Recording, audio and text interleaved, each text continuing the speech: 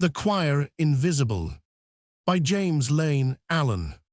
Oh, may I join the choir invisible of those immortal dead who live again. In minds made better by their presence, feed pure love. Beget the smiles that have no cruelty. Be the sweet presence of a good diffused, and in diffusion ever more intense. So shall I join the choir invisible, whose music is the gladness of the world. George Eliot. The middle of a fragrant afternoon of May in the green wilderness of Kentucky, the year 1795. High overhead ridges of manipact clouds gleaming, wandering Alps of the blue ether, outstretched far below the warming bosom of the earth, throbbing with the hope of maternity. Two spirits abroad in the air, encountering each other and passing into one. The spirit of scentless spring left by melting snows, and the spirit of scented summer born with the earliest buds. The road through the forest, one of those wagon tracks that were being opened from the clearings of the settlers, and that wound along beneath trees of which those now seen in Kentucky are the unworthy savivar oaks and walnuts, maples and elms, centuries old, gnarled, massive, drooping, majestic, through whose arches the sun hurled down only some solitary spear of gold, and over whose gray-mossed roots some cold brook crept in silence, with here and there billowy open spaces of wild rye, buffalo grass, and clover on which the light fell in sheets of radiance, with other spots so dim that for ages no shoot had sprung from the deep black mold. Blown to and fro across this wagon road, odors of ivy, pennyroyal, and mint mingled with the fragrance of the wild grape, flitting to and fro across it, as low as the violet beds, as high as the sycamores, unnumbered kinds of birds, some of which, like the paroquet, are long since vanished. Down it now there came in a drowsy amble an old white bobtail horse, his polished coat shining like silver when he crossed an expanse of sunlight, fading into spectral paleness when he passed under the rayless trees, his foretop floating like a snowy plume in the light wind, his unshod feet, half covered by the fetlocks, stepping noiselessly over the loamy earth, the rims of his nostrils expanding like flexible ebony, and in his eyes that look of peace which is never seen but in those of petted animals. He had on an old bridle with knots of blue violets hanging down at his ears. Over his broad back was spread a blanket of buffalo skin. On this rested a worn black side saddle, and sitting in the saddle was a girl, whom every young man of the town not far away knew to be Amy Falconer, and whom many an old pioneer dreamed of when he fell asleep beside his rifle and his hunting knife in his lonely cabin of the wilderness. She was perhaps the first beautiful girl of aristocratic birth ever seen in Kentucky, and the first of the famous train of those who for 100 years since have wrecked or saved the lives of the men. Her pink calico dress, newly starched and ironed, had looked so pretty to her when she had started from home, that she had not been able to bear the thought of wearing over it this lovely afternoon her faded, mud-stained riding skirt, and it was so short that it showed, resting against the saddle skirt, her little feet loosely fitted into new bronze Morocco shoes. On her hands she had drawn white half-hand mittens of home knit, and on her head she wore an enormous white scoop bonnet, lined with pink and tied under her chin in a huge muslin bow. Her face, hidden away under the pink and white shadow, showed such hints of pearl and rose that it seemed carved from the inner surface of a seashell. Her eyes were gray, almond-shaped, rather wide apart, with an expression changeful and playful, but withal rather shrewd and hard. Her light brown hair, as fine as unspun silk, was parted over her brow and drawn simply back behind her ears, and the lips of her little mouth curved against each other, fresh, velvet-like, smiling. On she rode down the avenue of the primeval woods, and nature seemed arranged to salute her as some imperial presence, with the waving of 100 green boughs above on each side, with 100 floating odors, with the swift play of nimble forms up and down the boles of trees, and all the sweet confusion of innumerable melodies. Then one of those trifles happened that contain the history of our lives, as a drop of dew draws into itself the majesty and solemnity of the heavens. From the pommel of the side saddle there dangled a heavy roll of homespun linen, which she was taking to town to her aunt's merchant as barter for queensware pitchers, and behind this roll of linen, fastened to a ring under the seat of the saddle, was swung a bundle tied up in a large blue and white checked cotton neckerchief. Whenever she fidgeted in the saddle, or whenever the horse stumbled, as he often did, because he was clumsy, and because the road was obstructed by stumps and roots, the string by which this bundle was tied slipped a little through the loosening knot, and the bundle hung a little lower down. Just where the wagon trail passed out into the broader public road leading from Lexington to Frankfort, and the traveling began to be really good, the horse caught one of his forefeet against the loop of a root, was thrown violently forward, and the bundle slipped noiselessly from the saddle to the earth. She did not see it. She indignantly gathered the reins more tightly in her hand, pushed back her bonnet, which now hung down over her eyes like the bill of a pelican, and applied her little switch of wild cherry to the horse's flank with such vehemence that a fly which was about to alight on that spot went to the other side. The old horse himself, he bore the peaceable name of William, Penn merely gave one of the comforting switches of his bobtail, with which he brushed away the thought of any small annoyance, and stopped a moment to nibble at the wayside cane mixed with purple blossoming pea-vine. Out of the lengthening shadows of the woods, the girl and the horse passed on toward the little town, and far behind them in the public road lay the lost bundle. Roman 2. In the open square on Cheapside in Lexington, there is now a bronze statue of John Breckinridge. Not far from where it stands, the pioneers, 100 years ago, had built the first log schoolhouse of the town. Poor old schoolhouse, long since become scattered ashes. Poor little backwoods academicians, driven in about sunrise, driven out toward dusk. Poor little tired backs with nothing to lean against. Poor little bare feet that could never reach the floor. Poor little droop-headed figures, so sleepy in the long summer days, so afraid to fall asleep. Long, long since, little children of the past, your backs have become straight enough, measured on the same cool bed. Sooner or later your feet, wherever wandering, have found their resting places in the soft earth, and all your drooping heads have gone to sleep on the same dreamless pillow, and there are sleeping. And the young schoolmaster, who seemed exempt from frailty, while he guarded like a sentinel that lone outpost of the alphabet too, has long since joined the choir invisible of the immortal dead. But there is something left of him, though more than a century has passed away. Something that has wandered far down the course of time to us, like the faint summer fragrance of a young tree, long since fallen dead, in its wintered forest like a dim radiance, yet traveling onward into space from an orb turned black and cold like an old melody, surviving on and on in the air without any instrument, without any strings. John Gray, the schoolmaster. At 4 o'clock that afternoon, and therefore earlier than usual, he was standing on the hickory block which formed the doorstep of the schoolhouse, having just closed the door behind him for the day. Down at his side, between the thumb and forefinger of one hand, hung his big black hat, which was decorated with a tricolored cockade, to show that he was a member of the Democratic Society of Lexington, modeled after the Democratic Society of Philadelphia and the Jacobin clubs of France. In the open palm of the other lay his big silver English leather watch with a glass case and broad black silk fob. A young fellow of powerful build, lean, muscular, wearing simply but with gentlemanly care a suit of black, which was relieved around his wrists and neck by linen, snow-white, and of the finest quality. In contrast with his dress, a complexion fresh, pure, brilliant complexion of health and innocence. In contrast with this complexion from above a mass of coarse dark-red hair, cut short and loosely curling.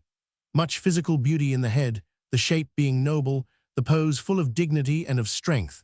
Almost no beauty in the face itself, except in the gray eyes which were sincere, modest, grave. Yet a face not without moral loftiness and intellectual power, rugged as a rock, but as a rock is made less rugged by a little vine creeping over it, so his was softened by a fine network of nerves that wrought out upon it a look of kindness, betraying the first nature of passion, but disciplined to the higher nature of control, youthful but wearing. Those unmistakable marks of maturity which mean a fierce early struggle against the rougher forces of the world. On the whole, with the calm, self-respecting air of one who, having thus far won in the battle of life, has a fiercer longing for larger conflict, and whose entire character rests on the noiseless conviction that he is a man and a gentleman. Deeper insight would have been needed to discover how true and earnest a soul he was, how high a value he set on what the future had in store for him, and on what his life would be worth to himself and to others, and how, liking rather to help himself than to be helped, he liked less to be trifled with, and least of all to be seriously thwarted. He was thinking, as his eyes rested on the watch, that if this were one of his ordinary days, he would pursue his ordinary duties. He would go up street to the office of marshal, and for the next hour read as many pages of law as possible, then get his supper at his favorite tavern, Sign of the Spinning, wheel near the 2 locust trees, then walk out into the country for an hour or more, then back to his room, and more law until midnight by the light of his tallow dip. But this was not an ordinary day, being one that he had long waited for and was destined never to forget. At dusk the evening before, the post-rider, so tired that he had scarce strength of wind to blow his horn, had ridden into town bringing the mail from Philadelphia, and in this mail there was great news for him. It had kept him awake nearly all of the night before. It had been uppermost in his mind the entire day in school. At the thought of it now, he thrust his watch into his pocket, pulled his hat resolutely over his brow, and started toward Main Street, meaning to turn thence toward Cross Street, now known as Broadway. On the outskirts of the town in that direction lay the wilderness, undulating away for hundreds of miles like a vast green robe, with scarce a rift of human making. He failed to urge his way through the throng as speedily as he may have expected, being withheld at moments by passing acquaintances, and at others pausing of his own choice to watch some spectacle of the street. The feeling lay fresh upon him this afternoon that not many years back the spot over which the town was spread had been but a hidden glade in the heart of the beautiful, awful wilderness, with a bountiful spring bubbling up out of the turf, and a stream winding away through the green, valley-bottom to the bright, shady Elkhorn, a glade that for ages had been thronged by stately-headed elk and heavy-headed bison, and therefore sought also by unreckoned generations of soft-footed, hard-eyed red hunters. Then had come the beginning of the end when one summer day, towards sunset, a few tired, rugged backwoodsmen of the Anglo-Saxon race, wandering fearless and far into the wilderness from the eastern slopes of the Blue Ridge and the Alleghanies, had made their camp by the margin of the spring, and always afterwards, whether by day or by night, they had dreamed of this as the land they must conquer for their homes. Now they had conquered it already, and now this was the town that had been built there, with its wide streets under big trees of the primeval woods, with a long stretch of turf on one side of the stream for a town common, with inns and taverns in the style of those of country England or of Virginia in the reign of George III, with shops displaying the costliest merchandise of Philadelphia, with rude dwellings of logs now giving way to others of frame and of brick, and stretching away from the town toward the encompassing wilderness, orderly gardens and orchards now pink with the blossom of the peach, and fields of young maize and wheat and flax and hemp. As the mighty stream of migration of the Anglo-Saxon race had burst through the jagged channels of the Alleghanies and rushed onward to the unknown, illimitable west, it was this little town that had received one of the main streams, whence it flowed more gently dispersed over the rich lands of the newly created state or passed on to the Ohio and the southern fringes of the lakes. It was this that received also a vast return current of the fearful, the disappointed, the weak, as they recoiled from the awful frontier of backward life and resought the peaceful Atlantic seaboard of the defeated Anglo-Saxon armies of civilization.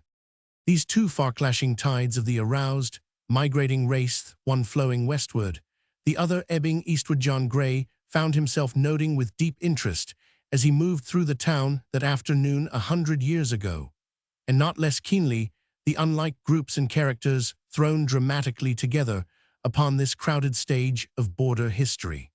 At one point, his attention was arrested by the tearful voices of women and the weeping of little children, a company of travelers with pack-horses of the caravans across the desert of the western woods was moving off to return by the wilderness road to the old abandoned homes in Virginia and North Carolina. Farther on, his passage was blocked by a joyous crowd that had gathered about another caravan, newly arrived, not one traveler having perished on the way. Seated on the roots of an oak were a group of young backwoodsmen, swarthy, lean, tall, wild, and reckless of bearing their long rifles propped against the tree or held fondly across the knees, the grey smoke of their pipes mingling with the grey of their jauntily worn raccoonskin caps, the rifts of yellow sunlight blending with the yellow of their hunting shirts and tunics, their knives and powder horns fastened in the belts that girt in their gaunt waists, the heroic youthful sinew. Old border folk, one among them, larger and handsomer than the others, had pleased his fancy by donning more nearly the Indian dress. His breechclout was of dappled fawnskin, his long thigh boots of thin deerhide were open at the hips, leaving exposed the clear whiteness of his flesh. Below the knees they were ornamented by a scarlet fringe tipped with the hoofs of fawns and the spurs of the wild turkey, and in his cap he wore the intertwined wings of the hawk and the scarlet tanager. Under another tree in front of a tavern bearing the sign of the Virginia Arms, a group of students of William and Mary, the new aristocrats of the West, were singing, gambling, drinking, while at intervals one of them, who had lying open before him a copy of Tom Paine's Age of Reason, pounded on the table and apostrophed the liberties of man. Once Gray paused beside a tall pole that had been planted at a street corner and surmounted with a liberty cap. Two young men, each wearing the tricolor cockade as he did, were standing there engaged in secret conversation. As he joined them, three other young men federalists sauntered past, wearing black cockades with an eagle button on the left side. The six men saluted coolly. Many another group and solitary figure he saw to remind him of the turbulent history of the time and place. A parson, who had been the calmest of Indian fighters, had lost all self-control as he contended out in the road with another parson for the use of Dr. Watts' hymns instead of the Psalms of David. Nearby, listening to them, and with a wondering eye on all he saw in the street, stood a French priest of Bordeaux, an exile from the fury of the avenging Jacobins. There were brown flatboat men, in weather-beaten felt hats, just returned by the long overland trip from New Orleans and discussing with tobacco merchants the open navigation of the Mississippi.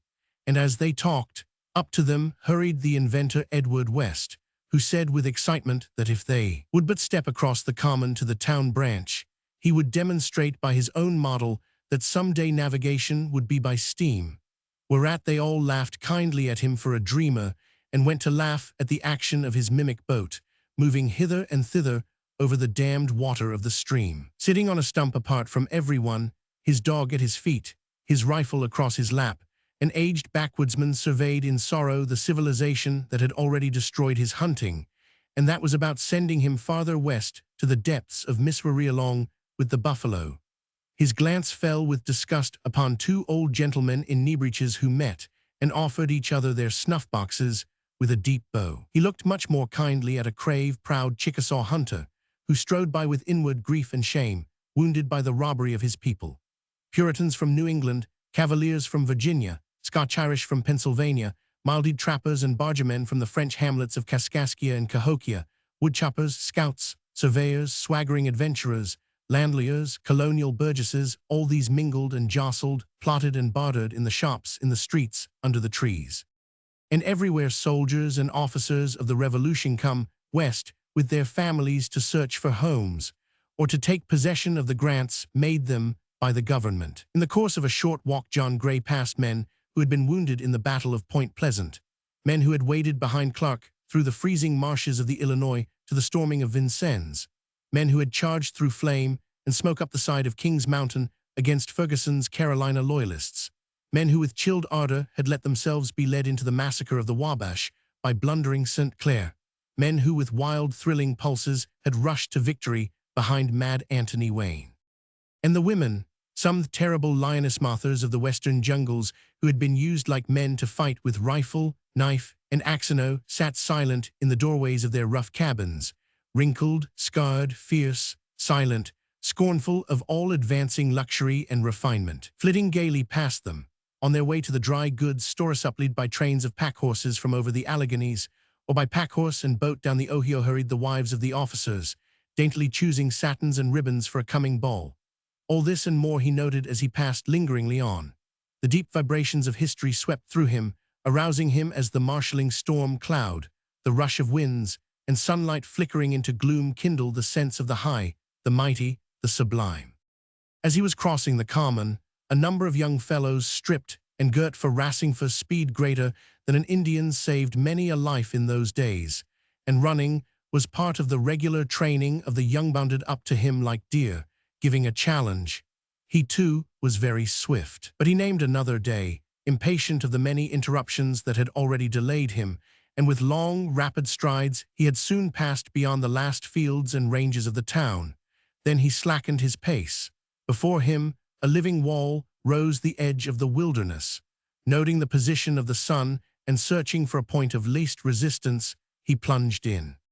Soon he had to make his way through a thicket of cane some 12 feet high, then through a jungle of wild rye, buffalo grass, and briars, beyond which he struck a narrow deer trace and followed that in its westward winding through thinner undergrowth under the dark trees. He was unarmed, he did not even wear a knife, but the thought rose in his mind of how rapidly the forest also was changing its character. The Indians were gone. 2 years had passed since they had for the last time flecked the tender green with tender blood. And the deadly wild creatures, native people of earth and Tracy likewise, had fled from the slaughter and starvation of their kind. A little while back, and a maddened buffalo or a wounded elk might have trodden him down and gored him to death in that thicket, and no one have ever learned his fate as happened to many a solitary hunter. He could not feel sure that hiding in the leaves of the branches against which his hat sometimes brushed there did not lie the panther, the hungrier for the fawns that had been driven from the near coverts. A swift lowering of its head, a tense, noiseless spring, its fangs buried in his neck. With no knife the contest would not have gone well with him. But of deadly big game he saw no sign that day. Once from a distant brake, he was surprised to hear the gobble of the wild turkey, and more surprised still and delighted when the trail led to a twilight gloom and coolness, and at the green margin of a little spring he saw a stag drinking. It turned its terrified eyes upon him for an instant, and then bounded away like a gray shadow. When he had gone about 2 miles, keeping his face steadily toward the sun, he came upon evidences of a clearing, burnt and fallen timber, a field of sprouting maize, another of young wheat, a peach orchard flushing all the green around with its clouds of pink, beyond this a garden of vegetables, and yet farther on, a log house. He was hurrying on toward the house, but as he passed the garden he saw standing in one corner, with a rake in her hand, a beautifully formed woman in homespun, and near by a Negro lad dropping garden seed. His eyes lighted up with pleasure, and changing his course at once, he approached and leaned on the picket fence. "How do you do, Mrs. Falconer?" She turned with a cry, dropping her rake and pushing her sunbonnet back from her eyes. "How unkind to frighten me," she said, laughing as she recognized him, and then she came over to the fence and gave him her hand, beautiful but hardened by work. A faint color had spread over her face. "I did not mean to frighten you," he replied, smiling at her fondly, "but I had rapped on the fence twice. I suppose you took me for a flicker, or you were too busy with your gardening to hear me, or maybe you were too deep in your own thoughts. How do you happen to be out of school so early?" she asked, avoiding the subject. "I was through with the lessons." "You must have hurried." "I 999, and is that the way you treat people's children?" "That's the way I treated them today." "And then you came straight out here?" "As straight and fast as my legs could carry me with a good many interruptions." She searched his face eagerly for a moment. Then her eyes fell, and she turned back to the seed planting. He stood leaning over the fence with his hat in his hand, glancing impatiently at the house. "How can you respect yourself to stand there idling and see me hard at work?" she said at length, without looking at him. "But you do the work so well better than I could. Besides, you are obeying a divine law. I have no right to keep you from doing the will of God. I observe you as one of the daughters of Eve under the curse of toil. There's no divine command that I should plant beans, but it is my command that Amy shall, and this is Amy's work. Are not you willing to work for her?" she asked, slowly raising her eyes to his face. "I am willing to work for her, but I am not willing to do her work," he replied. "If the Queen sits quietly in the parlor, eating bread and honey," and he nodded, protesting, toward the house. "The Queen's not in the parlor, eating bread and honey. She has gone to town to stay with Kitty Poythress till after the ball." She noted how his expression instantly changed, and how, unconscious of his own action, he shifted his face back to the direction of the town. Her uncle was to take her in tomorrow, she went on, still watching him, but no, she and Kitty must see each other tonight, and her uncle must be sure to bring her party finery in the gig tomorrow. I am sorry you had your walk for nothing, but you will stay to supper. Thank you, I must go back presently. Did not you expect to stay when you came? He flushed and laughed in confusion. If you will stay, I will make you a johnny cake on a new ash shingle with my own hands. Thank you, I really must go back, but if there's a johnny cake already made, I could easily take it along. My johnny cakes do not bear transportation. I would not transport it far, you know. Do stay, Major Falconer will be so disappointed. He said at dinner there were so many things he wanted to talk to you about. He has been looking for you to come out. And then, we have had no news for weeks. The Major has been too busy to go to town, and I am as dry as one of the gourds of Confucius. His thoughts settled contentedly upon her once more, and his face cleared. I cannot stay to supper, but I will keep the Indians away till the Major comes, he said. What were you thinking of when I surprised you?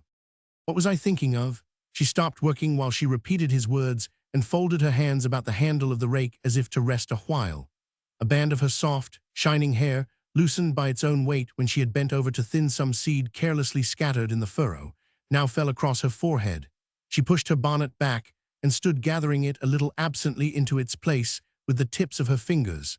Meanwhile, he could see that her eyes rested upon the edge of the wilderness. It seemed to him that she must be thinking of that, and he noted with pain, as often before, the contrast between her and her surroundings. From every direction, the forest appeared to be rushing in upon that perilous little reef of a clearing that unsheltered island of human life, newly displaying itself amid the ancient, blood-flecked, horror-haunted sea of woods.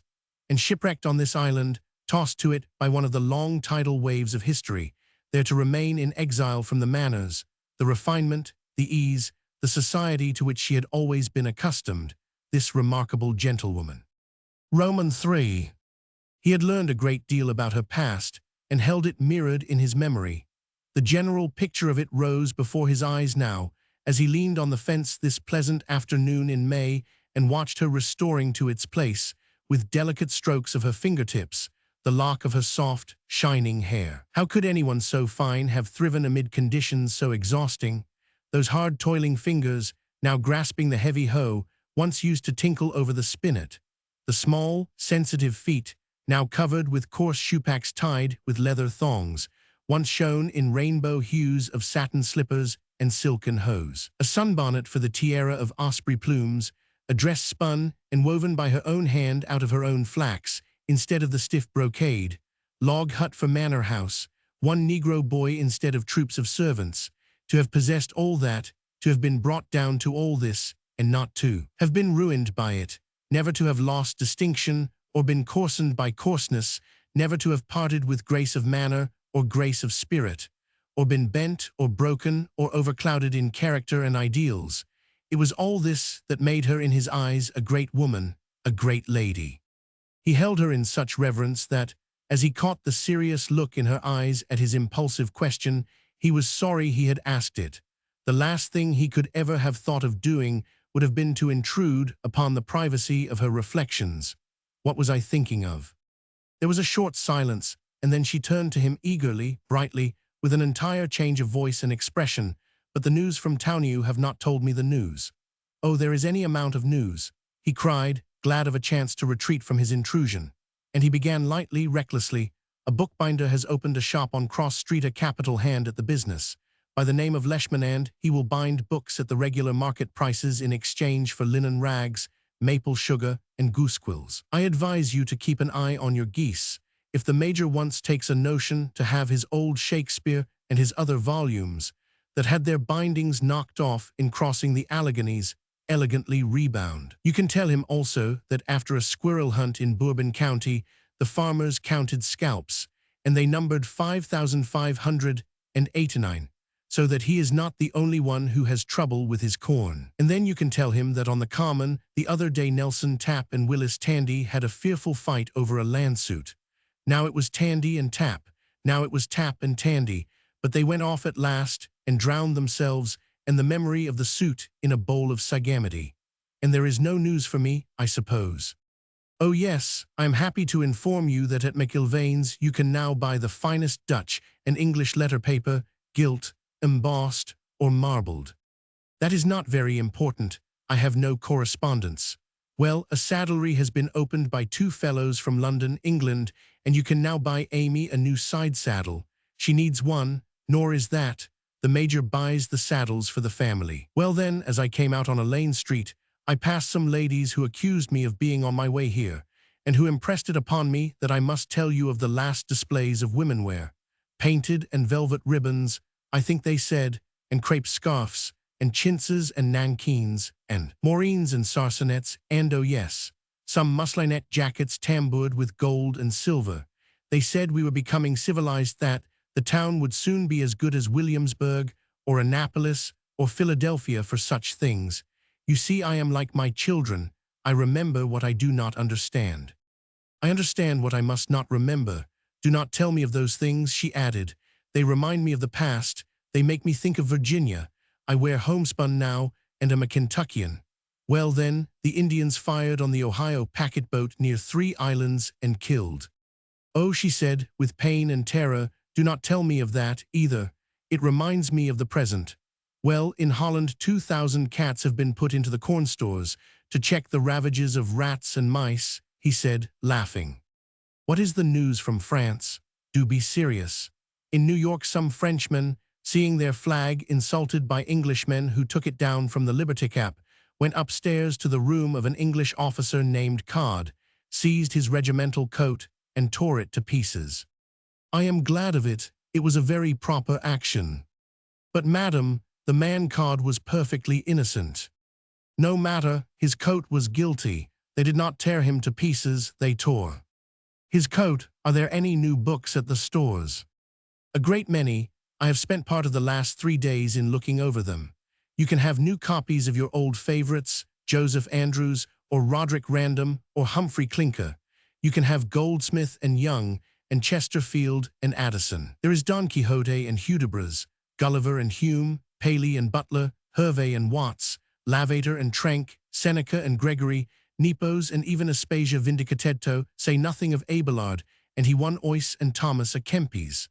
All the Voltaires have been sold, however, and the Tom Paines went off at a rattling gait. By the way, while on the subject of books, tell the Major that we have raised $500 toward buying books for the Transylvania Library, and that as soon as my school is out, I am to go east as a purchasing committee. What particularly interests me is that I am going to Mount Vernon to ask a subscription from President Washington. Think of that. Think of my presenting myself there with my tricolored cockade, a Kentucky Jacobin. The president may be so occupied with the plots of you Kentucky Jacobins, she said, that he will not feel much like supplying you with more literature. Then she added, looking at him anxiously, and so you are going away. I am going, and I am glad I am going. I have never set eyes on a great man. It makes my heart beat to think of it. I feel as a young Gaul might who is going to Rome to ask Caesar for gold with which to overthrow him. Seriously, it would be a dreadful thing for the country if a treaty should be ratified with England. There is not a democratic society from Boston to Charleston that will not feel enraged with the president. You may be sure that every patriot in Kentucky will be outraged, and that the governor will denounce it to the House. There is news from France, then serious news. Much, much.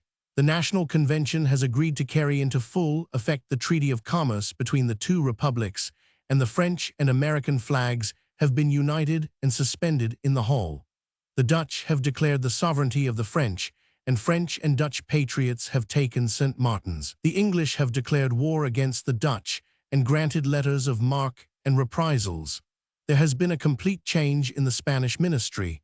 There has been a treaty made between France and the Grand Duke of Tuscany. The French fleet is in the West Indies and has taken possession of Guadeloupe. All French emigrants in Switzerland have been ordered to remove 10 leagues from the borders of France.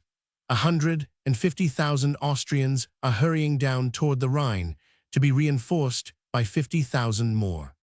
He had run over these items with the rapidity of one who has his eye on the map of the world. noting the slightest change in the situation of affairs that could affect Kentucky, and she listened eagerly like one no less interested. "But the treaty, the open navigation of the Mississippi," she cried impatiently. "The last news is that the treaty will certainly be concluded and the open navigation of the Mississippi assured to us forever. The Major will load his flatboats, drift down to New Orleans, sell those Spanish fops his tobacco for its weight in gems, buy a Mustang to ride home on, and if not robbed and murdered by the land pirates on the way, come back to you like an enormous bumblebee from a clover field, his thighs literally packed with gold. I am so glad, so glad, so glad." He drew from his pockets a roll. "Here are papers for 2 months back, and now I have something else to tell you. That is one of the things I came for." As he said this, his manner, hitherto full of humor and vivacity, turned grave, and his voice, sinking to a lower tone, became charged with sweetness. It was the voice in which one refined and sincere soul confides to another refined and sincere soul the secret of some new happiness that has come to it. But noticing the Negro lad, who had paused in his work several paces off and stood watching them, he said to her, "May I have a drink?" She turned to the Negro. "Go to the spring house and bring some water." The lad moved away, smiling to himself and shaking his head. "He has broken all my pitchers," she added. "Today I had to send my last roll of linen to town by Amy to buy more queensware. The moss will grow on the bucket before he gets back." When the boy was out of hearing, she turned again to him. "What is it? Tell me quickly." "I have had news from Philadelphia. The case is at last decided in favor of the heirs, and I come at once into possession of my share. It may be $8,000 or $10,000. His voice trembled a little despite himself. She took his hands in hers with a warm, close pressure, and tears of joy sprang to her eyes. The whole of his bare, bleak life was known to her. Its half-starved beginning, its early merciless buffeting, the upheaval of vast circumstance in the revolutionary history of the times by which he had again and again been thrown back upon his own undefended strength, and stealthily following him from place to place, always closing around him, always seeking to strangle him, or to poison him in some vital spot, that most silent, subtle serpent of life poverty. Knowing this, and knowing also the man he had become, she would in secret sometimes liken him to one of those rare unions of delicacy and hardihood which in the world of wild flowers nature refuses to bring forth, except from the cranny of a cold rock. Its home is the battlefield of black roaring tempests. The red lightnings play among its roots. All night seamless snowdrifts are woven around its heart. No bee ever rises to it from the valley below where the green spring is kneeling. No morning bird ever soars past it with observant song. But in due time, with unswerving obedience to a law of beauty unfolding from within, it sets forth its perfect leaves and strains its steadfast face toward the sun. These paltry thousands, she realized that they would lift from him the burden of debts that he had assumed and give him, without further waiting, the liberty of his powers and the opportunities of the world. "God bless you," she said with trembling lips. "It makes me happier than it does you. No one else in the whole world is as glad as I am." Silence fell upon them. Both were thinking, but in very different ways, of the changes that would now take place in his life. "Do you know," he said at length, looking into her face with the quietest smile, "that if this lawsuit had gone against me, it would have been the first great defeat of my life. Sorely as I have struggled, I have yet to encounter that common myth of weak men, an insurmountable barrier. The imperfection of our lives, what is it but the imperfection of our planning and doing? Shattered ideals, what hand shatters them but one's own? I declare to you at this moment, standing here in the clear light of my own past, that I firmly believe I shall be what I will, that I shall have what I want, and that I shall now go on rearing the structure of my life, to the last detail, just as I have long planned it." She did not answer, but stood looking at him with a new pity in her eyes. After all, was he so young, so untaught by the world? Had a little prosperity already puffed him up? "There will be this difference, of course," he added.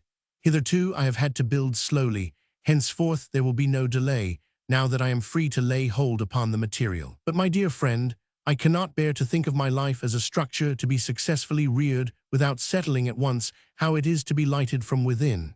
And therefore I have come to speak to you about the lamp." As he said this, a solemn beauty flashed out upon his face. As though the outer curtain of his nature had been drawn up, she now gazed into the depths and confidences. Her head dropped quickly on her bosom, and she drew slightly back, as though to escape pain or danger. "You must know how long I have loved Amy," he continued in a tone of calmness. "I have not spoken sooner, because the circumstances of my life made it necessary for me to wait, and now I wish to ask her to become my wife, and I am here to beg your consent first." For some time she did not answer. The slip of an elm grew beside the picket fence, and she stood passing her fingers over the topmost leaves, with her head lowered so that he could not see her face. At length she said in a voice he could hardly hear, "I have feared for a long time that this would come, but I have never been able to get ready for it, and I am not ready now." Neither spoke for some time longer. Only his expression changed, and he looked over at her with a compassionate, amused gravity, as though he meant to be very patient with her opposition. On her part, she was thinking, is it possible that the first use he will make of his new liberty is to forge the chain of a new slavery? Is this some weak spot now to be fully revealed in his character? Is this the drain in the bottom of the lake that will in the end bring its high, clear level down to mud and stagnant shallows and a swarm of stinging insects? At last she spoke, but with difficulty. "I have known for a year that you were interested in Amy. You could not have been here so much without our seeing that. But let me ask you one question. Have you ever thought that I wished you to marry her? I have always beheld in you an unmasked enemy," he replied, smiling. "Then I can go on," she said. "But I feel as though never in my life have I done a thing that is as near being familiar and unwomanly. Nevertheless, for your sake, for hers, for our sit, is my plain, hard duty to ask you whether you are sure, Evan, if you should have her consent, that my niece is the woman you ought to marry." And she lifted to him her clear, calm eyes, prematurely old in the experience of life. "I am sure," he answered with the readiness of one who has foreseen the question. The Negro boy approached with a bucket of cold crystal water, and he drank a big gourd full of it gratefully. "You can go and kindle the fire in the kitchen," she said to the Negro. "It is nearly time to be getting supper. I will be in by and by." "You have been with her so much," she continued to Gray after another interval of embarrassment, "and you know, or you ought to know, her disposition, her tastes, her ways and views of life. Is she the companion you need now, will always need?" "I have been much with her," he replied, taking up her words with humorous gravity, "but I have never studied her as I have studied law. I have never cross-examined her for a witness, or prosecuted her as an attorney, or pronounced sentence on her as a judge. I am her advocate, and I am ready to defend her. No, even to you, John, I love her, that is all there is of it. Suppose you wait a little longer." "I have waited too long already from necessity." It was on his lips to add, "I have gone too far with her. It is too late to retreat," but he checked himself. "If I should feel, then, that I must withhold my consent." He grew serious, and after the silence of a few moments, he said with great respect, "I should be sorry," but and then he forbore. If Major Falconer should withhold his, he shook his head and set his lips, turning his face away through courtesy. It would make no difference. Nothing would make any difference. And then another silence followed.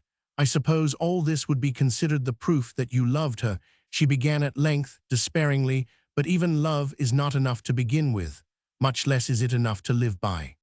You do not appreciate her. You do not do her justice," he cried rudely. "But perhaps no woman can ever understand why a man loves any other woman." "I am not thinking of why you love my niece," she replied, with a curl of pride in her nostril and a flash of anger in her eyes. "I am thinking of why you will cease to love her, and why you will both be unhappy if you marry her. It is not my duty to analyze your affections. It is my duty to take care of her welfare." "My dear friend," he cried, his face aglow with impatient enthusiasm, "my dear friend," and he suddenly lifted her hand to his lips. "I have but one anxiety in the whole matter. Will you cease to be my friend if I act in opposition to your wishes? Should I cease to be your friend because you had made a mistake?" "It is not to me you are unkind," she answered, quickly withdrawing her hand. Spots of the palest rose appeared on her cheeks, and she bent over and picked up the rake and began to work. "I must be going," he said awkwardly. "It is getting late." "Yes," she said, "it is getting late." Still he lingered, swinging his hat in his hand, ill at case, with his face set hard away. "Is that all you have to say to me?" he asked at length, wheeling and looking her steadily and fondly in the eyes. "That is all," she replied, controlling the quiver in her voice. But then letting herself go a little, she added with slow distinctness, "You might remember this. Some women in marrying demand all and give all. With good men they are the happy, with base men they are the broken-hearted. Some demand everything and give little. With weak men they are tyrants, with strong men they are the divorced. Some demand little and give all. With congenial souls they are already in heaven, with uncongenial they are soon in their graves. Some give little and demand little. They are the heartless, and they bring neither the joy of life nor the peace of death." "And which of these is Amy?" he said, after a minute of reflection. "And which of the men am I? Do not ask her to marry you until you find out both," she answered. She watched him as he strode away from her across the clearing, with a look in her eyes that she knew nothing of. Watched him, motionless, until his tall, black figure passed from sight behind the green sunlit wall of the wilderness. What undisciplined, unawakened strength there was in him! How far such a stride as that would carry him on in life! It was like the tread of one of his own forefathers in Cromwell's unconquerable, hymn-singing armies. She loved to think of him as holding his descent from a line so pious and so grim. It served to account to her for the quality of stern, spiritual soldiership that still seemed to be the mastering trait of his nature. How long would it remain so, was the question that she had often asked of herself. A fighter in the world, he would always be. She felt sure of that, nor was it necessary to look into his past to obtain this assurance. One had but to look into his eyes. Moreover, she had little doubt that with a temper so steadily bent on conflict, he would never suffer defeat where his own utmost strength was all that was needed to conquer. But as he grew older, and the world in part conquered him as it conquers so many of us, would he go into his later battles as he had entered his earlier ones to the measure of a sacred chant? Beneath the sweat and wounds of all his victories would he carry the white luster of conscience, burning untarnished in him to the end. It was this religious purity of his nature and his life, resting upon him as a mantle visible to all eyes but invisible to him, that had, as she believed, attracted her to him so powerfully. On that uncouth border of Western civilization to which they had both been cast, he was a little lonely in his way, she in hers, and this fact had drawn them somewhat together. He was a scholar, she a reader. That too had formed a bond. He had been much at their home as lover of her niece, and this intimacy had given her a good chance to take his wearing measure as a man. But over and above all other things, it was the effect of the unfallen in him, of the highest keeping itself above assault, of his first youth never yet brushed away as a bloom, that constituted to her his distinction among the men that she had known. It served to place him in contrast with the colonial Virginia society of her Remembrancia Society, in which even the minds of the clergy were not like a lawn scentless with the dew on it, but like a lawn parched by the afternoon sun and full of hot odors. It kept him aloof from the loose ways of the young backwoodsmen and aristocrats of the town, with whom otherwise he closely mingled. It gave her the right, she thought, to indulge a friendship for him such as she had never felt for any other man, and in this friendship it made it easier for her to overlook a great deal that was rude in him, headstrong, overbearing. When this afternoon he had asked her what she was thinking of when he surprised her with his visit, she had not replied. She could not have avowed even to herself that she was thinking of such things as these, that having for some years drawn out a hard, dull life in that settlement of pathfinders, trappers, woodchoppers, hunters, Indian fighters, surveyors, having afterwards with little interest watched them, one by one, as the earliest types of civilization followed, the merchant, the lawyer, the priest, the preacher of the gospel, the soldiers and officers of the Revolution, at last, through all the wilderness, as it now fondly seemed to her, she saw shining the white light of his long-absent figure, bringing a new melody to the woods, a new meaning to her life, and putting an end to all her desire ever to return to the old society beyond the mountains.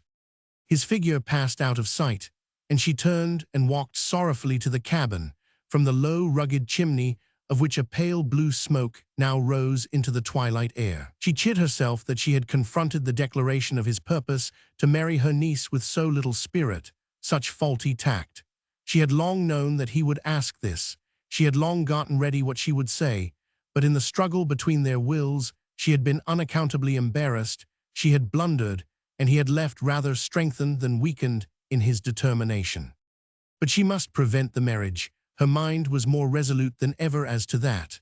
Slowly she reached the doorstep of the cabin, a roughly hewn log, and turning, stood there with her bonnet in her hand, her white figure outlined before the doorway, slender and still. The sun had set. Night was rushing on over the awful land.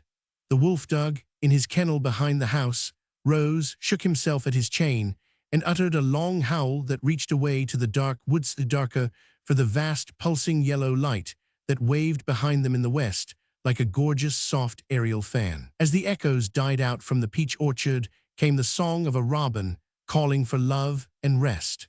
Then from another direction, across the clearing, another sound reached her, the careless whistle of the major, returning from his day's work in the field. When she heard that, her face took on the expression that a woman sometimes comes to wear when she has accepted what life has brought her, although it has brought her nothing for which she cares. And her lips opened with an unconscious sigh of weariness that has been gathering weariness for years, and that runs on in weariness through the future. Later she was kneeling before the red logs of the fireplace, with one hand shielding her delicate face from the blistering heat, in the other holding the shingle on which, richly made and carefully shaped, was the bread of Indian maize that he liked. She did not rise until she had placed it where it would be perfectly browned. Otherwise he would have been disappointed, and the evening would have been spoiled. Roman 4. John Gray did not return to town by his straight course through the forest, but followed the winding wagon road at a slow, meditative gait. He was always thoughtful after he had been with Mrs. Falconer. He was unusually thoughtful now, and the gathering hush of night, the holy expectancy of stars, a flock of white clouds lying at rest low on the green sky like sheep in some far uplifted meadow, the freshness of the woods soon to be hung with dew, all these melted into his mood as notes from many instruments blend in the ear. But he was soon aroused in an unexpected way. When he reached the place where the wagon road passed out into the broader public road leading from Lexington to Frankfort, he came near stumbling over a large, loose bundle tied in a blue and white neckerchief. Plainly it had been lost, and plainly it was his duty to discover, if possible, to whom it belonged. He carried it to one side of the road and began to examine its contents. A wide, white lace tucker, 2 fine cambric handkerchiefs, 2 pairs of India cotton hose, 2 pairs of silk hose, 2 thin muslin handkerchiefs, a pair of long kid gloves, straw color, a pair of white kid shoes, a pale blue silk coat, a thin, white striped muslin dress. The articles were not marked. Whose could they be? Not Amy's. Mrs. Falconer had expressly said that the major was to bring her finery to town in the gig the next day. They might have been dropped by some girl or by some family servant, riding into town. He knew several young ladies, to any one of whom they might belong. He would inquire in the morning, and meantime he would leave the bundle at the office of the printer, where lost articles were commonly kept until they could be advertised in the paper and called for by their owners. He replaced the things and carefully retied the ends of the kerchief. It was dark when he reached town, and he went straight to his room and locked the bundle in his closet. Then he hurried to his tavern, where his supper had to be especially cooked for him, it being past the early hour of the pioneer evening meal. While he sat out under the tree at the door, waiting and impatiently thinking that he would go to see Amy as soon as he could dispatch it, the tavern keeper came out to say that some members of the Democratic Society had been looking for him. Later on, these returned. A meeting of the society had been called for that night, to consider news brought by the postwriter the day previous, and to prepare advices for the Philadelphia Society against the postwriter's return. As secretary, he was wanted at the proceedings. He begged hard to be excused, but he was the scholar, the scribe, no one would take his place. When the meeting ended, the hour was past for seeing Amy. He went to his room and read law with flickering concentration of mind till near midnight. Then he snuffed out his candle, undressed, and stretched himself along the edge of his bed.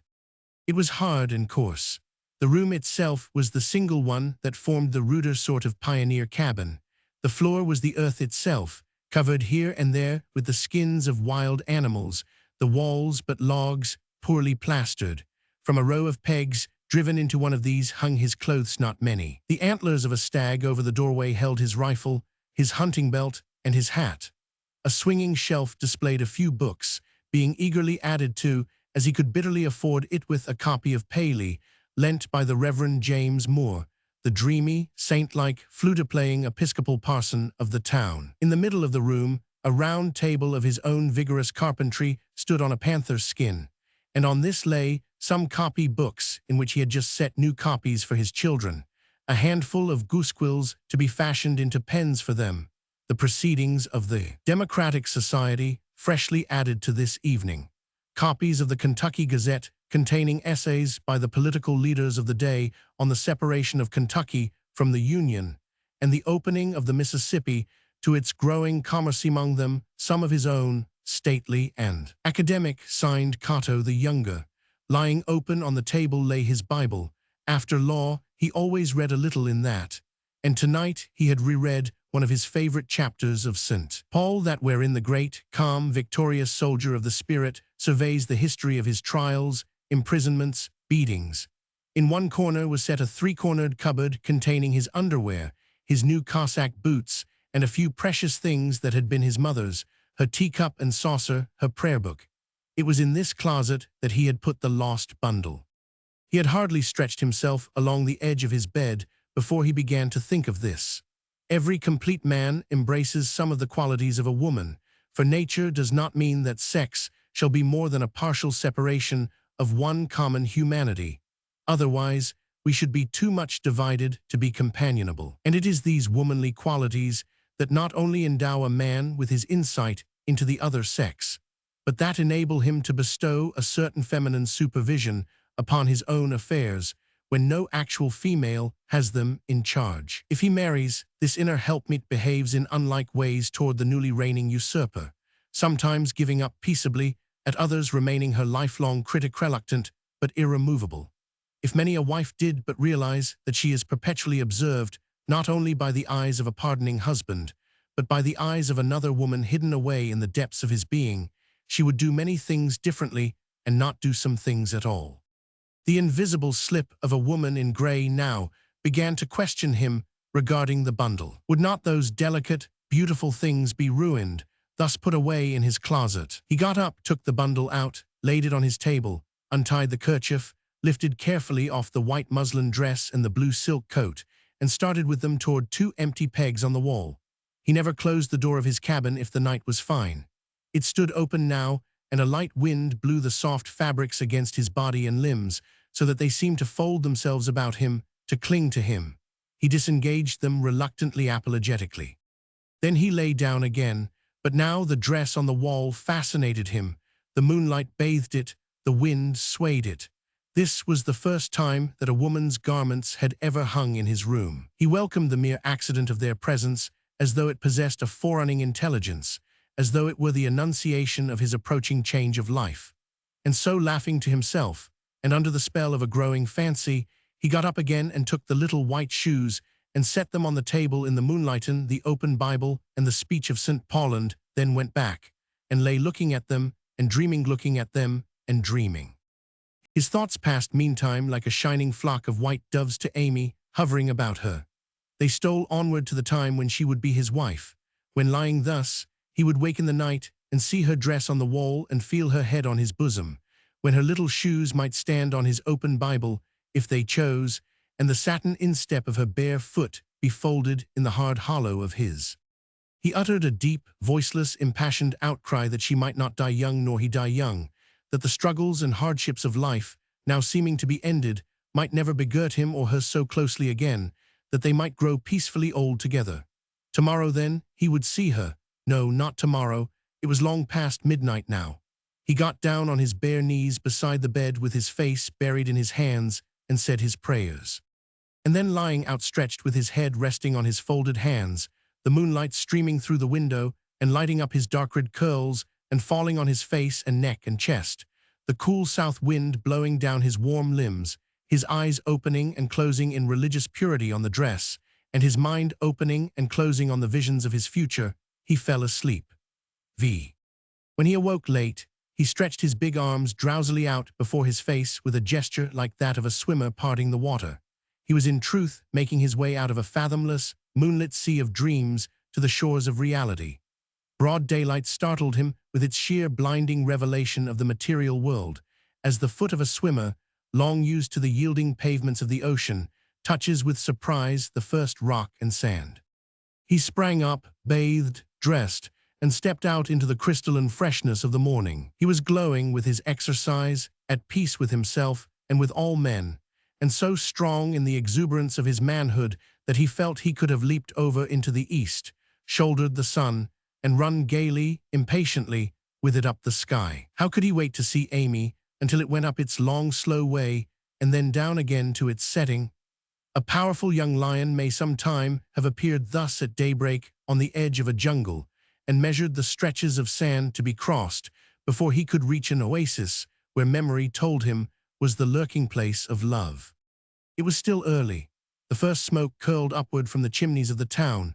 The melodious tinkle of bells reached his ear as the cows passed from the milking to the outlying ranges deep in their wild verdure.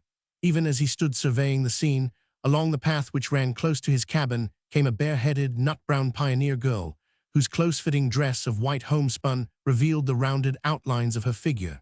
She had gathered up the skirt, which was short, to keep it from the tops of the wet weeds. Her bare, beautiful feet were pink with the cold dew. Forgotten, her slow, fat cows had passed on far ahead, for at her side, wooing her with drooping lashes while the earth was still flushed with the morn, strolled a young Indian fighter, swarthy, lean, tall, wild. His long thigh boots of thin deerhide, open at the hips, were ornamented with a scarlet fringe and rattled musically with the hoofs of fawns and the spurs of the wild turkey. His gray raccoon-skin cap was adorned with the wings of the hawk and the scarlet tanager. The magnificent young warrior lifted his cap to the schoolmaster with a quiet laugh, and the girl smiled at him and shook a warning finger to remind him he was not to betray them. He smiled back with a deprecating gesture to signify that he could be trusted. He would have liked it better if he could have said more plainly that he too had the same occupation now, and as he gazed after them, lingering along the path side by side, the long-stifled cravings of his heart rose to his unworldly, passionate eyes.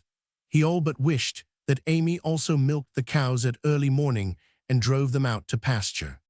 When he went to his breakfast at the tavern, one of the young Williamsburg aristocrats was already there, pretending to eat, and hovering about the table, brisk to appease his demands, the daughter of the taverner.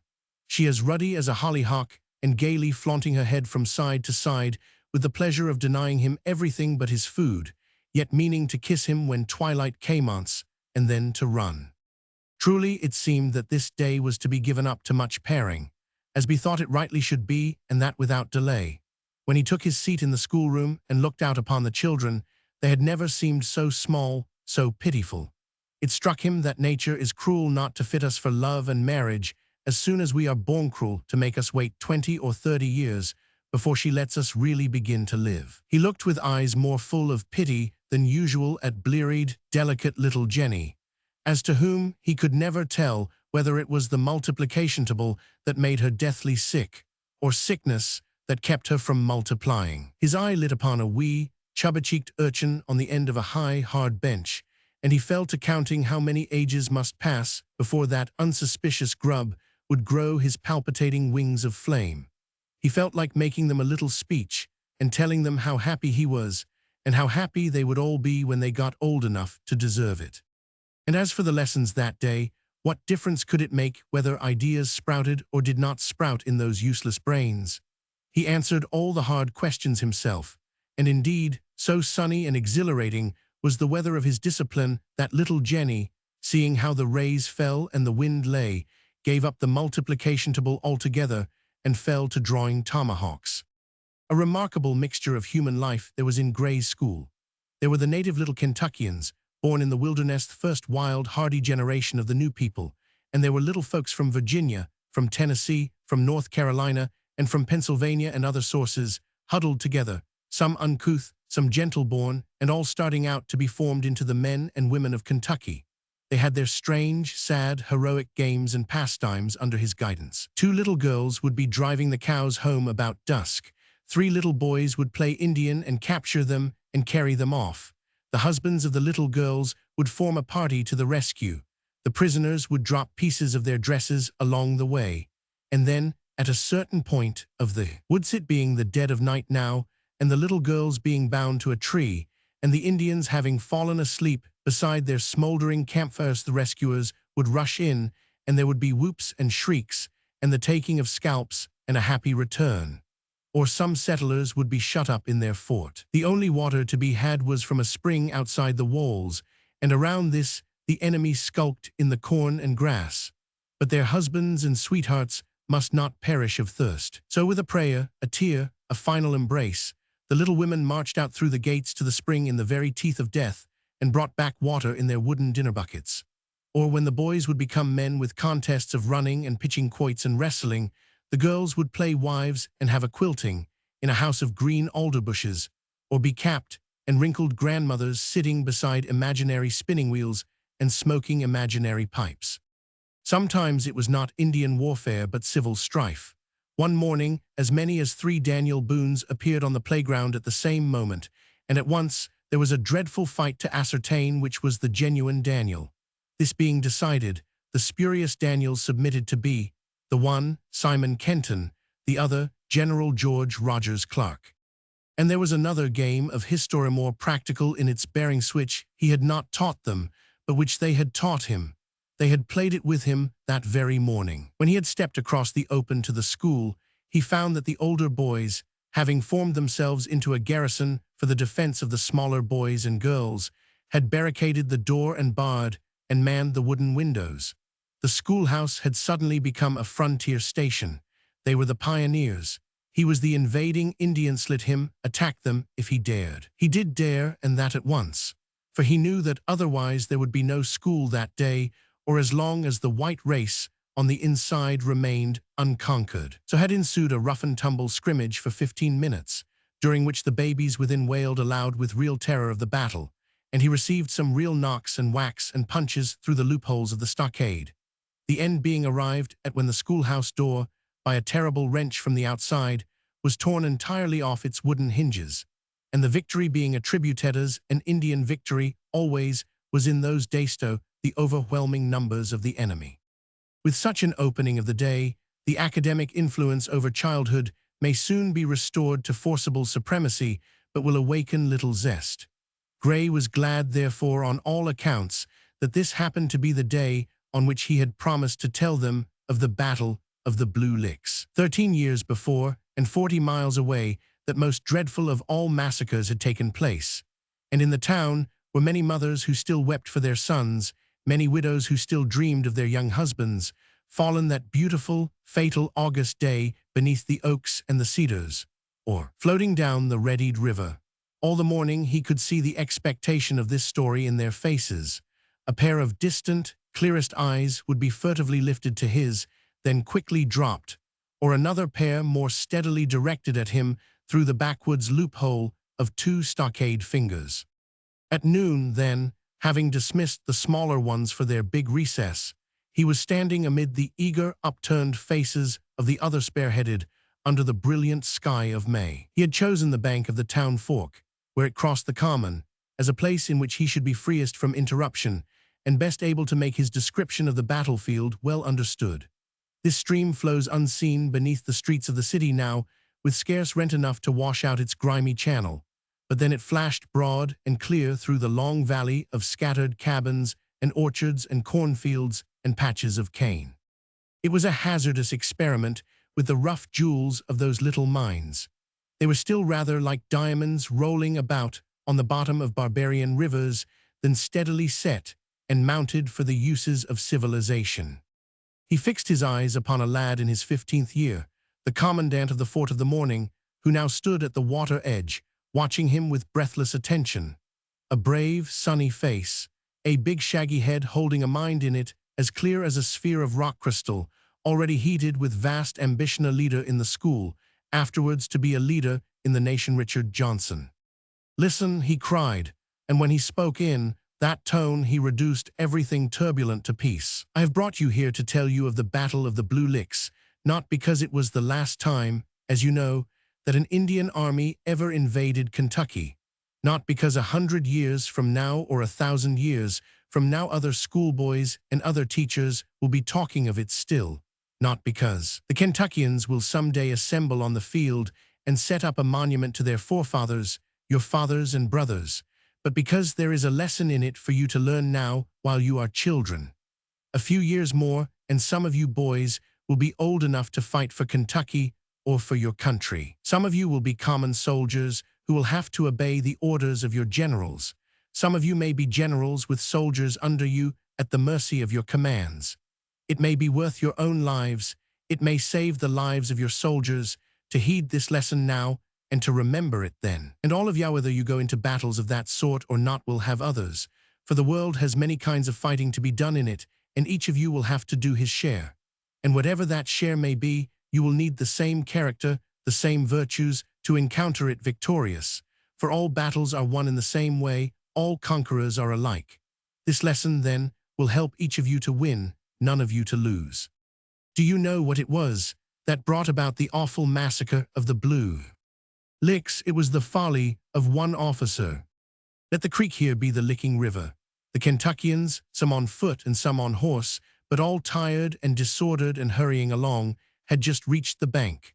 Over on the other side some distance back, Indians were hiding in the woods and waiting. No one knew exactly where they were. Everyone knew they counted from 700 to 1,000. The Kentuckians were 182. There was Boone with the famous Boonesboro men, the very name of whom was a terror. There was Trigg with men just as good from Harrodsburg. There was Todd, as good as either, with the men from Lexington. More than a fourth of the whole were commissioned officers, and more fearless men never faced an enemy. There was but one among them whose courage had ever been doubted, and do you know what that man did? After the Kentuckians had crossed the river to attack, been overpowered, forced back to the river again, and were being shot down or cut down in the water like helpless cattle, that man, his name was Benjamin Netherland, did this. He was finely mounted. He had quickly recrossed the river and had before him the open buffalo trace leading back home. About 20 other men had crossed as quickly as he and were urging their horses toward this road. But Netherland, having reached the opposite bank, wheeled his horse's head toward the front of the battle, shouted and rallied the others, and sitting there in full view and easy reach of the Indian army across the narrow river, poured his volley into the foremost of the pursuers, who were cutting down the Kentuckians in the river. He covered their retreat. He saved their lives. There was another soldier among them named Aaron Reynolds. He had had a quarrel some days before with Colonel Patterson, and there was bad blood between them. During the retreat, he was galloping toward the ford. The Indians were close behind. But as he ran, he came upon Colonel Patterson, who had been wounded and now exhausted, had fallen behind his comrades. Reynolds sprang from his horse, helped the officer to mount, saw him escape, and took his poor chance on foot. For this he fell into the hands of the Indians. That is the kind of men of whom that little army of 182 was made up, the oak forest of Kentucky. And yet, when they had reached the river in this pursuit, and some 20 of the officers had come out before the ranks to hold a council of war, and the wisest and the oldest were urging caution or delay, one of them, Megara, suddenly waved his hat in the air, spurred his horse into the river, and shouted, "Let all who are not cowards follow me." They all followed, and then followed also the shame of defeat, the awful massacre, the sorrow that lasts among us still, and the loss to Kentucky of many a gallant young life that had helped to shape her destiny in the nation. Some day perhaps some historian will write it down that the Kentuckians followed Megara because no man among them could endure such a taunt. Do not believe him. No man among them even thought of the taunt. It had no meaning. They followed him because they were too loyal to desert him and those who went with him in his folly. Your fathers always stood together and fought together as one man, or Kentucky would never have been conquered. And in no battle of all the many that they ever fought did they ever leave a comrade to perish because he had made a mistake or was in the wrong. This, then, is your lesson from the Battle of Blue Licks. Never go into a battle merely to show that you are not a coward. That of itself shows what a coward you are. Do not misunderstand me. Whether you be men or women, you will never do anything in the world without courage.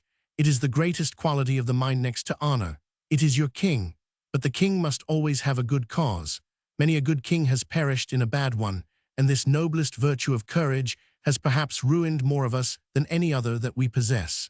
You know what character the old kings used always to have at their courts. I have told you a great deal about him. It was the fool. Do you know what personage it is that courage, the king, is so apt to have in the court of the mind? It is the fool also. Lay these words away. You will understand them better when you are older, and you will need to understand them very well. Then also you will know what I mean when I say to you this morning that the Battle of the Blue Licks was the work of the fool, jesting with the king. He had gone to the field himself one Saturday not long before, walking thoughtfully over it. He had had with him 2 of the Lexington militia who, in the battle, had been near poor Todd, their colonel, while fighting like a lion to the last and bleeding from many wounds. The recollection of it all was very clear now, very poignant. The bright winding river, there broadening at its ford, the wild and lonely aspect of the country round about. On the farther bank, the long, lofty ridge of rock, trodden and licked bare of vegetation for ages by the countless passing buffalo, blackened by rain and sun, only the more desolate for a few dwarfish cedars and other timbers scant and dreary to the eye. Encircling this hill in somewhat the shape of a horseshoe, a deep ravine heavily wooded and rank with grass and underbrush. The Kentuckians, disorderly foot and horse, rushing in foolhardiness to the top of this uncovered expanse of rock. The Indians, twice, thrice, their number, engirdling its base, ringing them round with hidden death. The whole tragedy repossessed his imagination and his emotions. His face had grown pale. His voice took the measure and cadence of an old-time minstrel's chant. His nervous fingers should have been able to reach out and strike the chords of a harp. With uplifted finger, he was going on to impress them with another lesson. That in the battles which would be sure to await them, they must be warned by this error of their fathers never to be over-hasty or over-confident, never to go forward without knowing the nature of the ground they were to tread, or throw themselves into a struggle without measuring the force of the enemy. He was doing this when a child came skipping joyously across the common, and pushing her way up to him through the circle of his listeners, handed him a note. He read it, and in an instant the great battle, hills, river, horse, rider, shrieks, groans, all vanished from his mind as silently as a puff of white smoke from a distant cannon. For a while he stood with his eyes fixed upon the paper, so absorbed as not to note the surprise that had fallen upon the children. At length, merely saying, "I shall have to tell you the rest some other day," he walked rapidly across the common in the direction from which the little messenger had come. A few minutes later he stood at the door of Father Poythress, the Methodist minister, asking for Amy, but she and Kitty had ridden away and would not return till night. Leaving word that he would come to see her in the evening, he turned away. The children were scattered. There could be no more of the battle that day, but it was half an hour yet before his duties would recommence at the school. As he walked slowly along debating with himself how he should employ the time, a thought struck him. He hastened to the office of one of many agents for the locating and selling of Kentucky lands, and spent the interval in determining the titles to several tracts near town, an intricate matter in those times. But he found one farm, the part of an older military grant of the French and Indian Wars, to which the title was unmistakably direct. As soon as his school was out, he went to look at this property again, now that he was thinking of buying it. He knew it very well already, his walks having often brought him into its deep, majestic woods, and he penetrated at once to an open knoll sloping toward the west and threw himself down on the deep green turf with the freedom of ownership. Romans 6. Yes, this property would suit him, it would suit Amy. It was near town, it was not far from Major Falconer's. He could build his house on the hilltop where he was lying. At the foot of it, out of its limestone caverns, swelled a bountiful spring. As he listened, he could hear the water of the branch that ran winding away from it toward the Elkhorn. That would be a pleasant sound when he sat with her in their doorway of summer evenings. On that southern slope, he would plant his peach orchard, and he would have a vineyard. On this side, Amy could have her garden, have her flowers. Sloping down from the front of the house to the branch would be their lawn, after he had cleared away everything but a few of the noblest old trees. Under one of them, covered with a vine that fell in long green cascades from its summit to the ground, he would arrange a wild grape swing for her, to make good the loss of the one she now had, a Major Falconer's. Thus, out of one detail after another, he constructed the whole vision of the future, with the swiftness of desire, the unerring thoughtfulness of love. And having transformed the wilderness into his home, he feasted on his banquet of ideas, his rich red wine of hopes and plans. One of the subtlest, most saddening effects of the entire absence of possessions is the inevitable shrinkage of nature that must be undergone by those who have nothing to own. When a man, by some misfortune, has suddenly suffered the loss of his hands, much of the bewilderment and consternation that quickly follow have their origin in the thought that he never again shall be able to grasp. To his astonishment, he finds that no small part of his range of mental activity and sense of power was involved in that exercise alone. He has not lost merely his hands, much of his inner being has been stricken into disuse. But the hand itself is only the rudest type of the universal necessity that pervades us to take hold. The body is furnished with two, the mind, the heart, the spirit. Who shall number the invisible, the countless hands of these? All growth, all strength, all uplift, all power to rise in the world and to remain arisen comes from the myriad hold we have taken upon higher surrounding realities. Sometime wandering in a thinned wood, you may have happened upon an old vine, the seed of which had long ago been dropped and had sprouted in an open spot where there was no timber.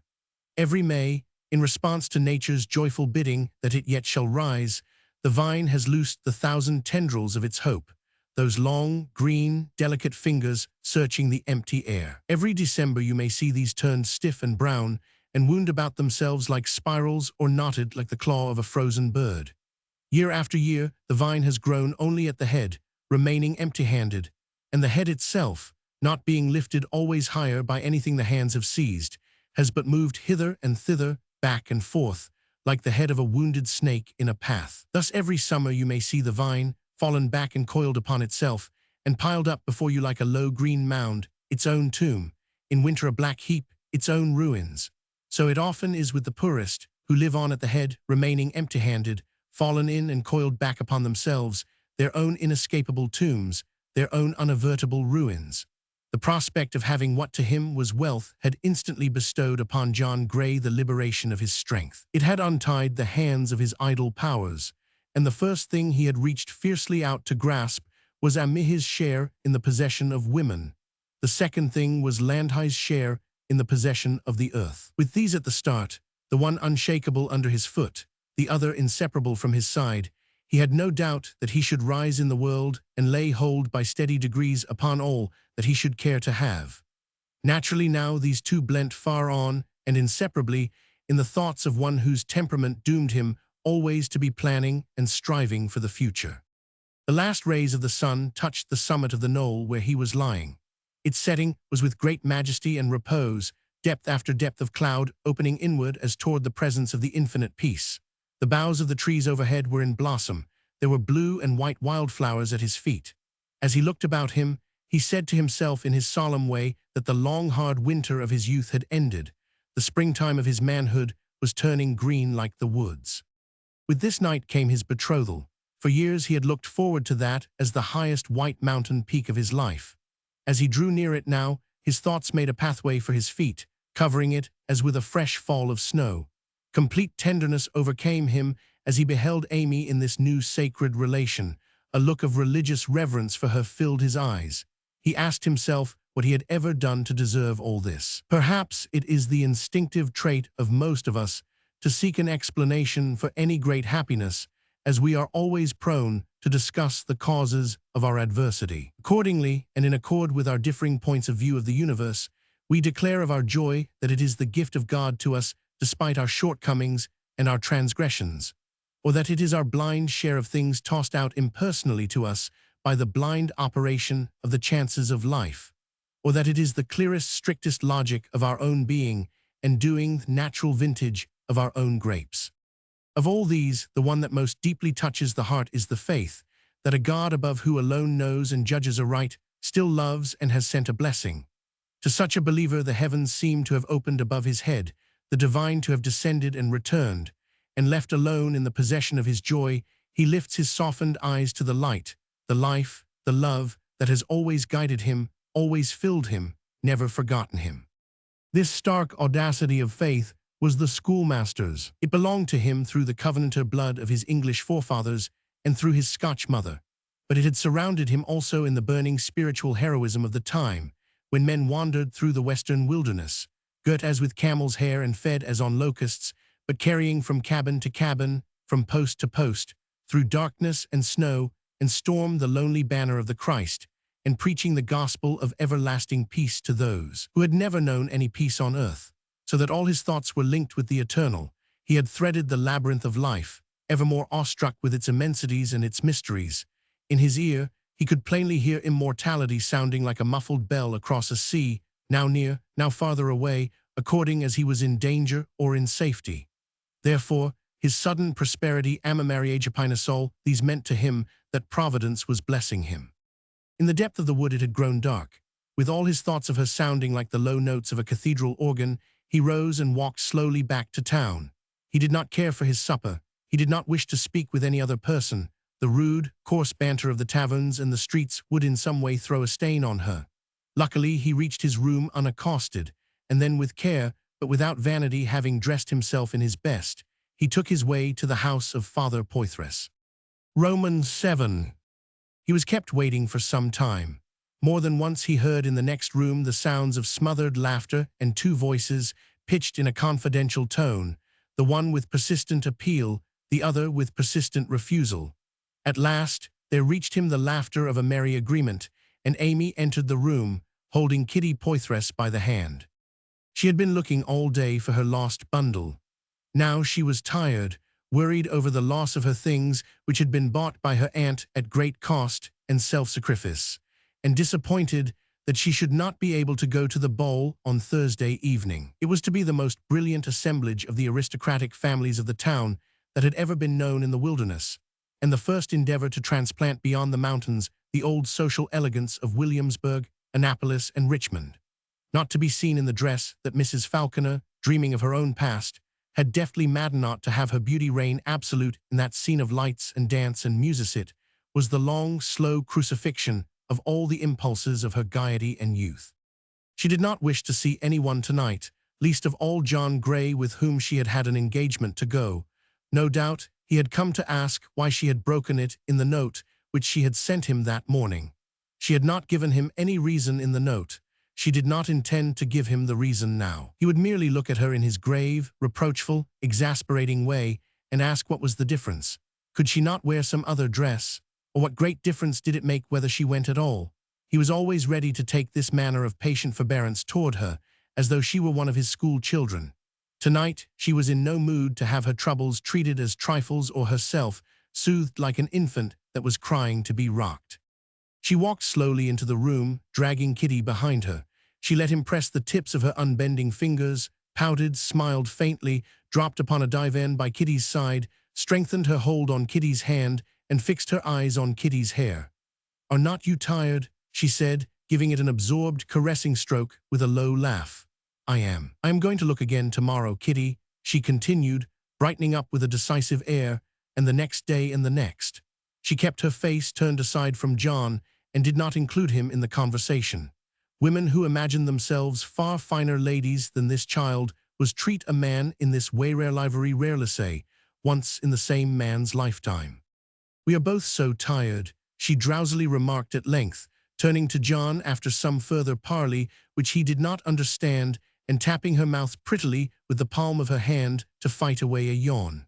"You know we have been riding all day, and William Penn is at death's door with hunger. Poor William Penn, I am afraid he will suffer tonight at the tavern stable.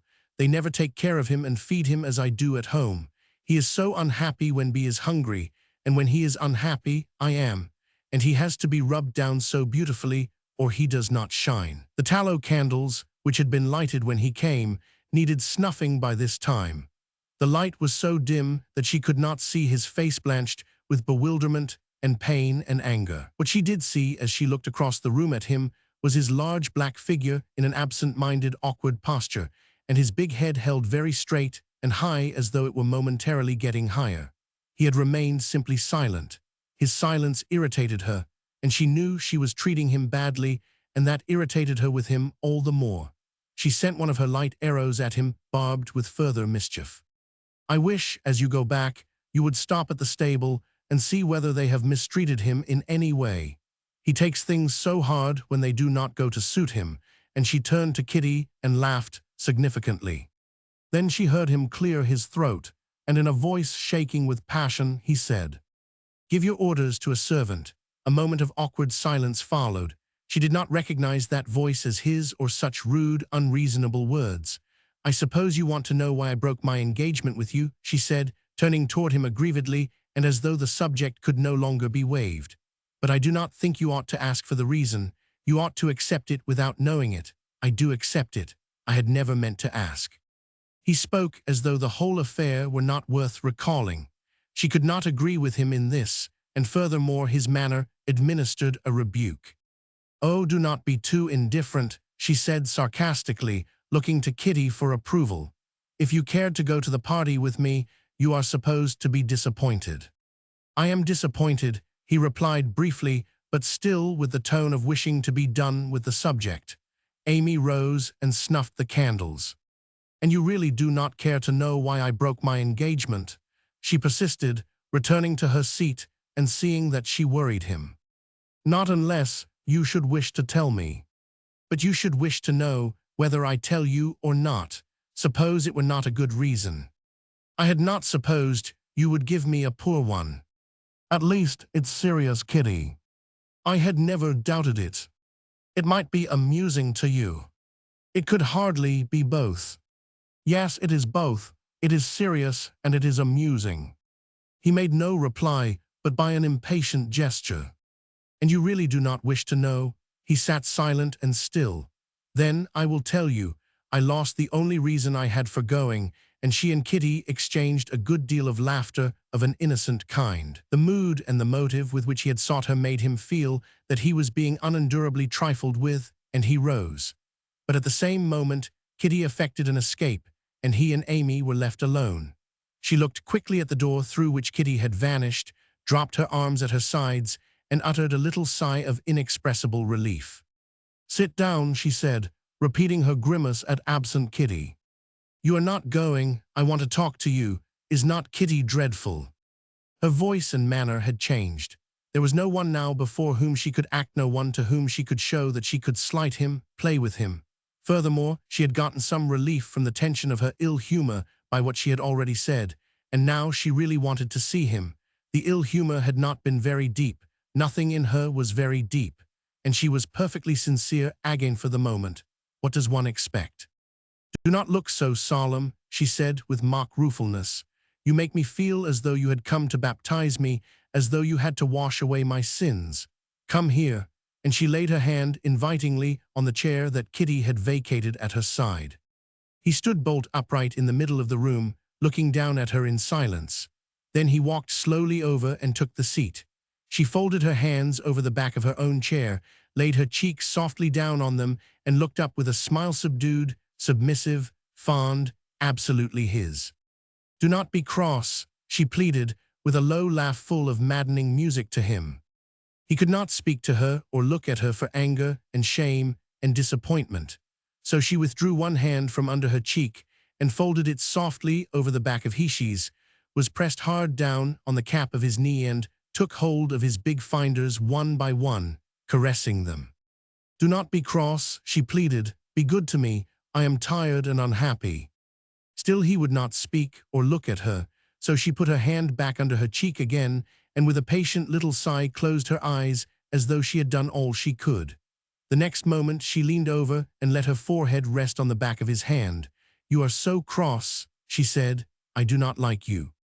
"Amy," he cried, turning fiercely on her and catching her hand cruelly in his, "before I say anything else to you, you have got to promise me," and then he broke down and then went on again foolishly. "You have got to promise me one thing now. You shan't treat me in one way when we are by ourselves and go in another way when other people are present.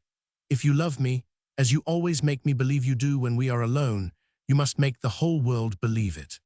"What right would I have to make the whole world believe I loved you?" she asked, looking at him quizzically. "I will give you the right." The rattle of china at the cupboard in the next room was heard. Amy started up and skipped across the room to the candle on the mantelpiece. "If Kitty does come back in here," she said, in a disappointed undertone, and with the snuffers between her thumb and forefinger, she snipped them bitingly several times at the door. The door was opened slightly, a plate was thrust through, and a laughing voice called apologetically. "Amy, come in here, come in," commanded Amy delightedly, and as Kitty reluctantly entered, she fixed upon her a telling look. "Upon my word," she said, "what do you mean by treating me this way?" And catching Kitty's eye, she made a grimace at John. Kitty offered the candy to John with the assurance that it was made out of that year's maple sugar in their own camp. "He never eats sweet things, and he does not care for trifles. Bring it here." And the girls seated themselves busily side by side on the opposite side of the room. Amy bent over the plate and chose the largest, beautiful white plate. "Now there will be a long silence," she said, holding it up between her dainty fingers and settling herself back in her chair. "But Kitty, you talk, and if you do leave your company again," she threatened Kitty charmingly. He was in his room again, thinking it all over. She had not known why he had come. How could she know? To her, it meant simply an ordinary call at an unfortunate hour, for she was tired, could see that, and worried, could see that also. And had he ever been so solemn, so implacably in earnest, so impatient of the playfulness which at another time he would have found merely amusing? Why was he all at once growing so petty with her and exacting? Little by little, he went over the circumstances judicially in an effort to restore her to lovable supremacy over his imagination. His imagination, for his heart was not in it. He wrought out her entire acquittal, but it did no good. Who at any time sounds the depths of the mind which, unlike the sea, can regain calm on the surface and remain troubled by a tempest at the bottom? What is the name of that imperial faculty dwelling within it, which can annul the decisions of the other associated powers? After he had taken the entire blame upon himself, his rage and disappointment were greater than ever. Was it nothing for her to break her engagement with him and then to follow it up with treatment like that? Was it nothing to force Kitty into the parlor despite the silent understanding reached by all three long ago that whenever he called at the Poitras home, he would see her alone? Was it nothing to take advantage of his faithfulness to her and treat him as though he had no spirit? Was it nothing to be shallow and silly herself? Was it nothing, and here was the trouble at the bottom of it all. Here was the strain of conviction pressing sorely, steadily in upon him through the tumult of his thoughts. Was it nothing for her to be insincere? Did she even know what sincerity was? Would he marry an insincere woman? Insincerity was a growth not only ineradicable, but sure to spread over the nature as one grew older. He knew young people over whose minds it had begun to creep like the mere slip of a plant up a wall. Old ones over whose minds it lay like a poisonous creeper hiding a rotting ruin. To be married and sit helplessly by and see this growth slowly sprouting outward from within, enveloping the woman he loved, concealing her, dragging her down an unarrestable decease, was that to be his fate? Was it already taking palpable possession of Amy? Could he hide his eyes any longer to the fact that he had felt its presence in her all the time in its barely discoverable stages? What else could explain her conduct in allowing him, whenever they were alone, to think that she was fond of him, and then scattering this belief to the winds whenever others were present? Was this what Mrs. Falconer had meant? He could never feel any doubt of Mrs. Falconer. Merely to think of her now had the effect of instantly clearing the whole atmosphere for his baffled, bewildered mind. So the day ended. He had been beaten, routed, and by forces how insignificant. Bitterly he recalled his lesson to the children that morning. What a McGarry he had been, reckless, overconfident, knowing neither Theplin nor the resources of the enemy. He recalled his boast to Mrs. Falconer the day before, that he had never been defeated, and that now he would proceed to carry out the plans of his life without interruption. But tomorrow evening, Amy would not be going to the ball. She would be alone. Then he would not go. He must find out all that he wished to know, or all that he did not. Roman 8. The evening of the ball had come at last. Not far from John's school on the square stood another log cabin, from which another and much more splendid light streamed out across the wilderness, this being the printing room and bookbindery of the great Mr. John Bradford. His portrait, scrutinized now from the distance, and at the disadvantage of 100 years, hands him down to posterity as a bald-headed man with a seedy growth of hair sprouting laterally from his temples, so that his ears look like little flatboats half hidden in little canebrakes, with mutton-chop whiskers growing far up on the overhanging ledges of his cheekbones and suggesting rather a daring variety of lichen. With a long arched nose, running on its own hook in a southwesterly direction, one eye a little higher than the other, a protruding upper lip, as though he had behind it a set of the false teeth of the time, which were fixed into the jaws by springs and hinges, all but compelling a man to keep his mouth shut by main force, and a very short neck with an overflowing jowl which weighed too heavily on his high shirt collar.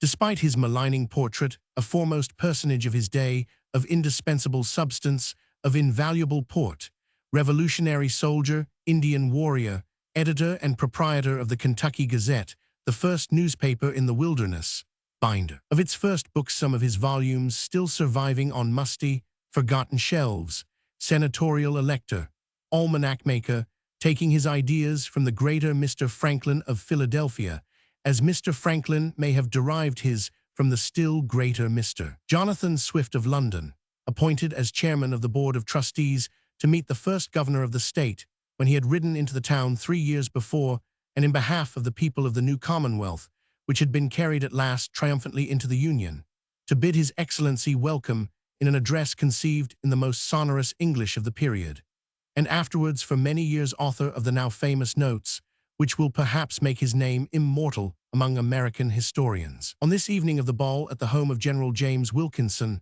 the great Mr. Bradford was out of town, and that most unluckily, for the occasion, in addition to all the pleasure that it would furnish to the ladies, was designed as a means of calling together the leaders of the movement to separate Kentucky from the Union. And the idea may have been that the great Mr. Bradford, having written one fine speech to celebrate her entrance, could as easily turn out a finer one to celebrate her withdrawal.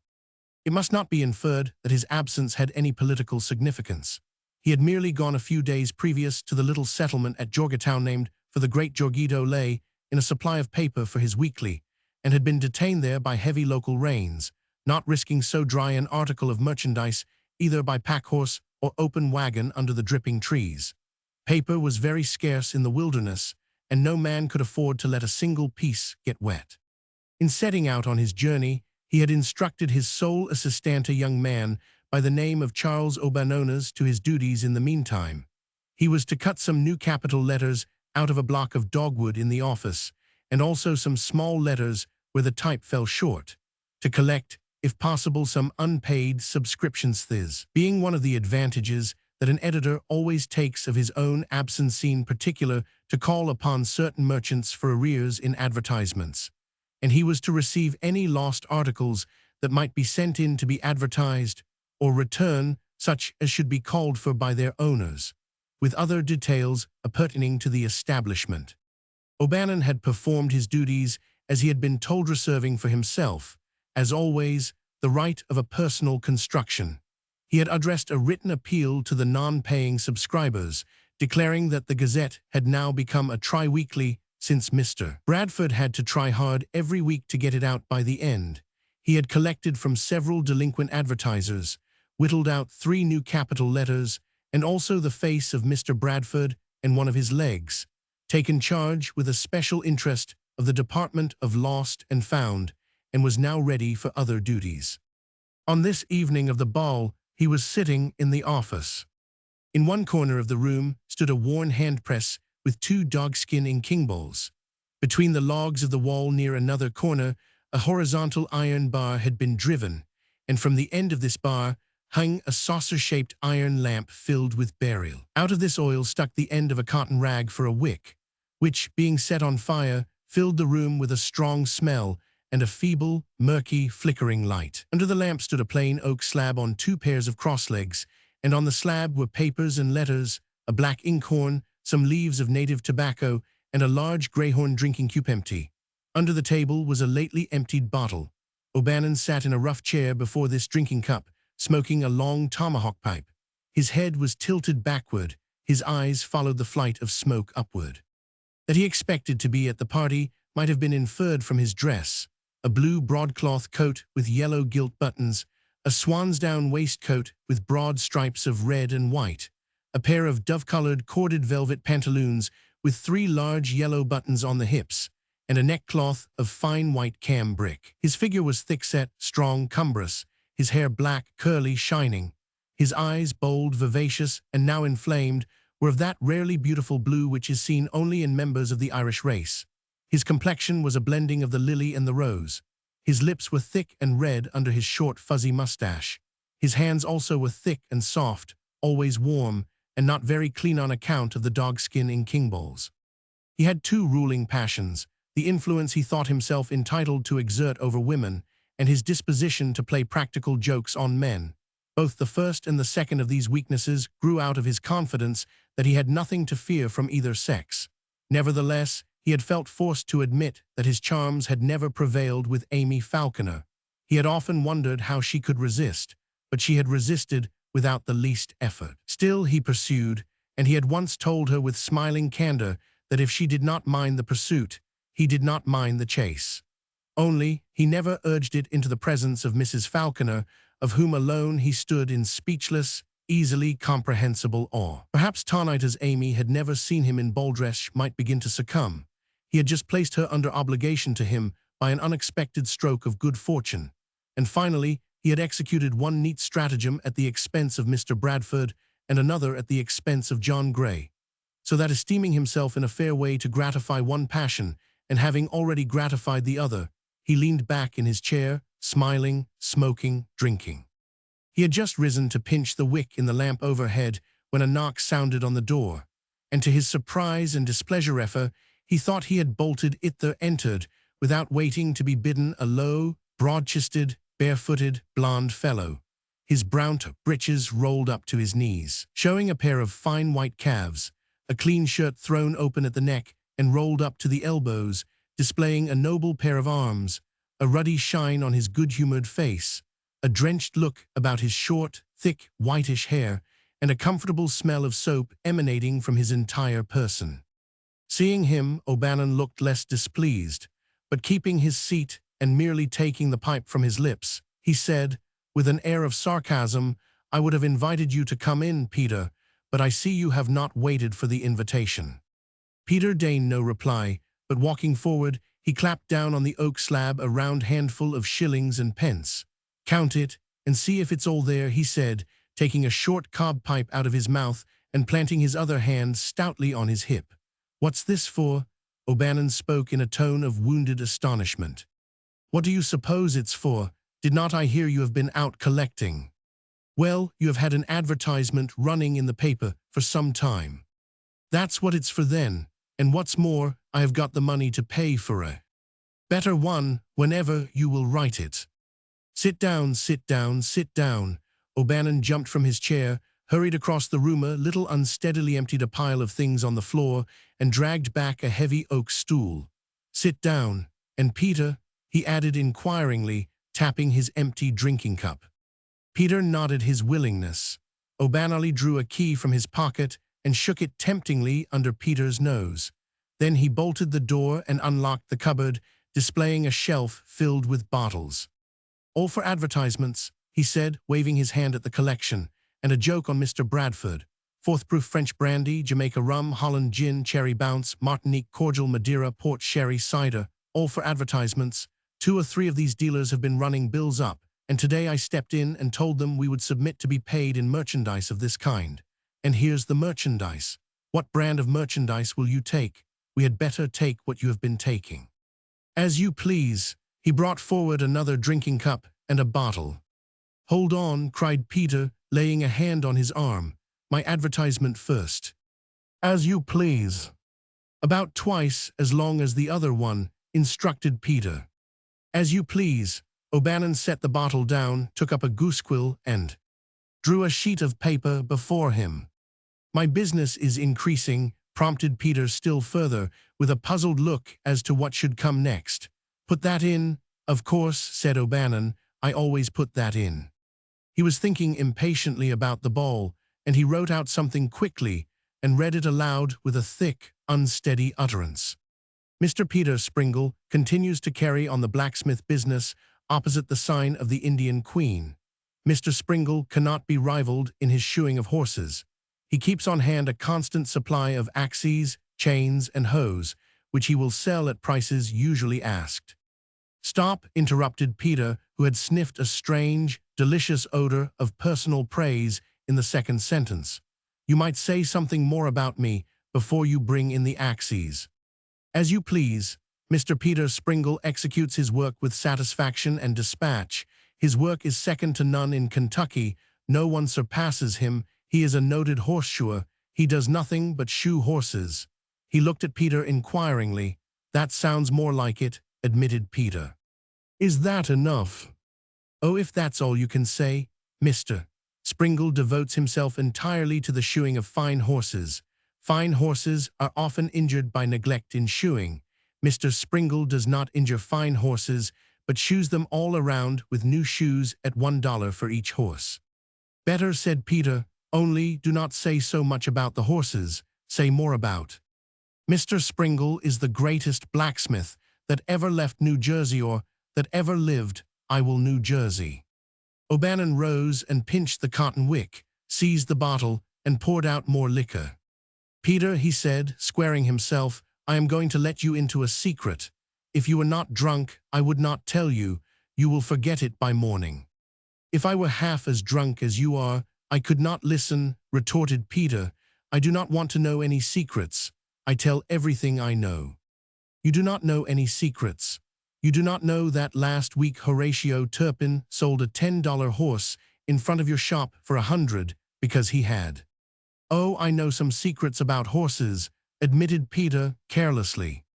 It's a secret about a horse I am going to tell you, said O'Bannon. Here is an advertisement that has been left to be inserted in the next paper. Lost, on Tuesday evening, on the road between Frankfort and Lexington, a bundle of clothes tied up in a blue and white checked cotton neckerchief and containing one white muslin dress, a pale blue silk coat, two thin white muslin handkerchiefs, one pair long kid Glover straw collar-own pair white kid shoes, two cambric handkerchiefs, and some other things. Whoever will deliver said clothes to the printer or give information so that they can be got will be liberally rewarded on application to him. And here, Peter, is another advertisement. Found, on Tuesday evening, on the road between Lexington and Frankfort, a bundle of clothes tied in a blue and white neckerchief. The owner can recover property by calling on the printer. He pushed the papers away from him. Yesterday morning, who should slip around here but Amy Falconer? And then, in such a voice she began, how she had come to town the day before and had brought her party dress, how the bundle was lost, how she had come to inquire whether anyone had left the clothes to be advertised, or whether I would not put an advertisement in the paper, or, if they were left at my office before Thursday evening, whether I would not send them to her at once. Ahem, said Peter dryly, but with moisture in his eyes. She had not more than gone before who should come in here but a boy bringing this same bundle of clothes with a note from John Gray, saying that he had found them in the public road yesterday, and asking me to send them at once to the owner if I should hear who she was, if not, to advertise them. That's no secret, said Peter contemptuously. I might have sent that bundle straight to the owner of it, but when I have anything against a man, I always forgive him, only I get even with him first. What are you hammering at? Cried Peter, bringing his fist down on the table, hit the nail on the head. Now I have got no grudge against her, continued O'Bannon. I would hate her if I could. I have tried hard enough, but I cannot. She may treat me as she pleases, it's all the same to me as soon as she smiles. But as for this red-headed Scotch-Irishman— Stop, said Peter, not a word against him. O'Bannon stared. He's no friend of yours, said he, reflectively. He is. Oh, is he? Well, only the other day I heard him say that he thought a good deal more of your shoes than he did of you, cried O'Bannon, laughing sarcastically. Peter made no reply, but his neck seemed to swell, and his face to be getting purple. And he's a friend of yours? I cannot even play a little joke on him. Play your joke on him, exclaimed Peter, and when my time comes I will play mine. When he sent the bundle here yesterday morning, I could have returned it straight to her. I locked it in that closet. You will never go to the ball with her, I said, if I have to keep her away. I set my trap. Today I hunted up Joseph Holden. Come by the office as you are on your way to the party tonight, I said. I want to talk to you about a piece of land. Come early, then we can go together. When he came just before you did, I said, look here, did you know that Amy would not be at the ball? She lost her clothes as she was coming to town the other day, and somebody has just sent them here to be advertised. I think I would better take them around to her yet. It's not too late. I will take them. I will go with her myself, he cried, jumping up. So she will be there, he will be there, I will be there, we will all be there, but your John can hear about it in the morning. And O'Bannon arose slowly, but unexpectedly sat down again. You think I will not be there, he said threateningly to Peter. You think I am drunk. I will show you. I will show you that I can walk, that I can dance by myself, do it all by myself, furnish the music, and do the dancing. He began whistling Sir Roger de Coverley and stood up, but sank down again and reached for the bottle. Peter, he said with a soft smile, looking down at his gorgeous swansdown waistcoat and his well-shaped dove-colored legs, ain't I a beauty? Yes, you are a beauty, said Peter. Suddenly lifting one of his bare feet, he shot O'Bannon, as by the action of a catapult, against the printing press. He lay there all night. Roman forward. How fine a thing it would be if all the faculties of the mind could be trained for the battles of life, as a modern nation makes every man a soldier. Some of these, as we know, are always engaged in active service, but there are times when they need to be strengthened by others, constituting a first reserve. And yet graver emergencies arise in the marchings of every man when the last defenses of land and hearth should be ready to turn out. Too often, even then, the entire disciplined strength of his forces would count as a mere handful to the great allied powers of the world and the devil. But so few of our faculties are of a truly military turn, and these wax indolent and unwary from disuse like troops during long times of peace. We all come to recognize sooner or later, of course, the unfailing little band of them that form our standby, our battle-smoked campaigners, our old guard that dies, never surrenders. Who of us also but knows his faithful artillery, dragging along his big gun-stand, so liable to reach the scene after the fighting is over? Who, when worsted, has not fought many a battle through again merely to show how different the result would have been if his artillery had only arrived in time? Boom, boom, boom, where are the enemy now? And who does not take pride in his navy, sweeping the high seas of the imagination, but too often departed for some foreign port when the coast defenses need protecting? Beyond this general dismemberment of our resources, do we not all feel the presence within us of certain renegades? Does there not exist inside every man a certain big, ferocious-looking faculty who is his drum major, loving to strut at the head of a peaceful parade, and twirl his bauble, and roll his eyes at the children, and scowl back at the quiet, intrepid fellows behind as though they were his personal prisoners?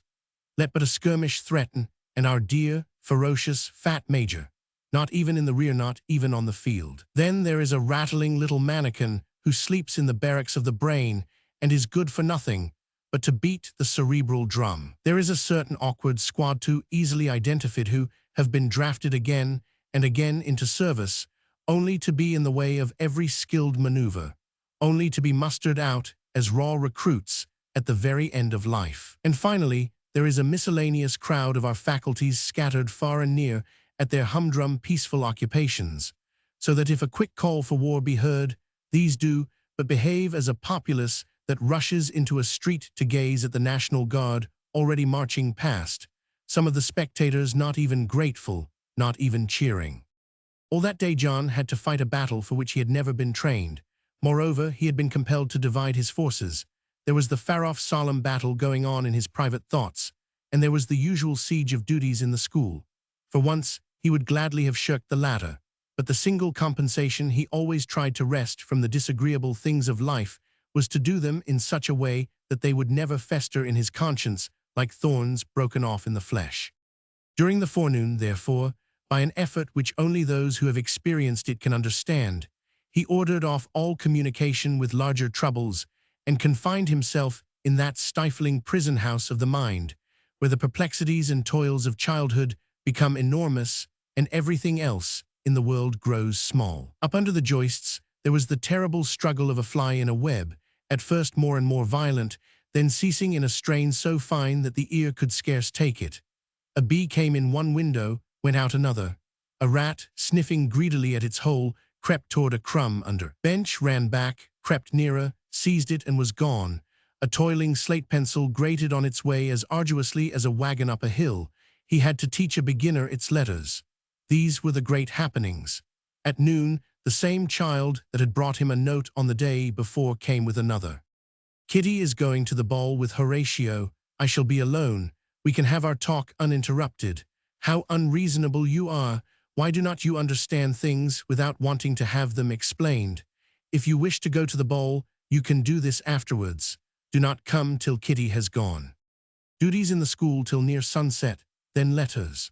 O'Bannon had told him that Mr. Bradford's postwriter would leave at 4 o'clock next morning. If he had letters to send, they must be deposited in the box that night. Gray had letters of the utmost importance to write to his lawyer regarding the late decision in his will case, and to the secretary of the Democratic Club in Philadelphia touching the revival of activity in the clubs throughout the country on account of the expected treaty with England. After he had finished them, he strolled slowly about the dark town past his schoolhouse, thinking that his teaching days would soon be over past Peter's blacksmith shop, thinking what a good fellow he always was past Mr. Bradford's editorial room, with a light under the door and the curtain drawn across the window. 2 or 3 times he lingered before show windows of merchandise. He had some taste in snuff-boxes, being the inheritor of several from his Scotch and Irish ancestors, and there were a few in the new silversmith's window which he found little to his liking. As he passed a tavern, a group of revolutionary officers, not yet gone to the ball, were having a time of it over their pipes and memories, and he paused to hear one finish a yarn of strong fiber about the Battle of King's Mountain. Couples went hurrying by him beautifully dressed. Once down a dark street, he fancied that he distinguished Amy's laughter ringing faintly out on the still air, and once down another, he clearly heard the long cry of a pet panther kept by a young backwoods hunter. The Poythress homestead was wrapped in silence as he stepped upon the porch, but the door was open, there was a light inside, and by means of this he discovered, lying asleep on the threshold, a lad who was apprenticed to the new English silversmith of the town, and a lodger at the minister's, the bond of acquaintanceship being the memory of John Wesley, who had sprinkled the lad's father in England. John laid a hand on his shoulder and tried to break his slumber. He opened his eyes at last and said, "Nobody at home," and went to sleep again. When thoroughly aroused, he sat up. Mr. and Mrs. Poythress had been called away to some sick person. They had asked him to sit up till they came back. He wished they would come. He did not see how he was ever to learn how to make watches if he could not get any sleep, and be laid down again. John aroused him again. "Miss Falconer is here. Will you tell her I wish to see her?" The lad did not open his eyes, but said dreamily, "She's not here, she's gone to the party." John lifted him and set him on his feet. Then he put his hands on his shoulders and shook him. "You are asleep, wake up. Tell Miss Falconer I wish to see her." The lad seized Gray by the arms and shook him with all his might. "You wake up," he cried. "I tell you she's gone to the party. Do you hear? She's gone to the party. Now go away, will you? How am I ever to be a silversmith if I cannot get any sleep?" And stretching himself once more on the settee, he closed his eyes. John turned straight to the Wilkinsons. His gait was not hurried. Whatever his face may have expressed was hidden by the darkness. The tense quietude of his mind was like that of a summer tree, not one of whose thousands of leaves quivers along the edge, but toward which a tempest is rolling in the distance. The house was set close to the street. The windows were open, long bars of light fell out. As he stepped forward to the threshold, the fiddlers struck up Sir Roger de Coverley. The company parted in lines to the right and left, leaving a vacant space down the middle of the room. And into this vacant space he saw Joseph lead Amy, and the two begin to dance. She wore a white muslin dress, a little skillful work had restored its freshness, a blue silk coat of the loveliest hue, a wide white lace tucker caught across her round bosom with a bunch of cinnamon roses, and straw-colored kid gloves reaching far up her snow-white arms. Her hair was coiled high on the crown of her head and airily overtopped by a great curiously carved silver wren tortoiseshell comb, and under her dress played the white mice of her feet. The tints of her skin were pearl and rose, her red lips parted in smiles. She was radiant with excitement, happiness, youth. She culled admiration, visiting all eyes with hers as a bee all flowers. It was not the flowers she cared for. He did not see her dress. He did not recognize the garments that had hung on the wall of his room. What he did see, and continued to see, was the fact that she was there and dancing with Joseph. If he had stepped on a rattlesnake, he could not have been more horribly, more miserably stung. He had the sense of being poisoned, as though actual venom were coursing through his blood. There was one swift backward movement of his mind over the chain of forerunning events. "She is a venomous little serpent," he groaned aloud, "and I have been crawling in the dust to her to be stung like this." He walked quietly into the house. He sought his hostess first. He found her in the center of a group of ladies wearing the toilet of the past revolutionary period in the capitals of the East. The vision dazzled him, bewildered him, but he swept his eye over them with one feeling of heartsickness and asked his hostess one question. Was Mrs. Falconer there? She was not. In another room he found his host, and a group of revolutionary officers and other tried historic men surrounding the governor. They were discussing the letters that had passed between the president and His Excellency for the suppression of a revolution in Kentucky. During this spring of 1795, the news had reached Kentucky that Jay had at last concluded a treaty with England. The ratification of this was to be followed by the surrender of those terrible northwestern posts that for 20 years had been the source of destruction and despair to the single-handed, maddened, or massacred Kentuckians. Behind those forts had rested the inexhaustible power of the Indian confederacies, of Canada, of England. Out of them, summer after summer, armies that knew no pity had swarmed down upon the doggedly advancing line of the Anglo-Saxon frontiersmen. Against them, sometimes unaided, sometimes with the aid of Virginia or of the national government, the pioneers hurled their frantic retaliating armies. Clark and Boone and Kenton, often and often, Harmer followed by St. Clair followed by Wayne. It was for the old failure to give aid against these that Kentucky had hated Virginia and resolved to tear herself loose from the mother state and either perish or triumph alone. It was for the failure to give aid against these that Kentucky hated Washington, hated the East, hated the national government, and plotted to wrest Kentucky away from the Union and either make her an independent power or ally her with France or Spain. But over the sea now France that had come to the rescue of the colonies in their struggle for independence, this same beautiful, passionate France was fighting all Europe unaided and victorious. The spectacle had amazed the world. In no other spot had sympathy been more fiercely kindled than along that western border where life was always tense with martial passion.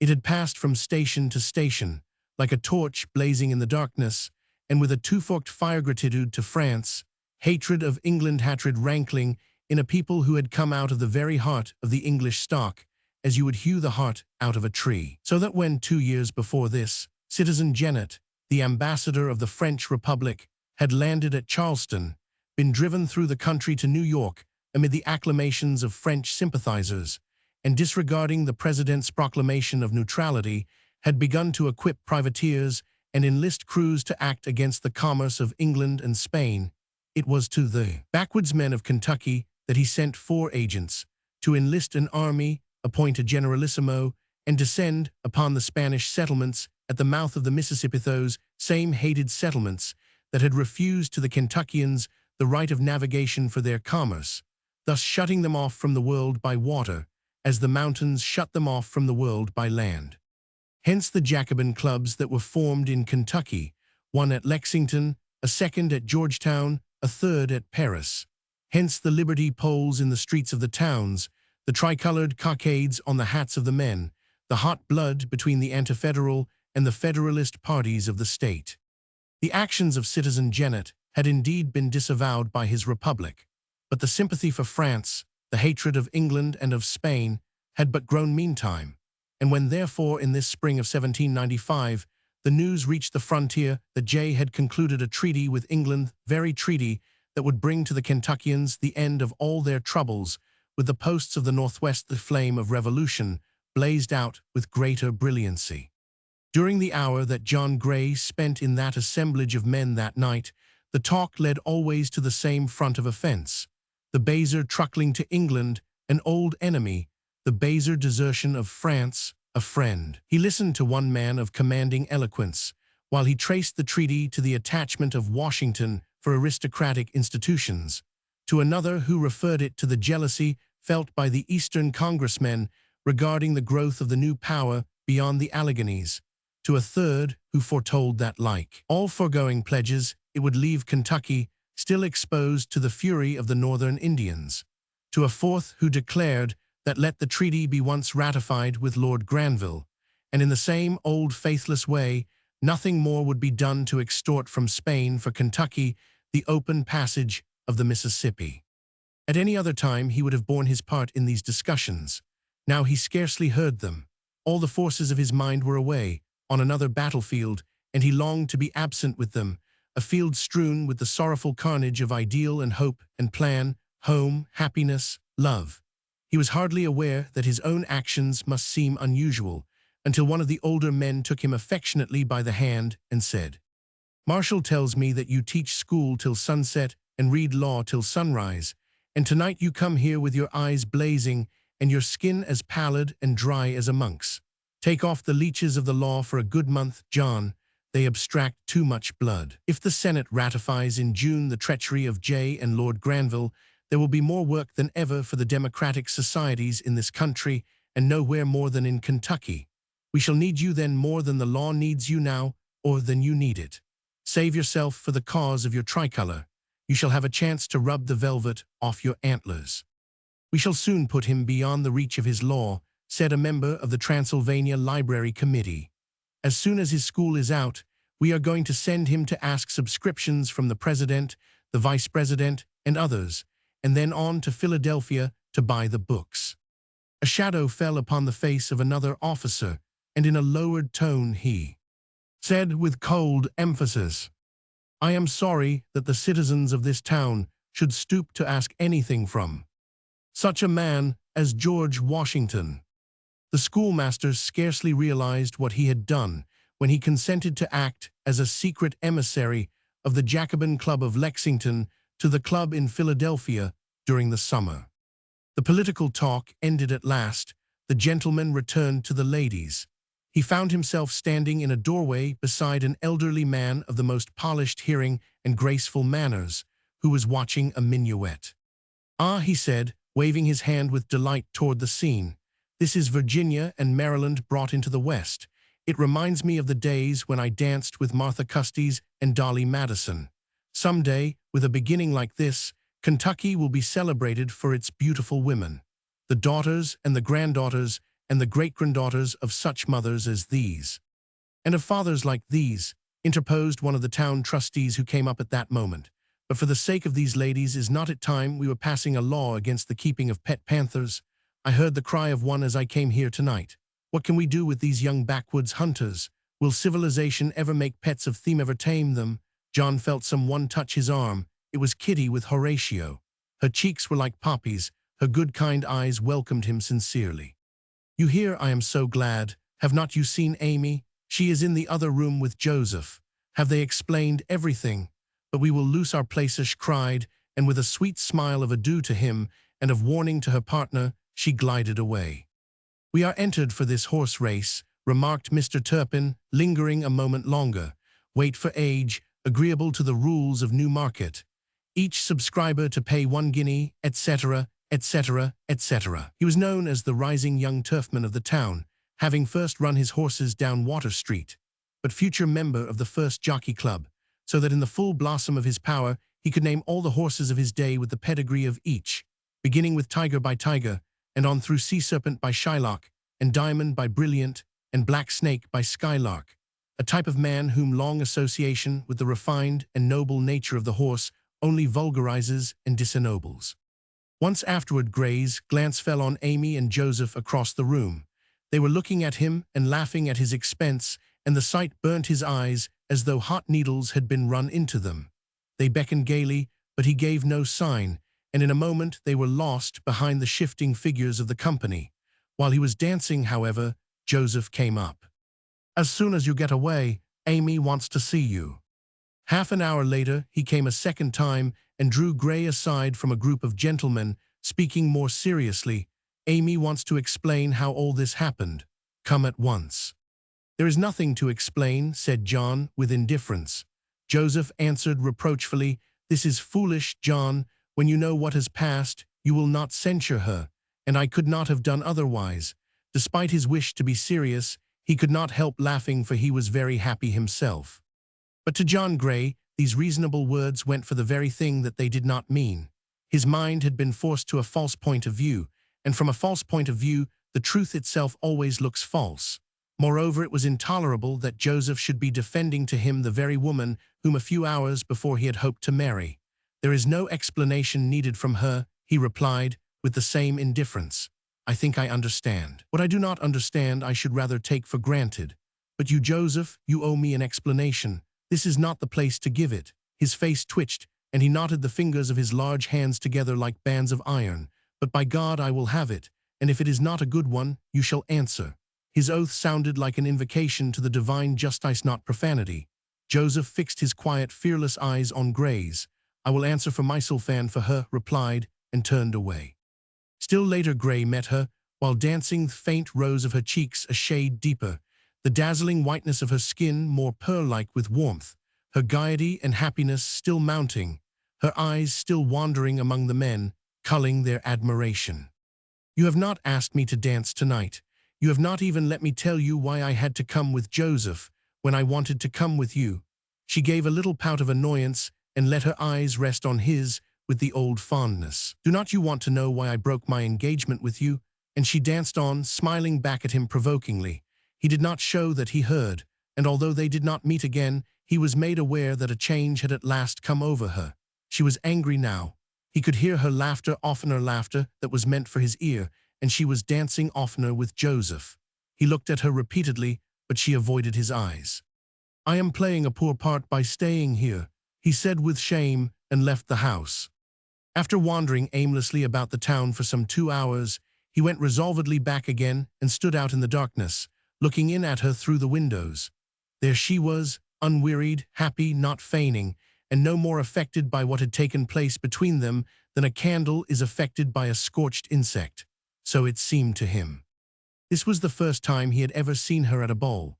He had never realized what powers she possessed in a field like this, what play, what resources, what changes, what stratagems, what victories. He mournfully missed for the first time certain things in himself that should have corresponded with all those light and graceful things in her. Perhaps what hurt him most were her eyes, always abroad searching for admiration, forever filling the forever emptied honeycomb of self-love. With him love was a sacred, a grim, an inviolate selection. He would no more have wished the woman he had chosen to seek indiscriminate admiration with her eyes than with her lips or her waist. It implied the same fatal flaw in her refinement, her modesty, her faithfulness, her high breeding. A light wind stirred the leaves of the trees overhead.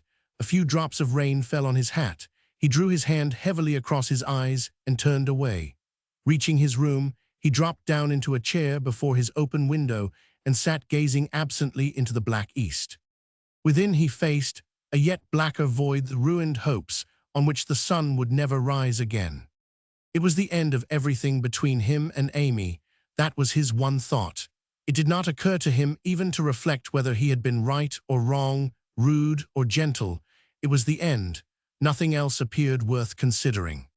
Life to him meant a simple, straightforward game played with a few well-known principles. It must be as open as a chessboard. Each player should see every move of the other, and all who chose could look on. He was still very young. The glimmer of gray dawn at last, and he had never moved from his seat. A fine, drizzling rain had set in. Clouds of mist brushed against the walls of his cabin. In the stillness he could hear the big trees shedding their drops from leaf to bending leaf, and the musical tinkle of these as they took their last leap into little pools below. With the chilliness which misery brings, he got up at last and wrapped his weathercoat about him. If it were only day when he could go to his work and try to forget.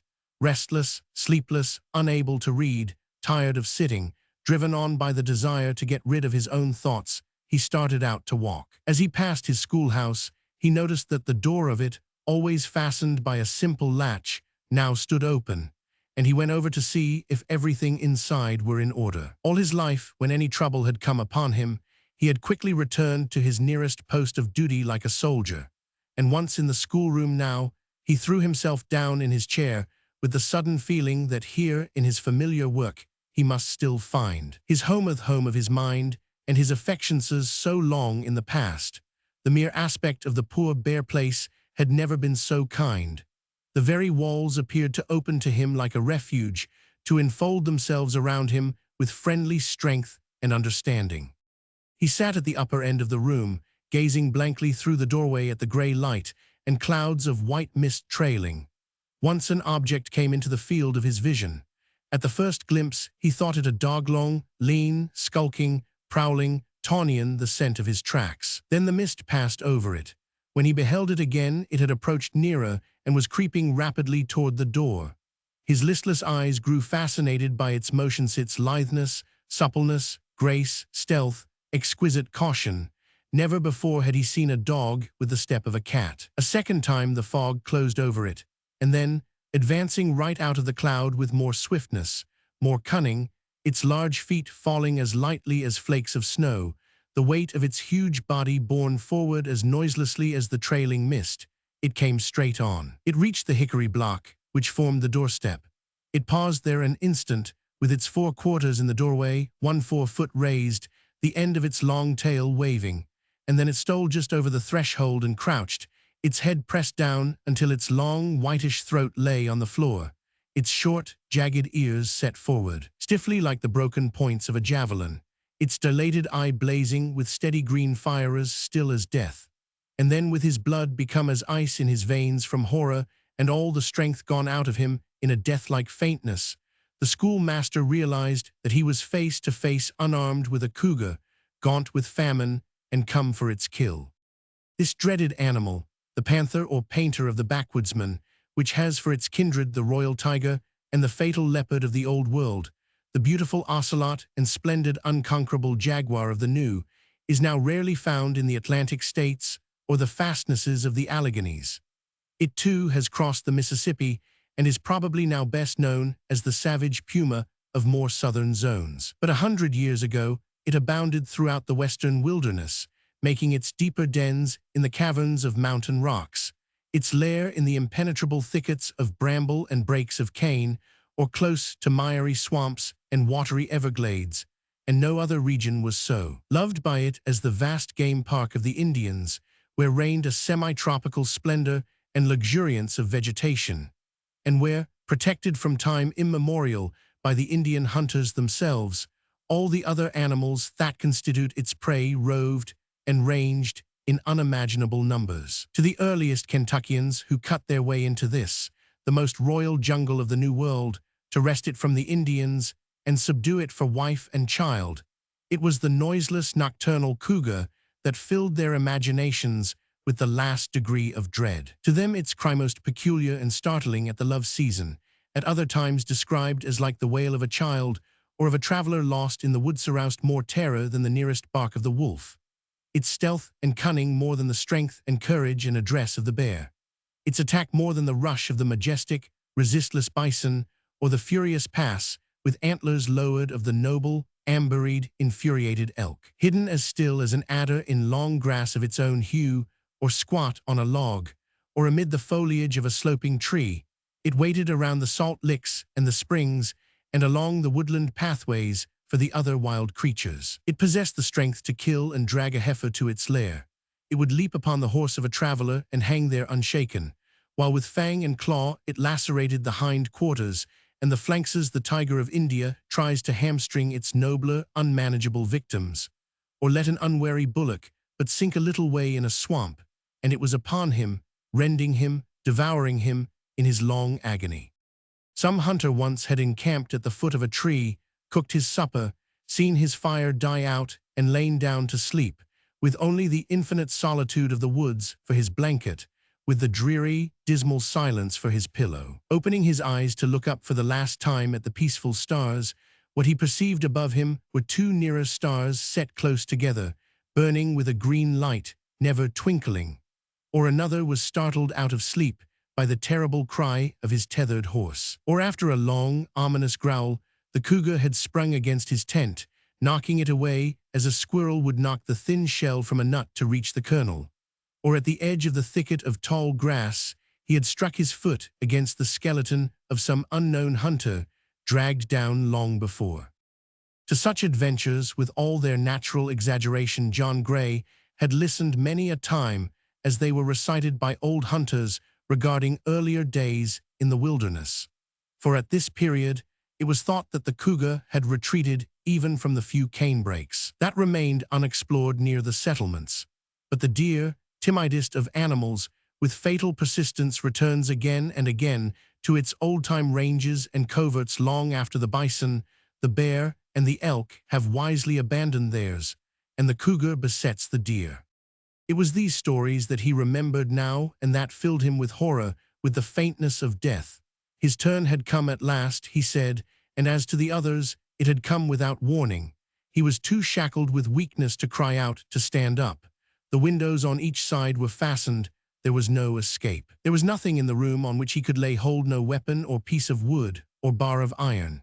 If a struggle took place, it would be a clean contest between will and will, courage and courage, strength and strength, the love of prey and the love of life. It was well for him that this was not the first time he had ever faced death, as he had supposed, and that the first thought that had rushed into his consciousness before returned to him now. That thought was this, that death had come far too soon, putting an end to his plans to live, to act, to succeed, to make a great and a good place for himself in this world before he should leave it for another. Out of this, a second idea now liberated itself with incredible quickness and spread through him like a living flame. It was his lifelong attitude of victory, his lifelong determination that no matter what opposed him, he must conquer. Young as he was, this triumphant habit had already yielded him its due result, that growth of character which arises silently within us, built up out of a myriad nameless elements beginning at the very bottom of the ocean of unconsciousness, growing as from cell to cell, atom to atom, dust of victorious experienceth, hardening deposits of the ever-living, ever-working, ever-rising will, until at last, based on eternal quietude below and lifting its wreath of palms above the waves of life, it stands finished, indestructible, our inward rock of defense against every earthly storm. Soon his face was worth going far to see. He had grown perfectly calm. His weakness had been followed by a sense of strength wholly extraordinary. His old training in the rough athletics of the wilderness had made him supple, agile, wary, long-winded. His eyes had never known what it was to be subdued. He had never taken them from the cougar. Keeping them on it still, he rose slowly from the chair, realizing that his chances would be better if he were in the middle of the room. He stepped round in front of his table and walked 2 paces straight forward, and then paused, his face as white, as terrible as death. At the instant of his moving, he could see the tense drawing in of all the muscles of the cougar and the ripple of its skin, as its whole body quivered with excitement and desire, and he knew that as soon as he stopped it would make its spring. With a growl that announces that all hiding and stealth are over, the leap came. He had thrown his body slightly forward to meet it with the last thought that whatever happened, he must guard his throat. It was at this that the cougar aimed, leaping almost perpendicularly, its widespread 4 feet reaching for his shoulders, while the hind feet grasped at his legs. The under part of its body being thus exposed, he dealt it a blow with all his strength full in the belly with his foot, and hurled it backward. For a second it crouched again, measuring him anew, then sprang again. Again he struck, but this time the 4 feet caught his arm as they passed backward. The sharp, retractile nails tore their way across the back and palm of his hand like dull knives, and the blood gushed. Instantly the cougar leaped upon the long wooden desk that ran alone one side of the room, and from that advantage sprang again, but he bent his body low so that it passed clean over him. Instantly it was upon his desk at his back, and before he could more than recover his balance and turn, it sprang for the 4th time. He threw out his arm to save his throat, but the cougar had reached his left shoulder, struck its claws deep into his heavy coat, and with a deafening roar sounding close in his ears, had buried its fangs near the base of his neck, until he heard them click as they met through his flesh. He staggered, but the desk behind caught him. Straightening himself up, and grappling the panther with all his strength as he would a man, he turned with it and bent it over the sharp edge of the ponderous desk, lower, lower, trying to break its back. One of the 4 feet was beginning to tear through his clothing, and straightening himself up again, he reached down and caught this foot, and tried to bend it, break it. He threw himself with all his force upon the floor, falling with the cougar under him, trying to crush it. He staggered to his feet again, but stepped on his own blood and fell. And then, feeling his blood trickling down his breast and his strength going, with one last effort he put up his hands and, seizing the throat, fastened his fingers like iron rivets around the windpipe. And then, with the long, loud, hoarse, despairing roar with which a man, his mouth half full of water, sinks far out in the ocean, fell again. It was 10 o'clock that morning of mid-May. The rain was over. Clouds and mists were gone, leaving an atmosphere of purest crystal. The sun floated a globe of gold in the yielding blue. Above the wilderness, on a dead treetop, the perch of an eagle now flashing like a yellow weather vane, a thrush poured the spray-like far-volleying fountain of his notes over upon the bowed woods. Beneath him the dull green domes of the trees flashed, as though inlaid with gems, white and rose.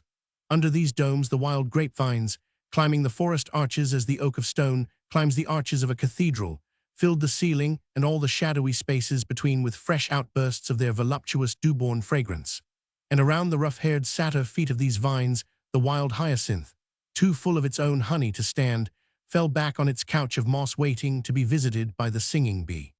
The whole woods emerged from the cloudy bath of nature with the coolness, the freshness, the immortal purity of Diana united to the roseate glow and mortal tenderness of Venus, and haunted by two spirits, the chaste, unfading youth of Endymion and the dust-born warmth and eagerness of Dionysus. Through these woods, feeling neither their heat nor their cold, secured by nature against any passion for either the cooling star or the inflaming dust, rode Amma slowly homeward from the ball. Yet lovelier, happier than anything the forest held. She had pushed her bonnet entirely off so that it hung by the strings at the back of her neck, and her face emerged from the round sheath of it like a pink and white tulip, newly risen and bursting forth. When she reached home, she turned the old horse loose with many pattings and goodbyes and promises of maple sugar later in the day, and then she bounded away to the garden to her aunt, of whom, perhaps, she was more truly fond than of anyone in the world except herself. Mrs. Falconer had quickly left off work and was advancing very slowly with mingled haste and reluctancy to meet her. Aunt Jessica, cried Amy in a voice that rang like a small silver bell, I have not seen you for 2 whole nights and 3 whole days. Placing her hands on Mrs. Falconer's shoulders, she kissed her once on each cheek and twice playfully on the pearly tip of the chin, and then she looked into her eyes as innocently as a perfect tulip might look at a perfect rose. Mrs. Falconer smilingly leaned forward and touched her lips to Amy's forehead. The caress was as light as thistledown, perhaps no warmer. 3 entire days, she said chidingly. It has been 3 months, and she searched through Amy's eyes onward along the tortuous little passages of her heart, as a calm blue air might search the chambers of a cold, beautiful seashell. Each of these women instantly perceived that since they had parted a change had taken place in the other. Neither was aware that the other noticed the change in herself. Mrs. Falconer had been dreading to find one in Amy when she should come home, and it was the one she saw now that fell as a chill upon her. Amy was triumphantly aware of a decisive change in herself, but chose for the present, as she thought, to keep it hidden, and as for any change in her aunt, that was an affair of less importance. Why, Aunt Jessica, she exclaimed indignantly, I do not believe you are glad to see me, and throwing her arms around Mrs. Falconer's neck, she strained her closely. But you poor dear auntie, come sit down. I am going to do all the work, Noman, and yours both. Oh, the beautiful gardening, rows and rows and rows, with all the other work beside, and me an idle good-for-nothing. The two were walking toward a rough bench placed under a tree inside the picket fence. Amy had thrown her arm around Mrs. Falconer's waist. But you went to the ball, said the elder woman. You were not idle there, I imagine, and a ball is good for a great deal. One ought to accomplish more there than in a garden. Besides, you went with John Gray, and he is never idle. Did he accomplish nothing? Indeed, he was not idle, exclaimed Amy with a jubilant laugh. Indeed, he did accomplish something more than he ever did in his life before. Mrs. Falconer made no rejoinder. She was too poignantly saying to herself, Ah, if it is too late, what will become of him? The bench was short.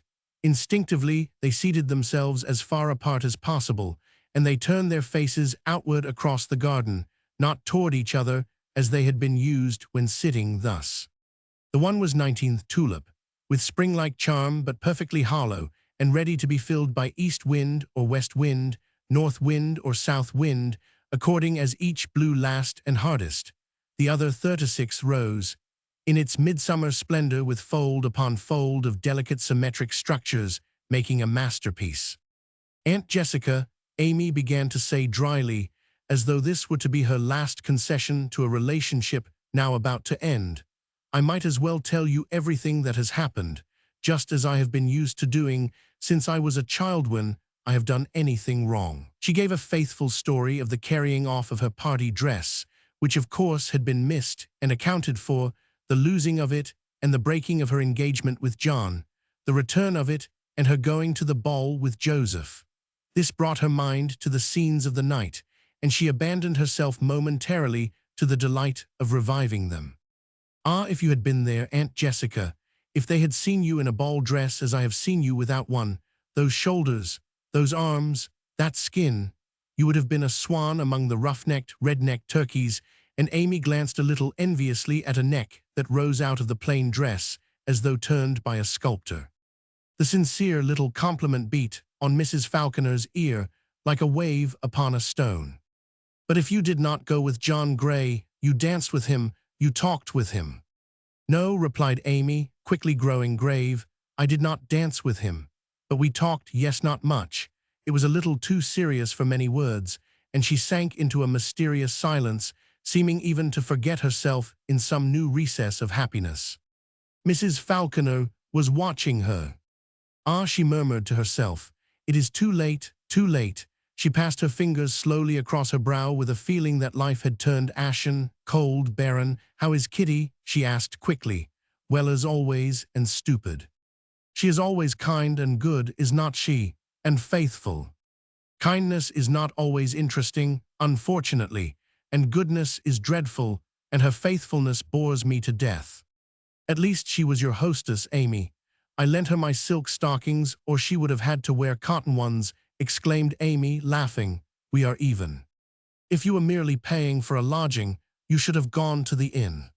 There was nobody at the tavern who could wear my silk stockings, and I had spent all my money. Do not you expect Kitty to return your visit? I certainly do, more's the pity. She has such big feet. Amy put out her toe and studied it with vixenish satisfaction. Aunt Jessica, she observed at length, looking round at her aunt, you have to work too hard, and I have always been such a care to you. Would not you like to get rid of me? Mrs. Falconer leaned quickly, imploringly, toward her. Is that a threat, Amy? Amy waited half a minute, and then began with a composure that was tinged with condescension. You have had so much trouble in your life, Aunt Jessica, so much sorrow. Mrs. Falconer started and turned upon her niece her eyes that were always exquisite with refinement. Amy, have I ever spoken to you of the troubles of my life? The reproof was majestic in dignity and gentleness. You have not. Then will you never speak of them to me, never again while you live? Amy began again with a dry practical voice, which had in it the sting of revenge. Her aunt's rebuke had nettled her. At least I have always been a trouble to you. You sew for me, cook for me, make the garden for me, spin and weave for me, and worry about me. Uncle has to work for me and support me. The turn of the conversation away from herself brought such relief that Mrs. Falconer replied, even warmly, You have been a great pleasure to him and to me. The little I have done, you have repaid 1,000-fold. Think of us at night without you, your uncle on one side of the fireplace, him on the other, and you away. Think of us at the table, him at one end, me at the other, and you away. Think of me alone in the house all day, while he is in the fields. Child, I have depended on you more than you will ever understand, she added to herself. Aunt Jessica, observed Amy with the air of making a fine calculation. Perhaps Uncle would think more of you if I were not in the house.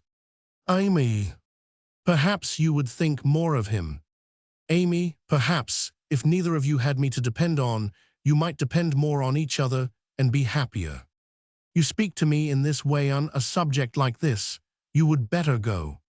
Aunt Jessica, replied Amy, never budging The time has been when I would have done so, but it is too late now for you ever to tell me to leave your presence. I am a woman. If I had not been, I should not have said what I just have." Mrs. Falconer looked at her in silence. This rare gentlewoman had too profound a knowledge of the human heart not to realize that she was completely vanquished. For where in this world is not refinement instantly beaten by coarseness, gentleness by rudeness, all delicacy by all that is indelicate? What can the finest consideration avail against no consideration, the sweetest forbearance against intrusiveness, the beak of the dove against the beak of the hawk? And yet all these may have their victory, for when the finer and the baser metal are forced to struggle with each other in the same field, the finer may always leave it. With unruffled dignity, and with a voice that Amy had never heard, a voice that brought the blood rushing into her cheeks, Mrs. Falconer replied, "Yes, it is true, you are a woman. This is the first day that you have ever made me feel this, for I have always known that as soon as you became one, you would begin to speak to me as you have spoken. I shall never again request you to leave my presence. When it becomes unavoidable, I shall leave yours." She rose and was moving away. Amy started up and caught her. "Aunt Jessica, I have something to tell you," she cried, her face dyed scarlet with the sting. Mrs. Falconer released herself gently and returned to her seat. "You know what I mean by what I said?" inquired Amy, still confused but regaining self-command rapidly. "I believe I know. You are engaged to be married." The words were very faint. They would have reached the subtlest ear with the suggestiveness of a light dreary wind blowing over a desolation. "Yes, I am engaged to be married." Amy affirmed it with a definite stress. "It is this that has made you a woman. It is this that has made me a woman." After the silence of a moment, Mrs. Falconer inquired, "You do not expect to ask my consent me advice?" "I certainly do not expect to ask your consentier advice." Amy was taking her revenge, no, and she always took it as soon as possible. "Nor your uncle's." "Nor my uncle's." After another, longer silence, "Do you care to tell me how long this engagement has lasted?" "Certainly, since last night." "Thank you for telling me that. I think I must go back to my work now." She walked slowly away. Amy sat still, twirling her bonnet strings and smiling to herself. This outburst of her new dignitary's initial assertion of her womanhood had come almost as unexpectedly to herself as to her aunt. She had scarcely known it was in herself to do such a thing. Certain restrictions had been chafing her for a long time.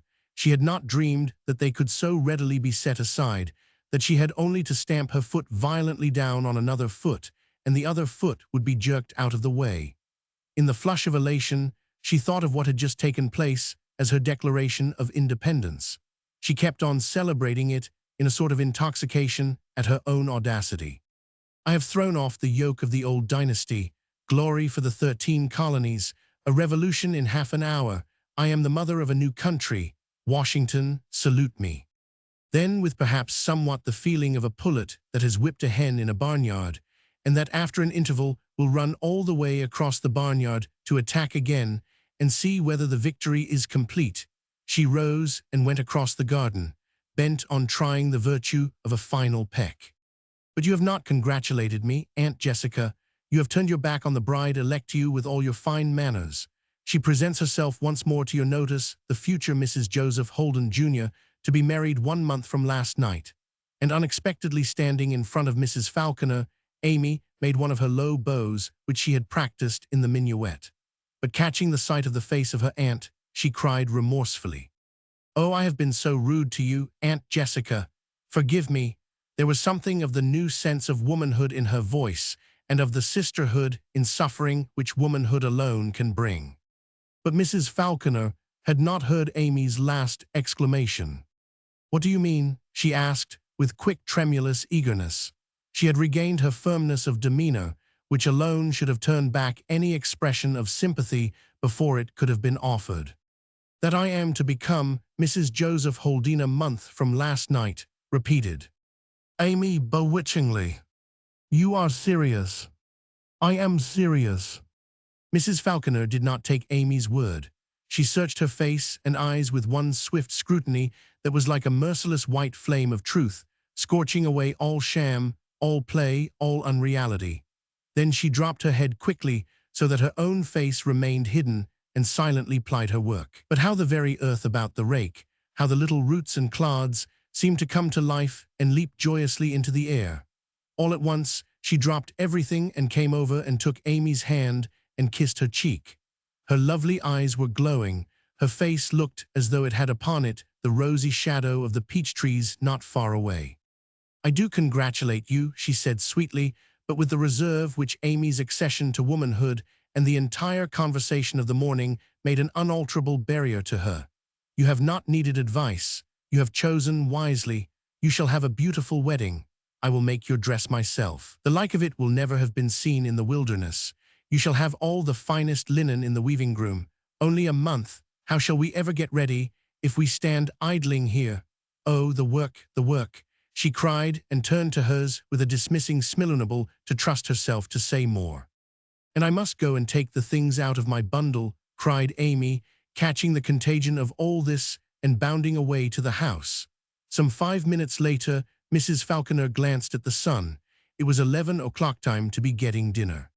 When she reached her room, Amy was standing beside the bed, engaged in lifting out of the bundle the finery now so redolent of the ball. "Aunt Jessica," she remarked carelessly, without looking round, "I forgot to tell you that John Gray had a fight with a panther in his schoolroom this morning," and she gave several gossamer-like touches to the white lace tucker.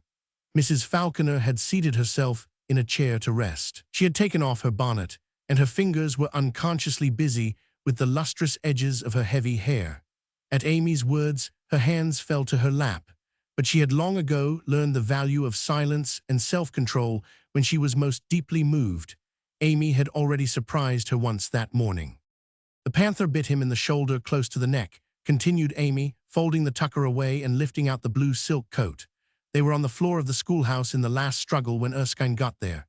He had gone for Phoebe Loveday's cows because it was raining and she could not go herself, and he heard John as he was passing. He said his voice sounded like the bellow of a dying bull. 'Is he much hurt? Where is he? Did you go to see him? Who dressed his wound? Who is with him?' "They carried him home," said Amy, turning round to the light and pressing the beautiful silk coat in against her figure with little kicks at the skirt. "No, I did not go. Joseph came round and told me. He did not think the wound was very dangerous necessarily. One of his hands was terribly clawed. A panther in town, in his schoolroom. You know Erskine keeps a pet panther. I heard him tell Mrs. Poythress it was a female," said Amy with an apologetic icy, knowing little laugh. "And he said this one had been prowling about in the edge of the canebrakes for several days. He had been trying to get a shot at it. He says it was nearly starved. That was why it wanted to eat John whole before breakfast." Amy turned back to the bed and shook out delicately the white muslin dress that John had hung on the wall of his cabin that had wound itself around his figure so clingingly. There was silence in the room. Amy had now reached the silk stockings, and taking up one, she blew down into it and quickly peeped over the side to see whether it would fill out to life-size with a mischievous wink. "I am going to him at once." Amy looked up in amazement. "But Aunt Jessica," she observed reproachfully, "who will get uncle's dinner? You know I cannot. Tell your uncle what has happened as soon as he comes." She had risen and was making some rapid preparations. "I want my dinner," said Amy ruefully, seating herself on the edge of the bed and watching her aunt with disapproval. "You cannot go now," she exclaimed. "Uncle has the horses in the field." Mrs. Falconer turned to her with simple earnestness. "I hoped you would lend me your horse. But he is tired, and beside I want to use him this afternoon. Kitty and I are going visiting." "Tell your uncle when he comes in," said Mrs. Falconer, turning in the doorway a minute later and speaking rapidly to her niece, but without the least reproach. "Tell your uncle that his friend is badly hurt. Tell him that we do not know how badly. Tell him that I have gone to find out and to do anything for him that I can. Tell him to follow me at once. He will find me at his bedside. I am sorry about the dinner." Roman 12. Several days had slipped by. At John's request, they had moved his bed across the doorway of his cabin, and stretched there, he could see the sun spring every morning out the dimpled emerald ocean of the wilderness, and the moon follow at night, silvering the soft ripples of the multitudinous leaves lapping the shores of silence, days when the inner noises of life sounded like storms, nights when everything within him lay as still as memory. His wounds had behaved well from the outset.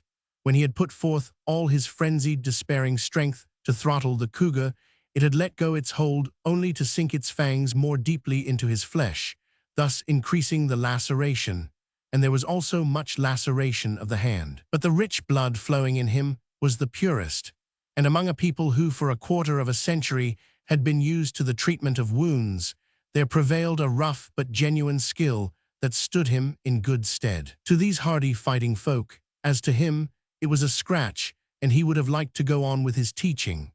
Warned of the danger of inflammation, however, he took to his bed, and according to our own nervous standards, which seem to have intensified pain for us beyond the comprehension of our forefathers, he was sick and a great sufferer. Those long, cool, sweet, brilliant days, those long, still, lonely, silvery nights.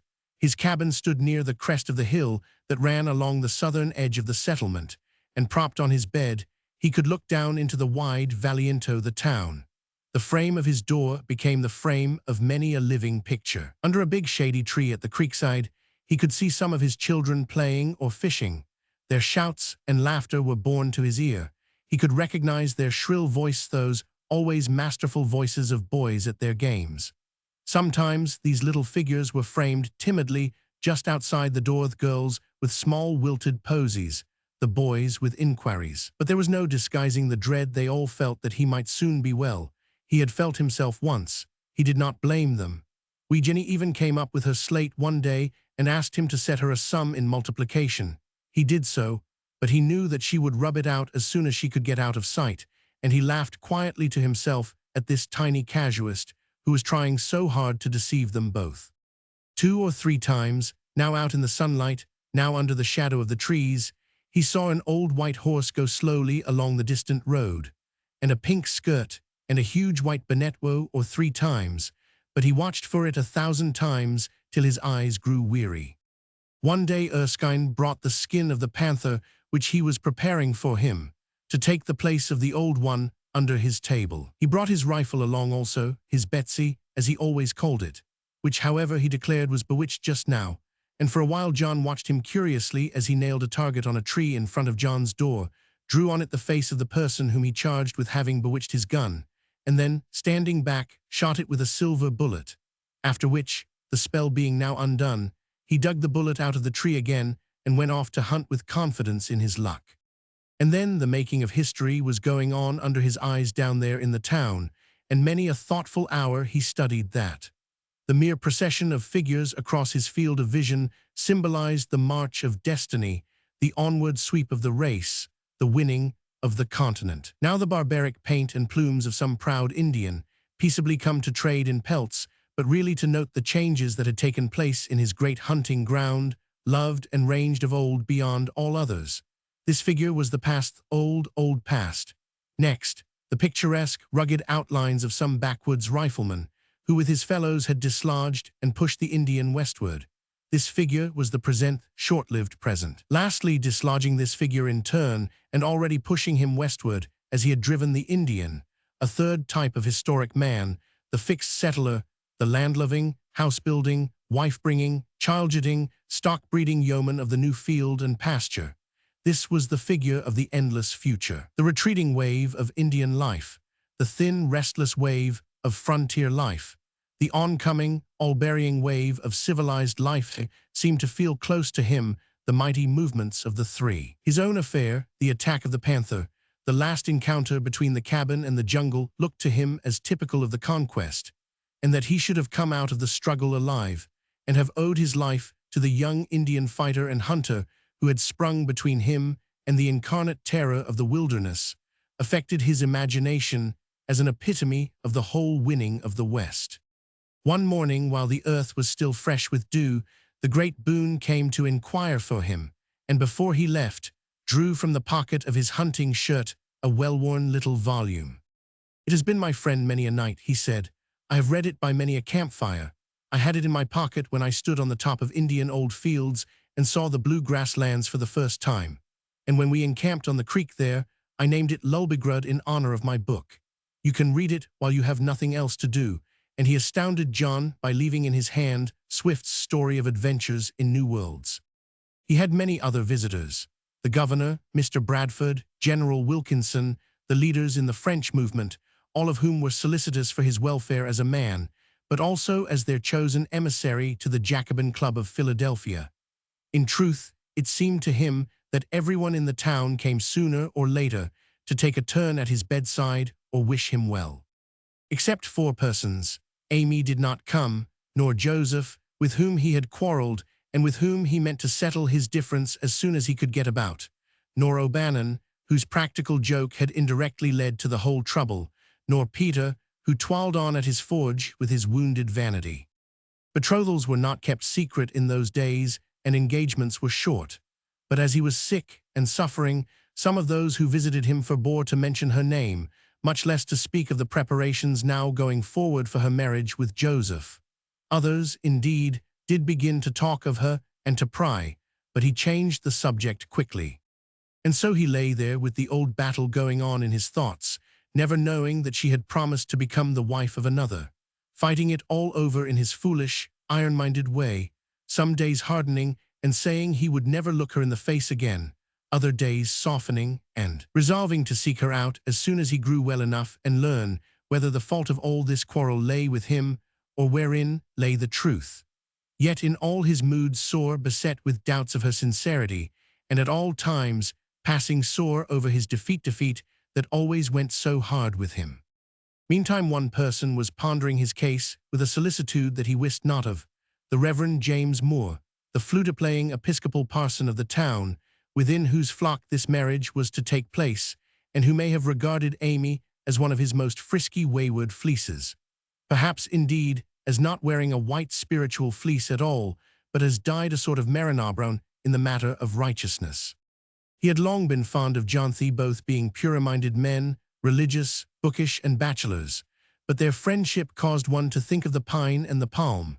For the parson, with his cold, bleak face, palish, straight hair put back behind white ears, and frozen smile, appeared always to be inhabiting the Arctic regions of life, while John, though rooted in a tropical soil of many passions, strove always to bear himself in character like a palm, upright, clean-cut, having no low or drooping branches, and putting forth all the foliage and blossoms of the mind at the very summit of his powers. The parson and the schoolmaster had often walked out to the falconers together in the days when John imagined his suit to be faring prosperously, and from Amy's conduct and his too slight knowledge of the sex, this Arctic explorer had long since adjusted his frosted faculties to the notion that she expected to become John's wife.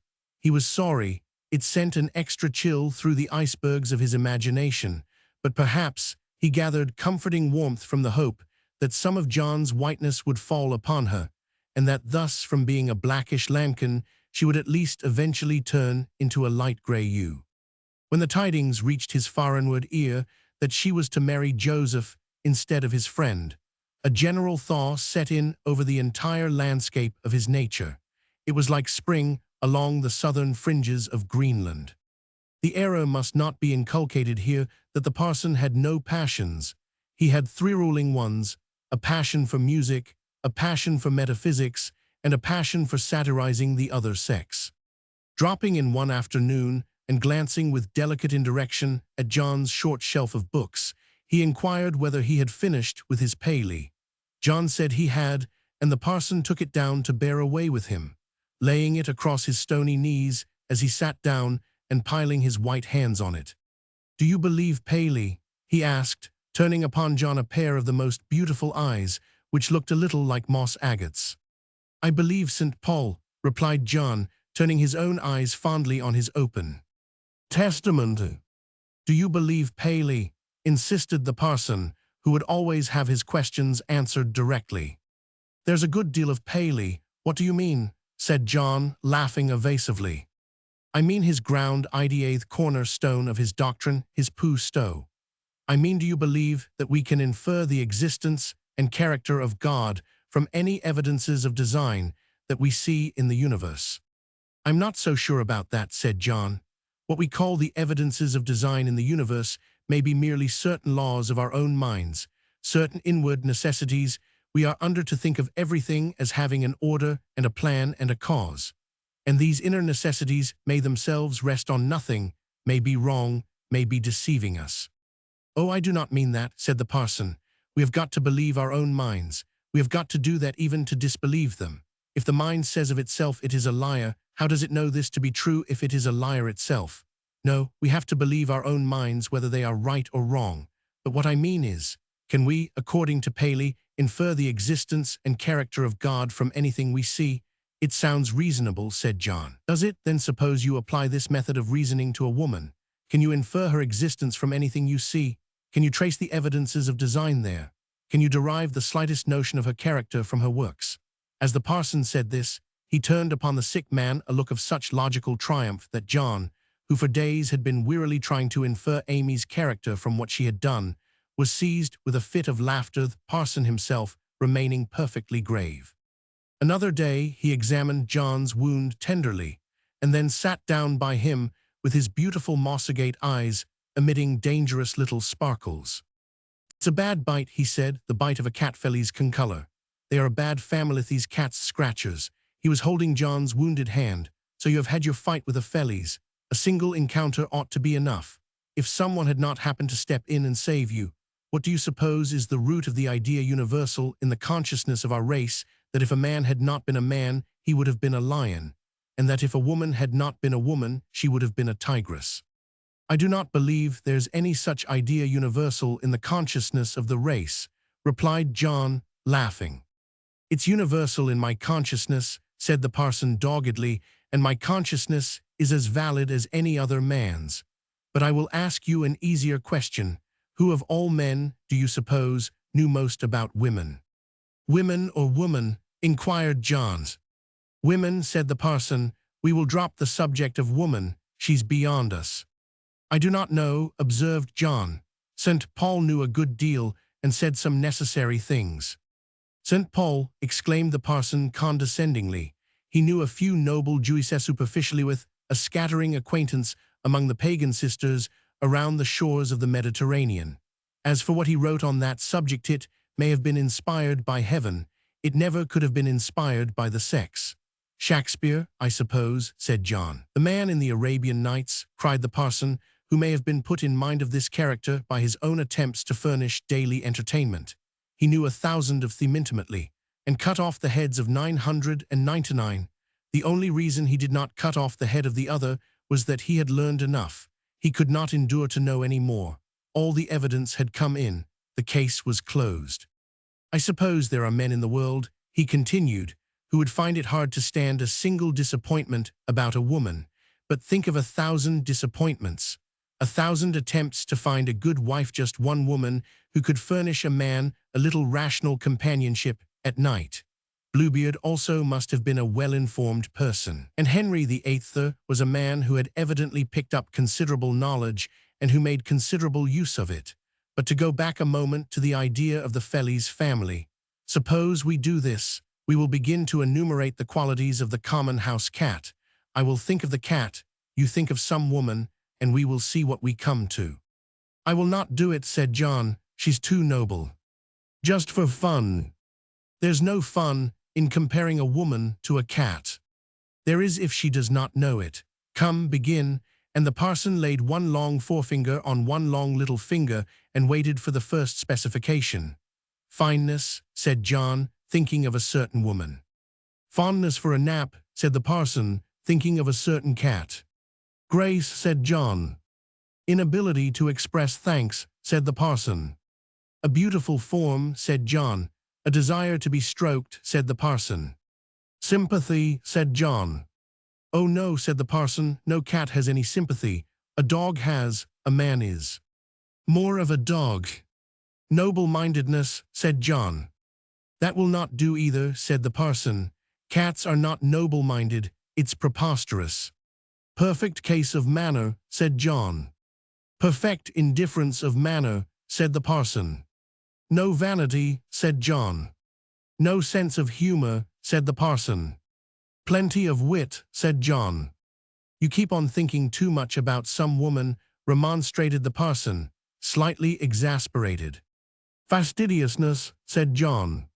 Soft hands and beautiful nails, said the parson, nodding encouragingly. A gentle footstep, said John with a softened look coming into his eyes. A quiet presence. Beautiful taste in music, said John. Oh, dreadful, said the parson. What on earth are you thinking about? The love of rugs and cushions, said John, groping desperately. The love of a lap, said the parson fluently. The love of playing with its victim, said John, thinking of another woman. Capital, cried the parson.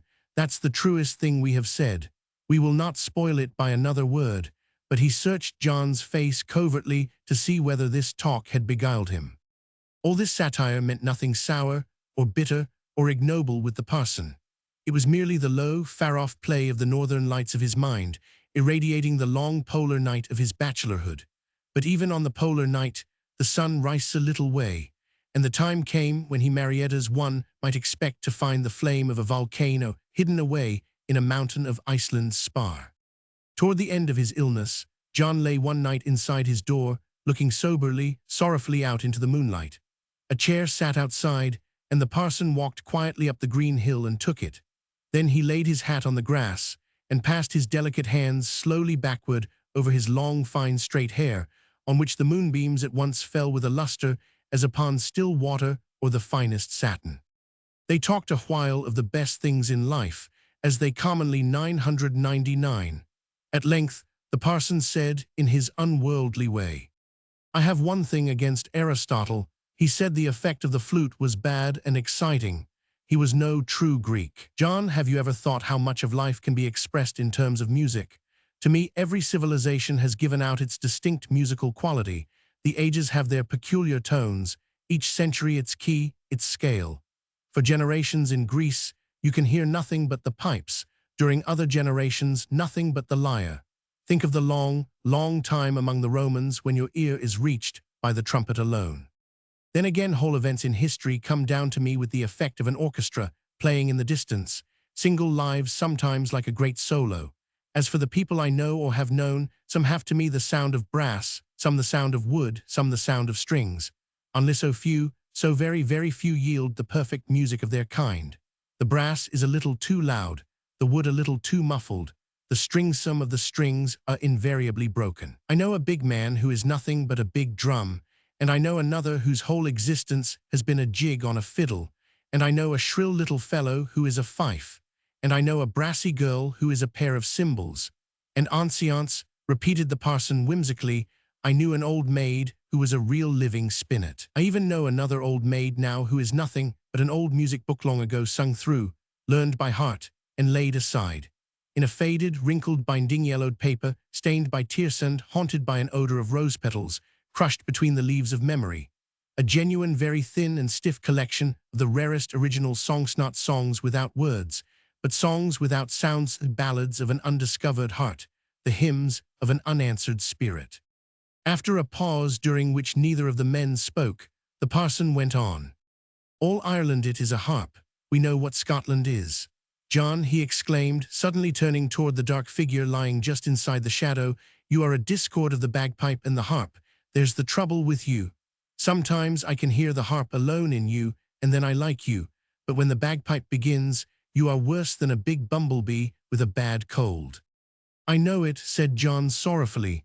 My only hope is that the harp will outlast the bee. At least that was a chord finely struck, said the parson warmly. After another silence, he went on. Martin Luther was a cathedral organ, and so it goes. And so the whole past sounds to me. It is the music of the world. It is the vast choir of the ever-living dead. He gazed dreamily up at the heavens. Plato, he is the music of the stars. After a little while, bending over and looking at the earth, and speaking in a tone of unconscious humility, he added, the most that we can do is to begin a strain that will swell the general volume and last on after we have perished. As for me, when I am gone, I should like the memory of my life to give out the sound of a flute. He slipped his hand softly into the breast pocket of his coat and more softly drew something out. "Would you like a little music?" he asked shyly, his cold, beautiful face all at once taking on an expression of angelic sweetness. John quickly reached out and caught his hand in a long, crushing grip. He knew this was the last proof the parson could ever have given him that he loved him. And then, as he lay back on his pillow, he turned his face back into the dark cabin. Out upon the stillness of the night floated the parson's passion silver clear, but in an undertone of such peace, of such immortal gentleness. It was as though the very beams of the far-off serenest moon, falling upon his flute and dropping down into its interior through its little round openings, were by his touch shorn of all their luster, their softness, their celestial energy, and made to reissue as music. It was as though his flute had been stuffed with frozen alpine blossoms, and these had been melted away by the passionate breath of his soul into the coldest invisible flowers of sound. At last, as though all these blossoms in his flute had been used up blown out upon the warm, moonlit air, as the snow-white fragrances of the earth parson buried his face softly upon his elbow which rested on the back of his chair. And neither man spoke again. Romans 13. When Mrs. Falconer had drawn near John's hut on the morning of his misfortune, it was past noon despite all her anxious, sorrowful haste to reach him. His wounds had been dressed. The crowd of people that had gathered about his cabin were gone back to their occupations or their homes except a group that sat on the roots of a green tree several yards from his door. Some of these were old wilderness folk, living nearby who had offered to nurse him and otherwise to care for his comforts and needs. The affair furnished them that renewed interest in themselves, which is so liable to revisit us when we have escaped a fellow creature's suffering, but can relate good things about ourselves in like risks and dangers. And they were drawing out their reminiscences now with unconscious gratitude for so excellent an opportunity befalling them in these peaceful, unadventurous days. Several of John's boys lay in the grass and hung upon these narratives. Now and then they cast awe-stricken glances at his door which had been pushed to, that he might be quiet, or, if his pain would let him, drop into a little sleep. They made it their especial care, when any newcomer hurried past, to arrest him with the command that he must not go in, and they would thus have stopped Mrs. Falconer, but she put them gently aside without heed or hearing. When she softly pushed the door open, John was not asleep. He lay in a corner on his low, hard bed of skins, against the wall of logs, his eyes wide open, the hard white glare of the small shutterless window falling on his face. He turned to her the look of a dumb animal that can say nothing of why it has been wounded or of how it is suffering, stretched out his hand gratefully, and drew her toward him. She sat down on the edge of the bed, folded her quivering fingers across his temples, smoothed back his heavy, coarse, curling hair, and bending low over his eyes, rained down into them the whole unuttered, tearless passion of her distress, her sympathy. Major Falconer came for her within the hour, and she left with him almost as soon as he arrived. When she was gone, John lay thinking of her. "What a nurse she is," he said, remembering how she had concerned herself solely about life, his safety, his wounds. Once she had turned quickly. "Now you cannot go away," she had said with a smile that touched him deeply. "I wish you did not have to go," he had replied mournfully, feeling his sudden dependence on her. This was the first time she had ever been in room with its poverty, its bareness. She must have cast about it a look of delicate inquiry as a woman is apt to do in a singleman's abode. For when she came again, in addition to pieces of soft old linen, for bandages brought fresh, cool, fragrant sheets work of her own looms. A better pillow with a pillowcase on it that was delicious to his cheek, for he had his weakness about clean, white linen. She put a curtain over the pitiless window. He saw a wild rose in a glass beside his testament. He discovered moccasin slippers beside his bed. And here she had said just before leaving, with her hand on a pile of things and with an embarrassed laugh-keeping, her face turned away her. "Are some towels?" Under the towels, he found 2 night shirts, new ones. When she was gone, he lay thinking of her again. He had gratefully slipped on one of the shirts. He was feeling the new sense of luxury that is imparted by a bed enriched with snow-white, sweet-smelling pillows and sheets. The curtain over his window strained into his room a light shadowy, restful.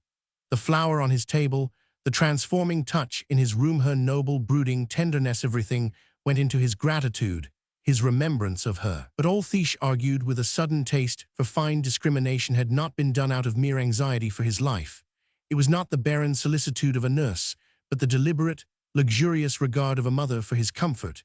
No doubt it represented the ungovernable overflow of the maternal, long pent-up in her ungratified.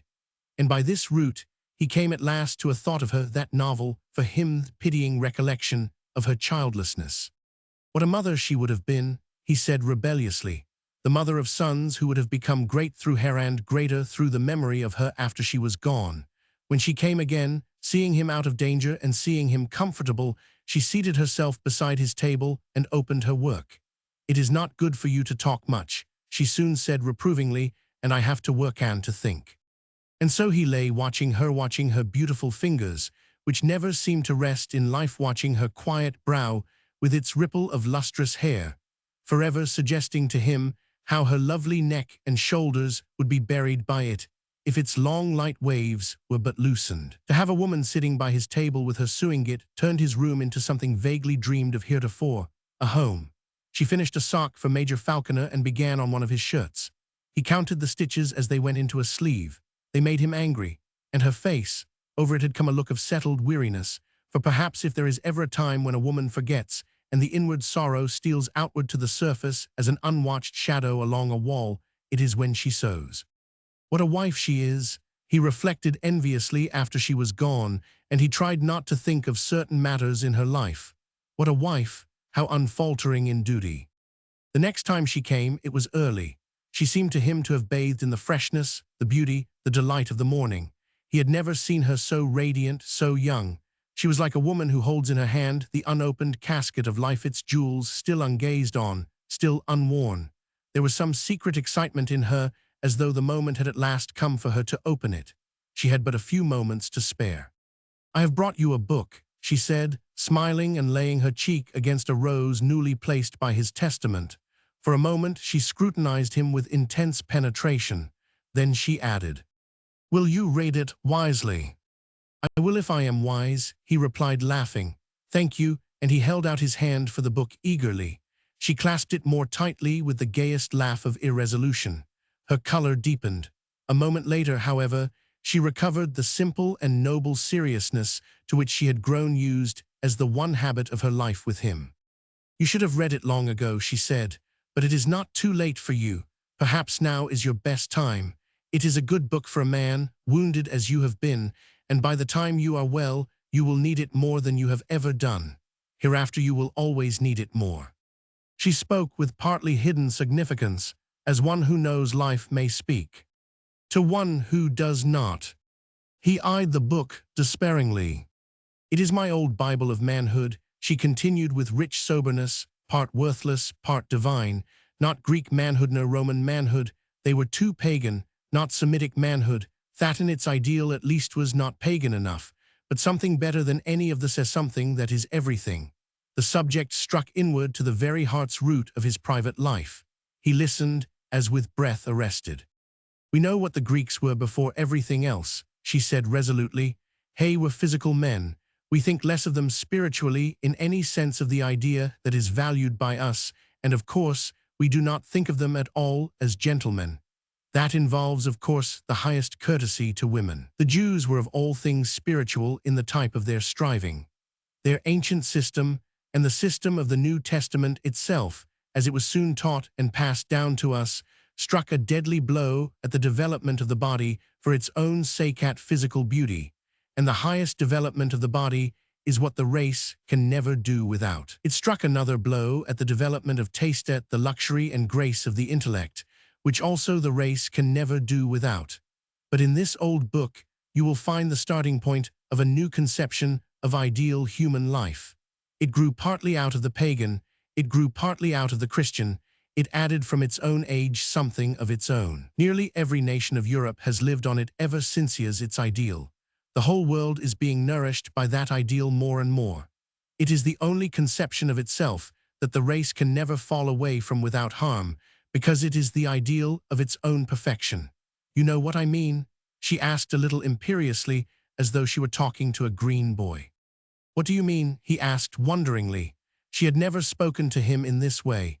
Her mood, the passionate, beautiful, embarrassed stress behind all this, was a bewildering revelation. "I mean," she said, "that first of all things in this world, a man must be a man with all the grace and vigor, and if possible, all the beauty of the body. Then he must be a gentleman with all the grace, the vigor, the good taste of the mind.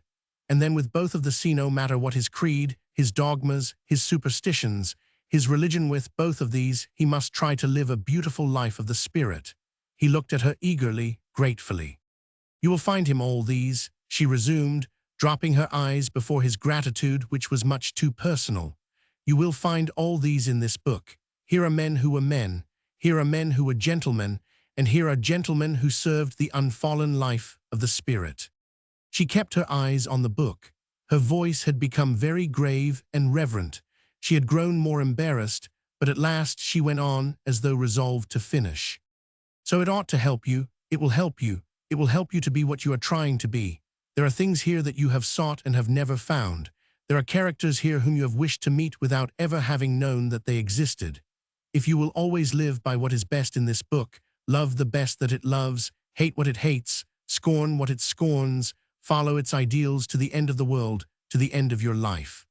Oh, but give it to me," he cried, lifting himself impulsively on one elbow and holding out his hand for it. She came silently over to the bedside and placed it on his hand. He studied the title wonderingly, turned some of the leaves, and at last, smiling with wonder still, looked up at her. And then he forgot the book, forgot everything but her. Once upon a time, he had been walking along a woodland path with his eyes fixed on the ground in front of him, as was his studious wont. In the path itself, there had not been one thing to catch his notice, only brown dust, little stones, twigsome blades of withered grass. Then all at once, out of this dull, dead motley of harmonious nothingness, a single gorgeous spot had revealed itself, swelled out, and disappeared. A butterfly had opened its wings, laid bare their inside splendors, and closed them again, presenting to the eye only the adaptive, protective exterior of those marvelous swinging doors of its life. He had wondered then that nature could so paint the two sides of this thinnest of all canvases. The outside merely daubed over that it might resemble the dead and common and worthless things amid which the creature had to live a masterwork of concealment. The inside designed and drawn and colored with lavish fullness of plan, grace of curve, marvel of hue, for the purpose of the exquisite self-revelation, which should come when the one great invitation of existence was sought or was given. As the young schoolmaster now looked up too quickly at the woman who stood over him, her eyes were like a butterfly's gorgeous wings, that for an instant had opened upon him, and already were closing upon the hidden splendors of her nature, reclosing upon the power to receive upon walls of beauty all the sunlight of the world. "What a woman," he said to himself, strangely troubled a moment later when she was gone. He had not looked at the book again. It lay forgotten by his pillow. "What a woman," he repeated, with a sigh that was like a groan. Her bringing of the book, her unusual conversation, her excitement, her seriousness, impression she made upon him that a new problem was beginning to work itself out in her life, most of all that one startling revelation of herself at the instant of turning away. All these occupied his thoughts that day. She did not return the next, or the next, or the next, and it was during these long vacant hours that he began to weave curiously together all that he had ever heard of her and of her past, until in the end he accomplished something like a true restoration of her life in the color of his own emotions. Then he fell to wandering up and down this long vista of scenes, as he might have sought unwearied secret gallery of pictures through which he alone had the privilege of walking. At the far end of the vista, he could behold her in her childhood as the daughter of a cavalier landholder in the valley of the James, an heiress of a vast estate with its winding creeks and sunny bays, its tobacco plantations worked by troops of slaves, its deer parks and open country for the riding to hounds. There was the manor house in the style of the grand places of the English gentry from whom her father was descended, sloping from the veranda to the river, landing a wide lawn covered with the silvery grass of the English parks, its walks bordered with hedges of box, its summer house festooned with vines, its terraces gay with the old familiar shrubs and flowers loyally brought over from the motherland. He could see her as, some bright summer morning, followed by a tame fawn, she bounded down the lawn to the private landing, where a slow frigate had stopped to break bulk on its way to Williamsburg, perhaps, to put out with other furniture, a little mahogany chair brought especially for herself over the rocking sea from London, or where some round-sterned packet from New England or New Amsterdam was unloading its cargo of grain or hides or rum in exchange for her father's tobacco. Perhaps to greet her father himself, returning from a long absence amid old scenes that still could draw him back to England, or standing lonely on the pier, to watch in tears him and her brother Sir vanishing group as they waved her a last goodbye and drifted slowly out to the blue ocean on their way home to school at Eton.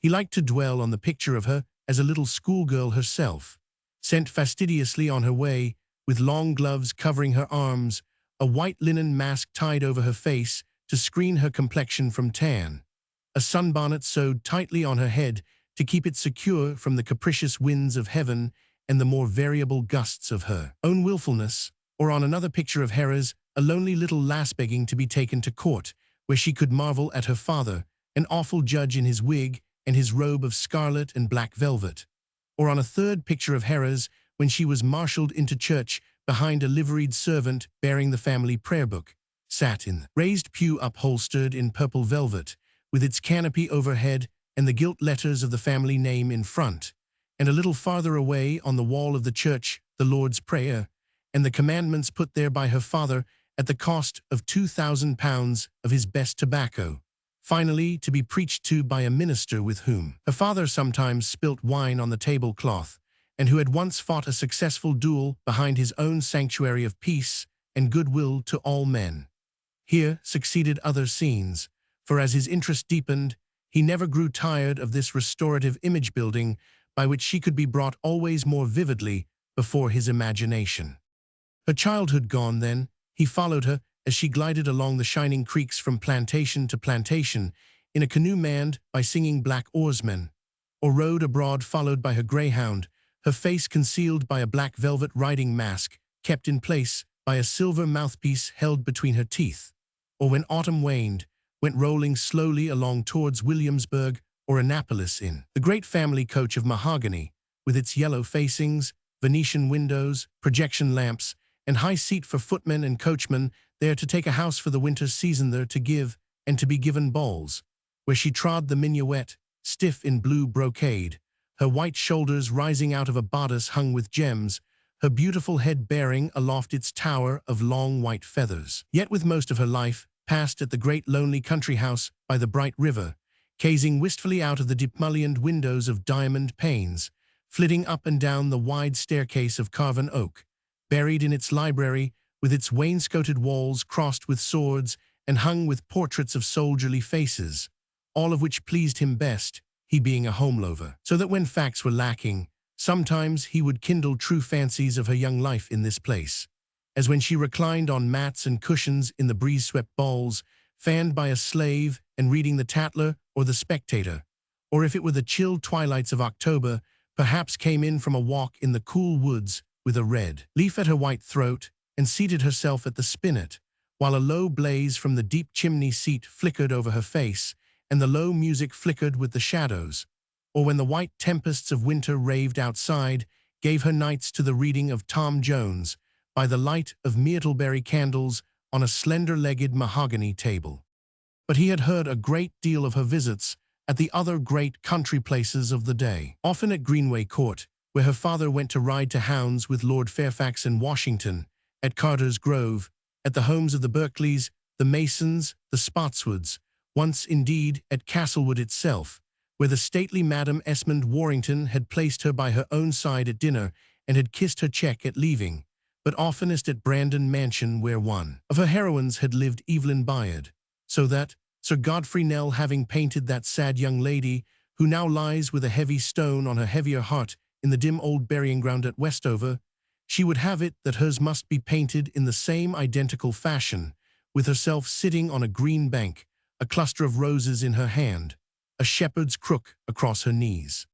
And then, just as she was fairly opening into the earliest flower of womanhood, the sudden, awful end of all this half-barbaric, half aristocratic lifeth revolt of the colonies, the outbreak of the revolution, the blaze of way that swept the land like a forest fire, and that enveloped in its furies even the great house on the James. One of her brothers turned Whig, and already gone impetuously away in his uniform of buff and blue to follow the fortunes of Washington, the other siding with the home across the sea, and he too already ridden impetuously away in scarlet. Her proud father, his heart long torn between these two and between his two countries, pacing the great hall, his face flushed with wine, his eyes turning confusedly, pitifully, on the soldierly portraits of his ancestors, until at last he too was gone to keep his sword and his conscience loyal to his king.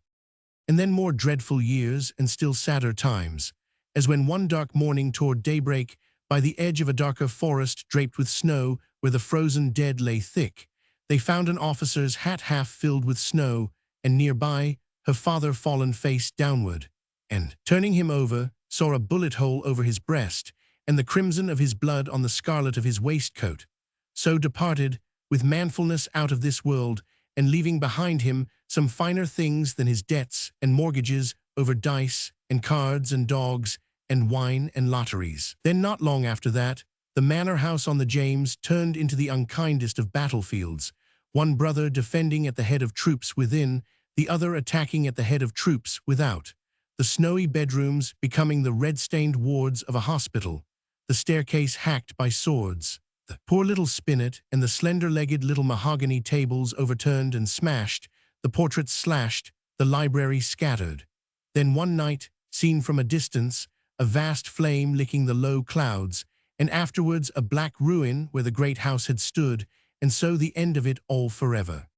During these years, she herself had been like a lily in a lake, never uprooted, but buried out of sight beneath the storm that tosses the waves back and forth. Then white and heavenly peace again, and the liberty of the Anglo-Saxon race in the New World, but with wounds harder to heal than those of the flesh, with memories that were as sword points broken off in the body, with glory to brighten more and more as time went on, but with starvation close at hand. Virginia willing to pay her heroes, but having naught wherewith to pay, until the news comes from afar, that while all this has been going on in the East, in the West the rude border folk, the backwoodsmen of the Blue Ridge and the Alleghanies, without generals, without commands, without help or pay or reward of any kind, but fighting of their own free will and dying every step of their advance with their blood, had entered and conquered the great neutral game park of the northern and the southern Indians, and were holding it against all plots, in the teeth of all comers, and against the frantic Indians themselves, against England, France, Spain, a new land as good as the best of old England, Kentucky, into which already thousands upon thousands were hurrying in search of homes, a new movement of the race its first spreading out over the mighty continent upon its mightier destiny. So had come about her hasty marriage with her young officer, whom Virginia rewarded for his service with land. So had followed the breaking of all ties, to journey by his side into the wilderness, there to undergo hardship, perhaps death itself after captivity and torture, such that no man who has ever loved a woman can even look another man in the face and name. Thus ever on and on unwittingly, he wove the fibers of her life about him as his shirt of destiny, following the threads nearer, always nearer, toward the present, until he reached the day on which he had first met her on his in the wilderness. From that time, he no longer relied upon hearsay, but drew from his own knowledge of her to fill out, and so far to end all these fond tapestries of his memory and imagination. But as one who has traversed a long gallery of pictures, and turning to look back upon all that he has passed, sees a straight track narrowing away into the dimming distance, and only the last few life scenes standing out lustrous and clear, so the schoolmaster, gazing down this long vista, beheld at the far end of it a little girl, whom he did not know, playing on the silvery ancestral lawns of the James, at the near end, watching by his bedside on this rude border of the West, a woman who had become indispensable to his friendship. More days passed, and still she did not return. His eagerness for her rose and followed, and sorrowfully set with every sun. Meantime he read the book, beginning it with an effort through finding it hard to withdraw his mind from his present. But soon he was clutching it with a forgotten hand, and lay on his bed for hours joined fast to it with unreleasing eyes, draining its last words into his heart, with a thirst newly begotten and growing always the more quenchless as it was always being quenched. So that having finished it, he read it again, now seeing the high end of it all from the low beginning. And then a third time, more clingingly, more yearningly yet, thrice lighting the fire in his blood with the same straw. Like a vital fire it was left in him at last, a red and white of flame, the two flames forever hostile, and seeking each to burn the other out. And while it stayed in him thus as a fire, it had also filled all tissues of his being, as water fills a sponge not dead, water a dead sponge, but as a living sap runs through the living sponges of a young oak on the edge of its summer. So that never should he be able to forget it, never henceforth be the same in knowledge or heart or conscience, and nevermore was the lone spiritual battle of his life, if haply waged at all, to be fought out by him with the earlier, simpler weapons of his innocence and his youth, but with all the might of a tempted man's high faith in the beauty and the right and the divine supremacy of goodness. One morning his wounds had begun to require attention. No one had yet come to him. It was hardly the customary hour, and moreover, by rising in bed, he could see that something unusual had drawn the people into the streets. The news of a massacre on the western frontier, perhaps, the arrival of the postrider with angry dispatches from the east, or the torch of revolution thrown far northward from New Orleans. His face had flushed with feverish waiting, and he lay with his eyes turned restlessly toward the door. It was Mrs. Falconer who stepped forward to it with hesitation, but as soon as she caught sight of him, she hurried to the bed. "What is the trouble? Have you been worse?" "Oh, nothing, it is nothing." "Why do you say that, oh me?" "My shoulder, but it is hardly time for them to come yet." She hesitated, and her face showed how serious her struggle was. "Let me," she said firmly. He looked up quickly, confusedly, at her with a refusal on his lips, but she had already turned away to get the needful things in readiness, and he suffered her, if for no other reason than to avoid letting her see the painful rush of blood to his face.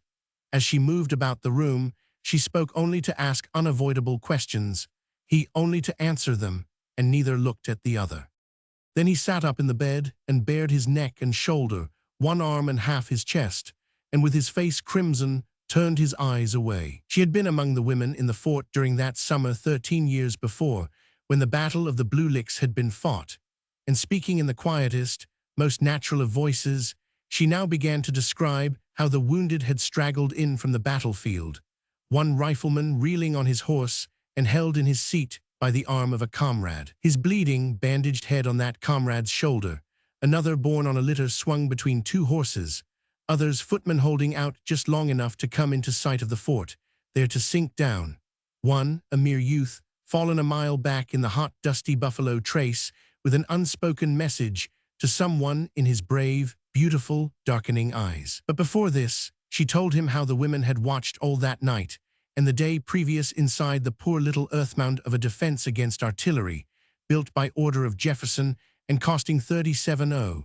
The women taking as always the places of the men who were gone away to the war, becoming as always the defenders of the land, of the children, of those left behind sick or too old to fight. How from the black edge of dawn they had strained their eyes in the direction of the battle, until at last a woman's cry of agony had rent the air as the first of the wounded had ridden slowly into sight. How they had rushed forth through the wooden gates and heard the tidings of it all, and then had followed the scenes and the things that could never be told for pity and grief and love and sadness. After a little pause, she began to speak of Major Falconer as the schoolmaster had never known her to speak, tremulously of his part in that battle, a revolutionary officer serving as a common backwoods soldier, eloquently of his perfect courage then and always, of his perfect manliness. And she ended by saying that the worst thing that could ever befall a woman was to marry an unmanly man. "If any one single thing in life could ever have killed me," she said, "it would have been that." With her last words, she finished the dressing of his wounds. Spots of the deepest rose were on her cheeks, her eyes were lighted with proud fire. Confusedly he thanked her, and lying back on his pillow, closed his eyes and turned his face away. When she had quickly gone, he sat up in the bed again. He drew the book guiltily from under his pillow, looked long and sorrowfully at it, and then, with a low cry of Shameth first that had ever burst from his lips, hurled it across the room and threw himself violently down again, with his forehead against the logs, his eyes hidden, his face burning. Romans 14. The first day that John felt strong enough to walk as far as that end of the town, he was pulling himself unsteadily past the shop when he saw Peter and turned in to rest and chat. The young blacksmith refused to speak to him. "Peter," said John with a sad, shaky voice, holding out his hand, "have I changed so much? Do not you know me?" "Yes, I know you," said Peter. "I wish I did not." "I do not think I recognize you any more," replied John after a moment of silence. "What's the matter?" "Oh, you get along," said Peter. "Clear out." John went inside and drank a gourd of water out of Peter's cool bucket, came back with a stool, and sat down squarely before him. "Now look here," he said with the candor which was always the first law of nature with him. "What have I done to you?" Peter would neither look nor speak, but being powerless before kindness, he was beginning to break down. "Out with it," said John. "What have I done? You know what you have said." "What have I said about you?" asked John, now perceiving that some mischief had been at work here. "Who told you I had said anything about you?" "It's no use for you to deny it." "Who told you?" "O'Bannon." "O'Bannon," exclaimed John with a frown. "I have never talked to O'Bannon about anything." "You have not abused me," said Peter, wheeling on the schoolmaster, eyes and face and voice full of the suffering of his wounded self-love and of his wounded affection. "I hope I have abused nobody," said John proudly. "Come in here," cried Peter, springing up and hurrying into his shop.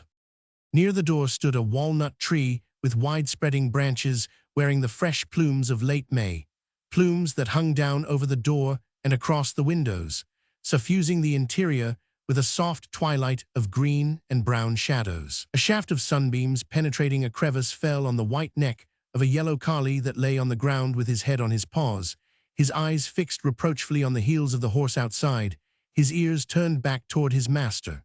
Beside him, a box had been kicked over, tools and shoes scattered.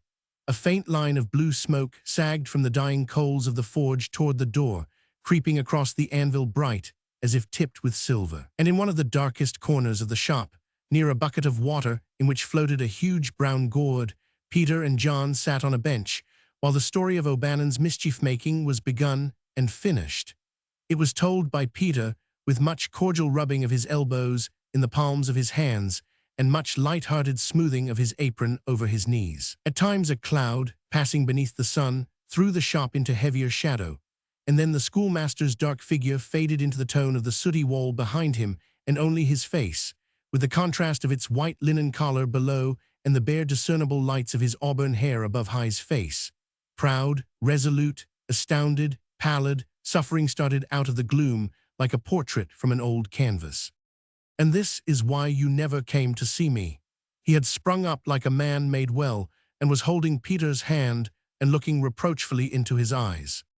"I would have seen you dead first," cried Peter gaily, giving him a mighty slap on the shoulder.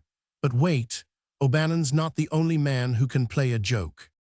John hurriedly left the shop with a gesture which Peter did not understand. The web of deceptive circumstances that had been spun about him had been brushed away at last. He saw the whole truth, saw his own blindness, blundering, folly, injustice. He was on his way to Amy already. When he had started out, he had thought he should walk around a little and then lie down again. Now, with his powerful stride come back to him, he had soon passed the last house of the town and was nearing the edge of the wilderness. He took the same straight short course of the afternoon on which he had asked Mrs. Falconer's consent to his suit. As he hurried on, it seemed to him a long time since then, what experiences he had undergone, what had he not suffered, how he was changed. "Yes," he said over and over to himself, putting away all other thoughts in a resolve to think of this nearest duty only. "If I have been unkind to her, if I have been wrong, have I not suffered?" He had not gone far before his strength began to fail. He was forced to sit down and rest. It was near sundown when he reached the clearing. "At last," he said gratefully, with his old triumphant habit of carrying out whatever he undertook. He had put out all his strength to get there. He passed the nearest field and peach trees garden and took the path toward the house. Where shall I find her, he thought. Where can I see her alone? Between him and the house stood a building of logs and plaster. It was a single room used for the spinning and the weaving of which she had charge. Many a time he had lain on the great oaken chest into which the homespun cloth was stored while she sat by her spinning wheel. Many a talk they had had there together, many a parting, and many a Saturday twilight he had put his arms around her there and turned away for his lonely walk to town, planning their future, if she should only be in the weaving room. He stepped softly to the door and looked in. She was there standing near the middle of the room with her face turned from him. The work of the day was done. On one side were the spinning wheels, farther on a loom, before her a table on which the cloth was piled ready to be folded away, on the other the great open chest into which she was about to store it. She had paused in reverie, her hands clasped behind her head. At the sight of her, and with the remembrance of how he had misjudged and mistreated her most of all, swept on by some lingering flood of the old tenderness, stepped forward, put his arms softly around her, drew her closely to him, and buried his cheek against hers. "Amy," he murmured, his voice quivering, his whole body trembling, his heart knocking against his ribs like a stone. She struggled out of his arms with a cry and, recognizing him, drew her figure up to its full height. Her eyes filled with passion, cold and resentful. He made a gesture. "Wait," he cried, "listen." He laid bare everything from his finding of the bundle to the evening of the ball. He was standing by the doorway. A small window in the opposite wall of the low room opened toward the west. Through this, a crimson light fell upon his face, revealing its pallor, its storm, its struggle for calmness. She stood a few yards off with her face in shadow. As she had stepped backward, one of her hands had struck against her spinning wheel and now rested on it. With the other she had caught the edge of the table. From the spinning wheel, a thread of flax trailed to the ground. On the table lay a pair of iron shears. As he stood looking at her, facing him thus in cold, half-shadowy anger at the spinning wheel with its trailing flax at the table with its iron shears at her hands stretched forth, as if about to grasp the one and to lay hold on the other, shudderingly thought of the ancient arbitress of life and death, fate the mighty, the relentless.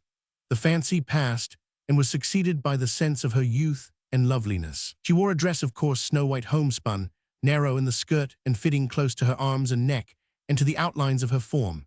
Her hair was parted simply over her low, beautiful brow. There was nowhere a ribbon or a trifle of adornment, and in that primitive, simple, fearless revelation of itself, her figure had the frankness of a statue. While he spoke, the anger died out of her face, but in its stead came something worse, a hardness, and something that was worse still, an expression of revenge. "If I was unfeeling with you," he implored, "only consider. You had broken your engagement without giving any reason. I saw you at the party dancing with Joseph. I believed myself trifled with. I said that if you could treat in that way, there was nothing you could say that I cared to hear. I was blind to the truth. I was blinded by suffering." "If you suffered, it was your own fault," she replied, calm as the fate that holds the shears and the thread. "I wanted to explain to you why I broke my engagement and why I went with Joseph. You refused to allow me. But before that, remember that I had gone to see you the night before. You had a chance to explain then, but you did not explain. Still, I did not doubt that your reason was good. I did not ask you to state it. But when I saw you at the party with Joseph, was I not right in thinking that the time for an explanation had passed?" "No," she replied. "As long as I did not give any reason, you ought not to have asked for one, but when I wished to give it, you should have been ready to hear it." He drew himself up quickly. "This is a poor, pitiful misunderstanding. I say, forgive me, we will let it pass. I had thought each of us was wrong, you first, I afterward. I was not wrong either first or last. Think so if you must. Only try to understand me. Amy, you know I have loved you. You could never have acted toward me as you have if you had not believed that. And that night, the night you would not see me alone, I went to ask you to marry me. I meant to ask you the next night. I am here to ask you now." He told her of the necessity that had kept him from speaking sooner, of the recent change which made it possible. He explained how he had waited and planned, and had shaped his whole life with the thought that she would share it. She had listened with greater interest, especially to what he had said about the improvement in his fortunes. Her head had dropped slightly forward, as though she were thinking that after all perhaps she had made a mistake, but she now lifted it with deliberateness. "And what right had you to be so sure all this time that I would marry you whenever you asked me? What right had you to take it for granted that whenever you were ready, I would be?" The hot flush of shame dyed his face, that she could deal herself such a wound and not even know it. He drew himself up again, sparing her. "I loved you. I could not love without hoping. I could not hope without planning. Hoping, planning, striving, everything. It was all because I loved you." And then he waited, looking down on her in silence. She began to grow nervous. She had stooped to pick up the thread of flax and was passing it slowly between her fingers. When he spoke again, his voice showed that he shook like a man with a chill. "I have said all I can say. I have offered all I have to offer. I am waiting." Still the silence lasted for the new awe of him that began to fall upon her. In ways she could not fathom, she was beginning to feel that a change had come over him during these weeks of their separation. He used more gentleness with her. His voice, his manner, his whole bearing had finer courtesy. He had strangely ascended to some higher level of character, and he spoke to her from this distance with a sadness that touched her indefinably, with a larger manliness that had its quick effect. She covertly lifted her eyes and beheld on his face a proud passion of beauty and of pain beyond anything that she had ever thought possible to him or to any man. She quickly dropped her head again. She shifted her position. A band seemed to tighten around her throat, until, in a voice hardly to be heard, she murmured falteringly, "I have promised to marry Joseph." He did not speak or move, but continued to stand leaning against the lintel of the doorway, looking down on her. The color was fading from the west, leaving it ashen white. And so, standing in the dying radiance, he saw the long, bright day of his young hope come to its close. He drained to its dregs his cup of bitterness she had prepared for him, learned his first lesson in the victory of little things over the larger purposes of life, over the nobler planning, bit the dust of the heart's first defeat and tragedy. She had caught up the iron shears in her nervousness and begun to cut the flaxen thread. And in the silence of the room, only the rusty click was now heard as she clipped it, clipped it, clipped it. Then such a greater trembling seized her that she laid the shears back upon the table. Still, he did not move or speak, and there seemed to fall upon her conscience an insupportable burden until, as if by no will of her own, she spoke again pitifully. "I did not know that you cared so much for me. It is not my fault. You had never asked me, and he had already asked me twice." He changed his position quickly so that the last light coming in through the window could no longer betray his face. All at once his voice broke through the darkness, so unlike itself that she started. "When did you give him this promise? I have no right to ask. When did you give him this promise?" She answered as if by no will of her own. "The night of the Ballas, we were going home." She waited until she felt that she should sink to the ground. Then he spoke again, as if rather to himself than to her, and with the deepest sorrow and pity for them both. "If I had gone with you that night, if I had gone with you that night and had asked you would have married me." Her lips began to quiver, and all that was in her to break down before him to yearn for him. In a voice neither could scarce hear, she said, "I will marry you yet." She listened, she waited. Out of the darkness she could distinguish not the rustle of a movement, not a breath of sound, and at last, cowering back into herself with shame, she buried her face in her hands. Then she was aware that he had come forward and was standing over her. He bent his head down so close that his lids touched her hair, so close that his warm breath was on her forehead, and she felt rather than knew him saying to himself, not to her, "Goodbye." He passed like a tall spirit out of the door, and she heard his footsteps die away along the path, slowly away, as of one who goes never to return.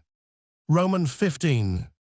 A jest may be the smallest pebble that was ever dropped into the sunny mid-ocean of the mind, but sooner or later it sinks to a hard bottom, sooner or later sends it ripples toward the shores where the caves of the fatal passions yawn and roar for wreckage. It is the comedy of speech that forever dwells as tragedy's fondest sister, sharing with her the same unmarked domain.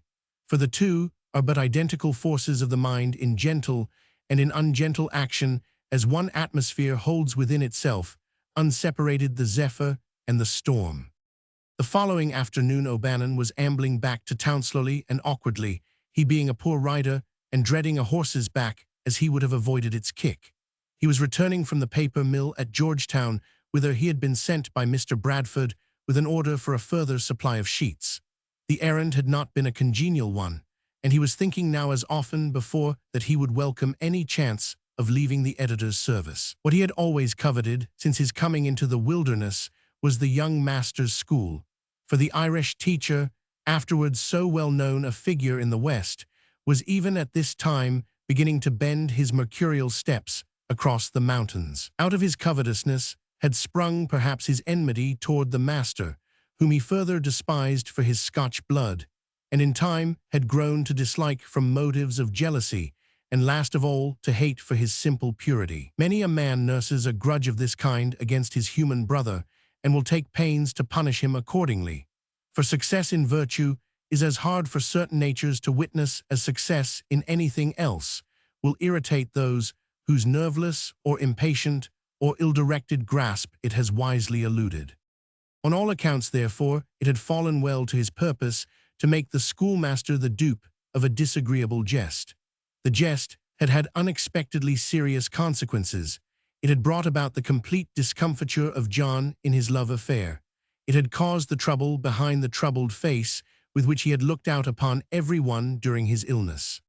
The two young men had never met since, but the one was under a cloud, the other was refulgent with his petty triumph, and he had set his face all the more toward any further aggressiveness that occasion should bring happily to his hand.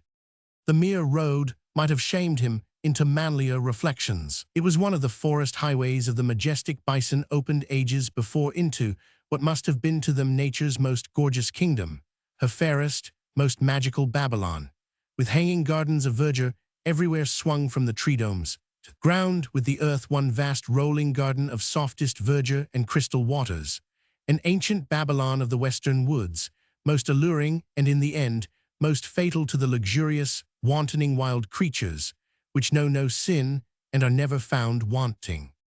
This old forest street of theirs, so broad, so roomy, so arched with hoary trees, so silent now, and filled with the pity and pathos of their ruin, it may not after all have been marked out by them. But ages before they had ever led their sluggish armies eastward to the Mississippi, and crossing, had shaken its bright drops from their shaggy low-hung necks on the eastern bankages before this, while the sun of human history was yet silvering the dawn of the world before Job's sheep lay sick in the land of Uz, before a lion had lain down to dream in the jungle where Babylon was to arise and to become a name.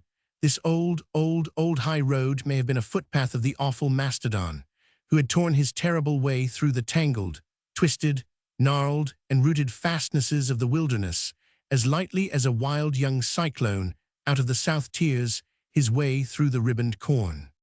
I, for ages the mastodon had trodden this dust, and I, for ages later the bison, and I, for ages a people, over whose vanished towns and forts and graves had grown the trees of 1,000 years, holding in the mighty claws of their roots the dust of those long secrets.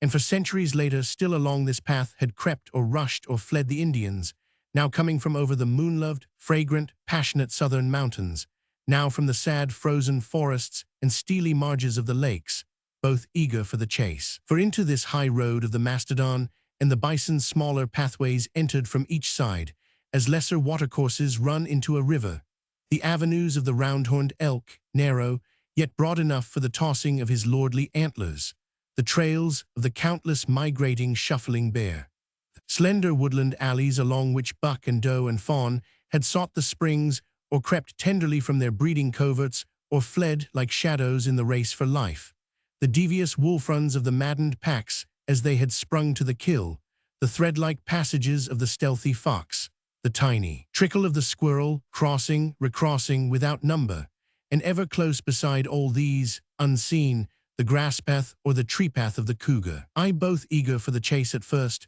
and then more eager for each other's death for the sake of the whole chase, so that this immemorial gamma trace had become a warpatha long dim forest street alive, with the advance and retreat of plume-bearing, vermilion-painted armies, and its rich black dust, on which here and there a few scars of sunlight now lay like stillest, thinnest yellow leaves, had been dyed from end to end with the red of the heart. And last of all, into this ancient woodland street of war one day there had stepped a strange newcomer Anglo-Saxon, fair-haired, blue-eyed, always a lover of land and of woman and therefore of home, in whose blood beat the conquest of many a wilderness before this wilderness of Britain, the wilderness of Normandy, the wildernesses of the Black, of the Hercynian forest, the wilderness of the frosted marshes of the Elbe and the Rhine, and of the North Sea's wildest wandering foam and fury. Here white lover and red lover had met and fought, with the same high spirit and overstrung will, scorn of danger, greed of pain, the same vehemence of hatred and excess of revenge, the same ideal of a hero, as a young man who stands in the thick of carnage calm and unconscious of his wounds, or rushes gladly to any poetic beauty of death that is terrible and sublime. And already the red lover was gone, and the fair-haired lover stood the quiet owner of the road, the last of all its long train of conquerors brute and human, with his cabin nearby, his wife smiling beside the spinning wheel, his baby crowing on the threshold. History was thicker here than along the Appian Way, and it might well have stirred O'Bannon, but he rode shamblingly on, untouched, unmindful. At every bend his eye quickly swept along the stretch of road to the next turn, for every man carried the eye of an eagle in his head in those days. At one point he pulled his horse up violently. A large buckeye tree stood on the roadside 100 yards ahead. Its large thick leaves, already full at this season, drew around the trunk a seamless robe of darkest green. But a single slight rent had been made on one side, as though a bough had been lately broken off to form an aperture commanding a view of the road, and through this aperture he could see something black within, as black as a crow's wing. O'Bannon sent his horse forward in the slowest walk. It was unshod, the stroke of its hoofs was muffled by the dust, and he had approached quite close, remaining himself unobserved, before he recognized the schoolmaster. He was reclining against the trunk, his hat off, his eyes closed. In the heavy shadows he looked white and sick and weak and troubled. Plainly he was buried deep in his own thoughts. If he had broken off those low boughs in order that he might obtain a view of the road, he had forgotten his own purpose.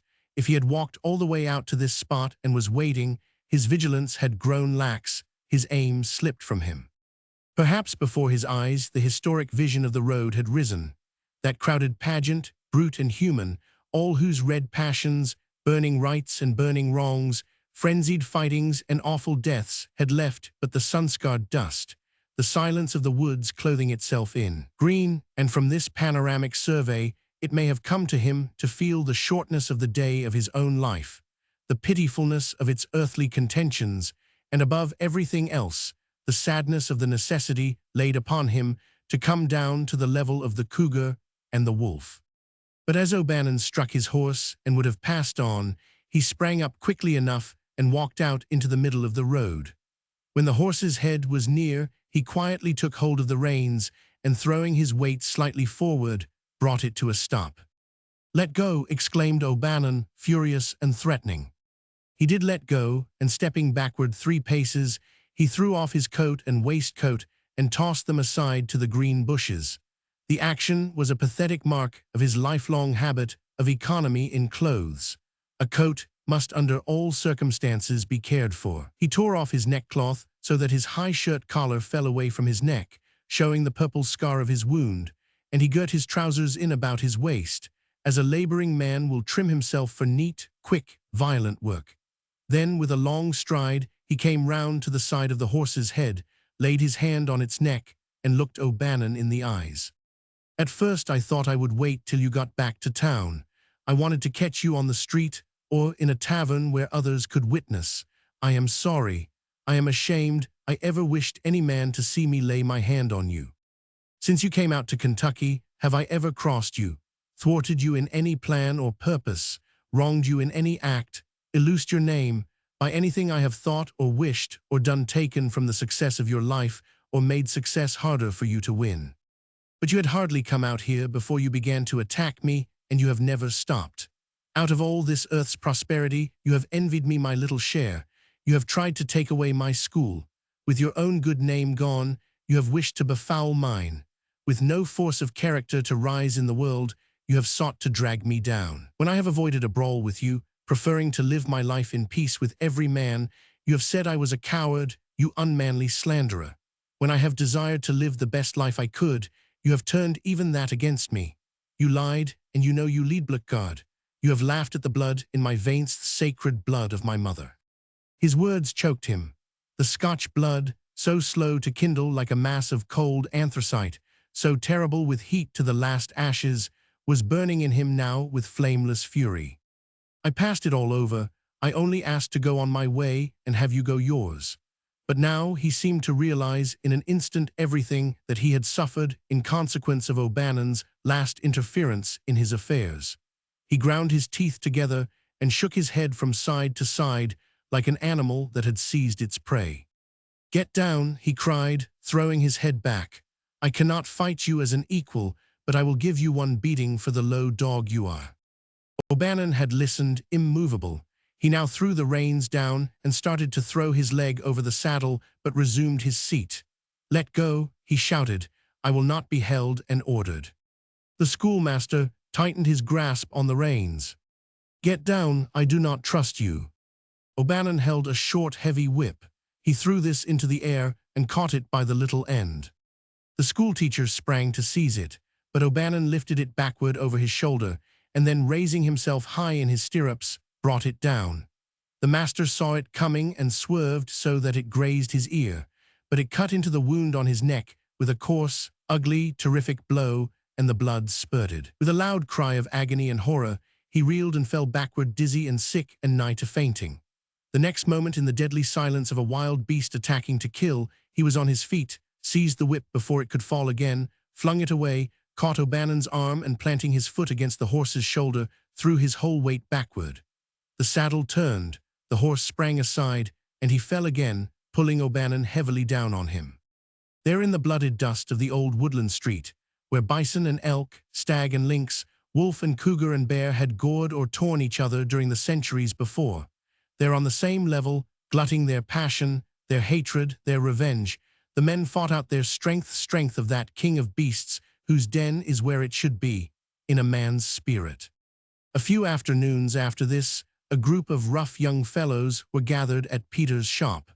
The talk had turned to the subject of the fight, and everyone had thrown his jibe at O'Bannon, who had taken it with equal good nature. From this they had chaffed him on his fondness for a practical joke and his awkward riding, and out of this, he now being angry, grew a bet with Horatio Turpin that he could ride the latter's filly, standing hitched to the fence of the shop. He was to ride it 3 times around the enclosure, and touch it once each time in the flank with the spur which the young horseman took from his heel. At the first prick of it, the high-spirited, mettlesome animal, scarcely broken, reared and sprang forward, all but unseating him.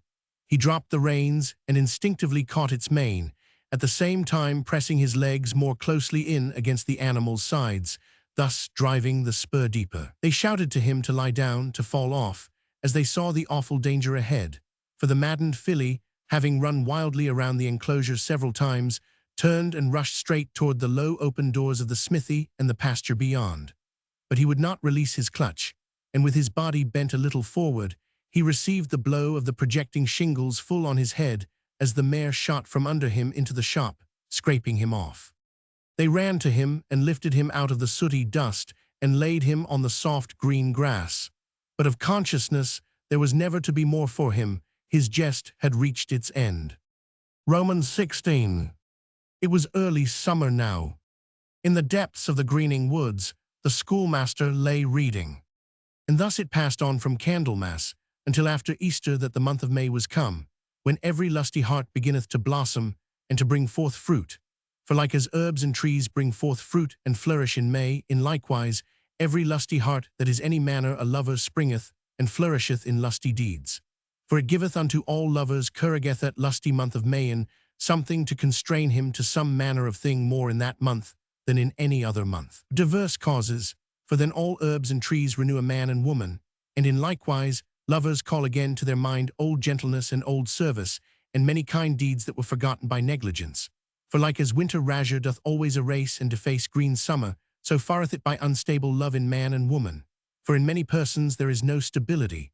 For a little blast of winter's razure, anon we shall deface and lay apart true love for little or naught, that costs so much.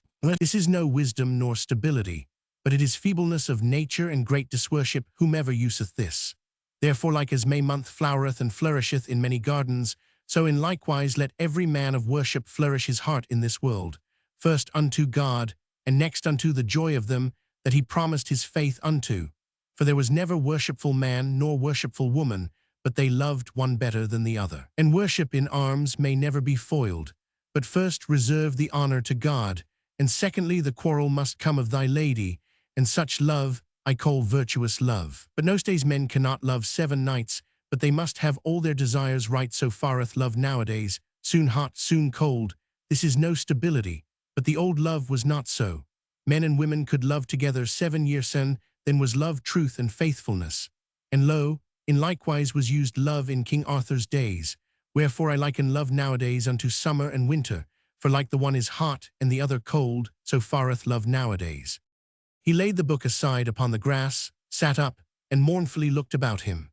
Effort was usually needed to withdraw his mind from those low-down shadowy centuries over into which of late by means of the book, as by means of a bridge spanning a known and an unknown land, he had crossed, and wonder-stricken had wandered. But these words brought him swiftly home to the country of his own sorrow. Unstable love, feebleness of nature, one blast of a cutting winter wind and lo, green summer defaced. The very phrases seemed shaped by living lips close to the ear of his experience. It was in this spot a few weeks ago that he had planned his future with Amy. These were the acres he would buy. On this hilltop he would build. Here, home-sheltered, wife-anchored, the warfare of his flesh and spirit ended. He could begin to put forth all his strength upon the living of his life. Had any frost ever killed the bud of nature's hope more unexpectedly than this landscape now lay blackened before him? And had any summer ever cost so much? What could strike a man as a more mortal wound than to lose the woman he had loved, and in losing her see her lose her loveliness? As the end of it all, he now found himself sitting on the blasted rock of his dreams in the depths of the greening woods. He was well again by this time, and conscious of that retightened grasp upon health and redder stir of life with which the great mother nurse, if she but dearly love a man, will tend him and mend him and set him on his feet again from a bed of wounds or sickness. It had happened to him also that with this reflushing of his blood, there had reached him the voice of summer advancing northward to all things, and making all things common in their awakening and their aim. He knew of old the pipe of this imperious shepherd, sounding along the inner vales of his being, herding him toward universal fellowship with seeding grass and breeding herb and every heart-holding creature of the woods. He perfectly recognized the sway of the thrilling pipe. He perfectly realized the joy of the jubilant fellowship. And it was with eyes the more mournful, therefore, that he gazed in purity about him at the universal miracle of old life passing into new life, at the divinely appointed and divinely fulfilled succession of forms, at the unrent mantle of the generations being visibly woven around him under the golden goads of the sun. For like as herbs bring forth fruit and flourish in May, in likewise every heart that is in any manner a lover springeth and flourisheth in lusty deeds. But all this must come, must spend itself, must pass him by, as a flaming pageant dies away from a beholder who is forbidden to kindle his own torch and claim his share of its innocent revels. He too had laid his plans to celebrate his marriage at the full tide of the earth's joy, and these plans had failed him. But while the schoolmaster thus was gloomily contemplating the end of his relationship with Amy and her final removal from the future of his life, in reality another and larger trouble was looming close ahead. A second landscape had begun to beckon, not like his poor little frost-killed field, not of the earth at all, but lifted unattainable into the air, faint, clear, elusive marriage of another woman. And how different she! He felt sure that no winter's razure would ever reach that land. No instability, no feebleness of nature awaited him there. The loveliness of its summer, now brooding at flood, would brood unharmed upon it to the natural end. He buried his face guiltily in his hands as he tried to shut out the remembrance of how persistently of late, whithersoever he had turned, this second image had reappeared before him, growing always clearer, drawing always nearer, summoning him more luringly. Already he had begun to know the sensations of a traveler who is crossing sands with a parched tongue and a weary foot, crossing toward a country that he will never reach, but that he will stagger toward as long as he has strength to stand. During the past several days following his last interview with Amy, had realized for the first time how long and how plainly the figure of Mrs. Falconer had been standing before him, and upon how much loftier a level. Many a time of old, while visiting the house, he had grown tired of Amy, but he had never felt wearied by her. For Amy, he was always making apologies to his own conscience. She needed none. He had secretly hoped that in time Amy would become more what he wished his wife to be. It would have pained him to think of her as altered. Often he had left Amy's company with a grateful sense of regaining the larger liberty of his own mind. By her he always felt guided to his better self. He carried away her ideas with the hope of making them his ideas. He was set on fire with a spiritual passion to do his utmost in the higher strife of the world. For this he had long paid her the guiltless tribute of his reverence and affection.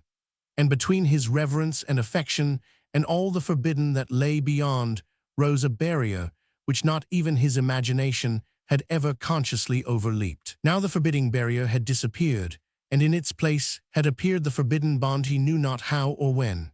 How could he? Love, the scarlet spider, will in a night hang between two that have been apart, a web too fine for either to see, but the strength of both will never avail to break it. Very curiously, it had befallen him furthermore that just at the time when all these changes were taking place around him and within him, she had brought him the book that she had pressed with emphasis upon his attention. In the backwoods settlements of Pennsylvania, where his maternal Scotch-Irish ancestors had settled and his own life been spent, very few volumes had fallen into his hands. After coming to Kentucky, not many more until of late, so that of the world's history he was still a stinted and hungry student. When therefore she had given him Mallory's Le Morte d'Arthur, it was the first time that the ideals of chivalry had ever flashed their glorious light upon him. For the first time, the models of Christian manhood, on which Western Europe nourished itself for centuries, displayed themselves to his imagination with the charm of story. He heard of Camelot, of the king, of that company of men who strove with each other in arms, but strove also with each other in grace of life, and for the immortal mysteries of the Spirit. She had said that he should have read this book long before, but that henceforth he would always need it even more than in his past, that here were some things he had looked for in the world and had never found, characters such as he had always wished to grapple to himself as his abiding comrades, that if he would love the best that it loved, hate what it hated, scorn what it scorned, it would help him in the pursuit of his own ideals to the end. Of this and more he felt at once the truth, since of all earthly books known to him, this contained the most heavenly revelation of what a man may be in manliness, in gentleness, and in goodness. And as he read the nobler portions of the book, the nobler parts of his nature gave out their immediate response. Hungrily he hurried to and fro across the harvest of those fertile pages, gathering of the white wheat of the Spirit many a lustrous sheaf. The love of courage, the love of courtesy, the love of honor, the love of high aims and great actions, the love of the poor and the helpless, the love of a spotless name and a spotless life, the love of kindred, the love of friendship, the love of humility of spirit, the love of forgiveness, the love of beauty, the love of love, the love of God. Surely, he said to himself, within the band of these virtues lay not only a man's noblest life, but the noblest life of the world. While fondling these, he failed not to notice how the great book, as though it were a living mouth, spat its deathless scorn upon the things that he also in the imperfect measure of his power had always hated. All cowardice of mind or body, all lying, all oppression, all unfaithfulness, all secret revenge and hypocrisy and double-dealing, the smut of the heart and mind. But the other things besides these.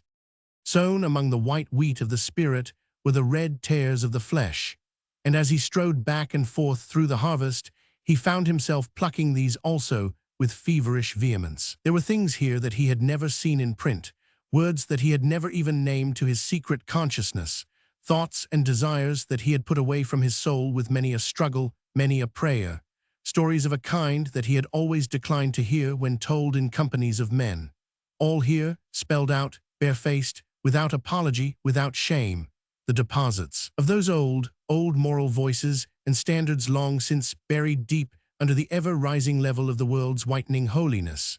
With utter guilt and shame, he did not leave off till he had plucked the last red tear, and having plucked them, he had hugged the whole inflaming bundle against his blood-high's blood, now flushed with youth, flushed with health, flushed with summer. And finally, in the midst of all these things, perhaps colored by them, there had come to him the first great awakening of his life in a love that was forbidden. He upbraided himself the more bitterly for the influence of the book, because it was she who had placed both the good and the evil in his hand with perfect confidence that he would lay hold on the one and remain unsoiled by the other. She had remained spirit-proof herself against the influences that tormented him. Out of her own purity she had judged him. And yet, on the other hand, with that terrible candor of mind which he used either for or against himself as rigidly as for or against another person, he pleaded in his own behalf that she had made a mistake in overestimating his strength, in underestimating his temptations. How should she know that for years his warfare had gone on direfully? How realize that almost daily he had stood as at the dividing of two roads, the hard, narrow path ascending to the bleak white peaks of the spirit, the broad, sweet, downward vistas of the flesh? How foresee, therefore, that the book would only help to rend him in twain with a mightier passion for each? He had been back at the school a week now. He had never dared go to see her, confront that luminous face with his darkened one, deal such a soul the wound of such dishonor. He knew very well that the slightest word or glance of self-betrayal would bring on the immediate severance of her relationship with him. Her wifehood might be her martyrdom, but it was martyrdom inviolate. And yet he felt that if he were once with her, he could not be responsible for the consequences. He could foresee no degree of self-control that would keep him from telling her that he loved her. He had been afraid to go. But how her image drew him day and night, slipping between him and every other being, every other desire. Her voice kept calling to him to come to her, a voice new, irresistible, that seemed to issue from the deeps of summer, from the deeps of life, from the deeps of love, with its almighty justification. This was his first Saturday. Today he had not even the school as a post of duty to which he might lash himself for safety. He had gone away from town in an opposite direction from her home, burying himself alone in the forest. But between him and that summoning voice he could put no distance. It sang out afresh to him from the inviting silence of the woods, as well as from its innumerable voices. It sang to him reproachfully from the pages of the old book. In the lusty month of May lovers call again to their mind old gentleness and old service, and many deeds that were forgotten by negligence. He had never even gone to thank her for all her kindness to him during his illness. Still he held out, wrestling with himself. At last love itself, the deceiver, snaringly pleaded that she alone could cure him of all this folly. It had grown up wholly during his absence from her, no doubt by reason of this.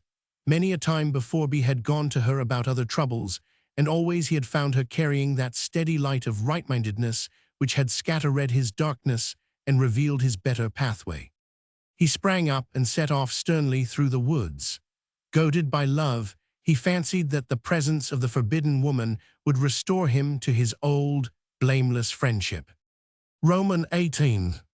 She was at work in the garden. He had long ago noted that she never idled. He approached the fence and leaned on it as when they had last talked together, but his big Jacobin hat was pulled down over his eyes now. He was afraid of his own voice, afraid of the sound of his knuckles, so that when at last he had rapped on the fence, he hoped that she had not heard, so that he could go away. "Knock louder," she called out from under her bonnet. "I am not sure that I heard you." How sunny her voice was, how pure and sweet, and remote from any suspicion of hovering harm. It unshackled him as from a dreadful nightmare. He broke into his old laugh the first time since he had stood there before and frankly took off his hat. "How did you know who it was? You saw me coming." "Did I? I do not like to contradict a stranger." "Am I a stranger?" "What makes a stranger? How long has it been since you were here?" "A lifetime," he replied gravely. You are still living. Will you walk into my parlor? Will you meet me at the door? It was so pleasant to seem gay, to say nothing, be nothing. She came quietly over to the fence and gave him her hand with a little laugh. You have holiday of Saturdays. I have not, you see. But I can take a recess. Come in. You are looking well. Wounds agree with you. He went trembling round to the gate, passed in, and they sat down on the bench. How things grow in this soil, she said, pointing to the garden. It has only been 5 or 6 weeks since you were here. Do you remember? I was planting the seed. Now look at the plants. I too was sowing that afternoon, he replied musingly. But my harvest ripened before yours. I have already reaped it. What's that you are saying about me? Called out a hard, smooth voice from over the fence at their back. I do not like to miss anything. Amy had a piece of sewing, which she proceeded to spread upon the fence. Will you show me about this, Aunt Jessica? She greeted John without embarrassment or discernible remembrance of their last meeting. Her fine blonde hair was frowsy, and a button was missing at the throat of her dress. Some women begin to let themselves go after marriage, some after the promise of marriage. There were cake crumbs also in one corner of her mouth. These are some of my wedding clothes, she said to him prettily. Are not they fine? Mrs. Falconer drew her attention for a moment, and they began to measure the cloth over the back of her finger, counting the lengths under her breath. Amy took a pin from the bosom of her dress and picked between her pearly teeth daintily. Aunt Jessica, she suddenly inquired with mischievous look at John, before you were engaged to Uncle, was there anyone else you liked better? With a terrible inward start, he shot a covert glance at her and dropped his eyes. Mrs. Falconer's answer was playful and serene. It has been a long time, it's hard to remember, but I have heard of such cases. There was something in the reply that surprised Amy, and she peeped under Mrs. Falconer's bonnet to see what was going on. She had learned that great deal went on under that bonnet. Well, after you were engaged to him, was there anybody else? I do not think I remember, but I have known of such cases. Amy peeped again, and the better to see for herself hereafter, coolly lifted the bonnet off. Well, after you were married to him, she said, was there anybody else? I have known of such cases, she added, with a dry imitation of the phrase. You have made me forget my lengths, said Mrs. Falconer with unruffled innocence. I will have to measure again. Amy turned to John with sparkling eyes. Did you ever know a man who was in love with a married woman? Yes, said John, secretly writhing, but too truthful to say no. What did he do about it? Asked Amy. I do not know, replied John shortly. What do you think he ought to have done? What would you do? Asked Amy.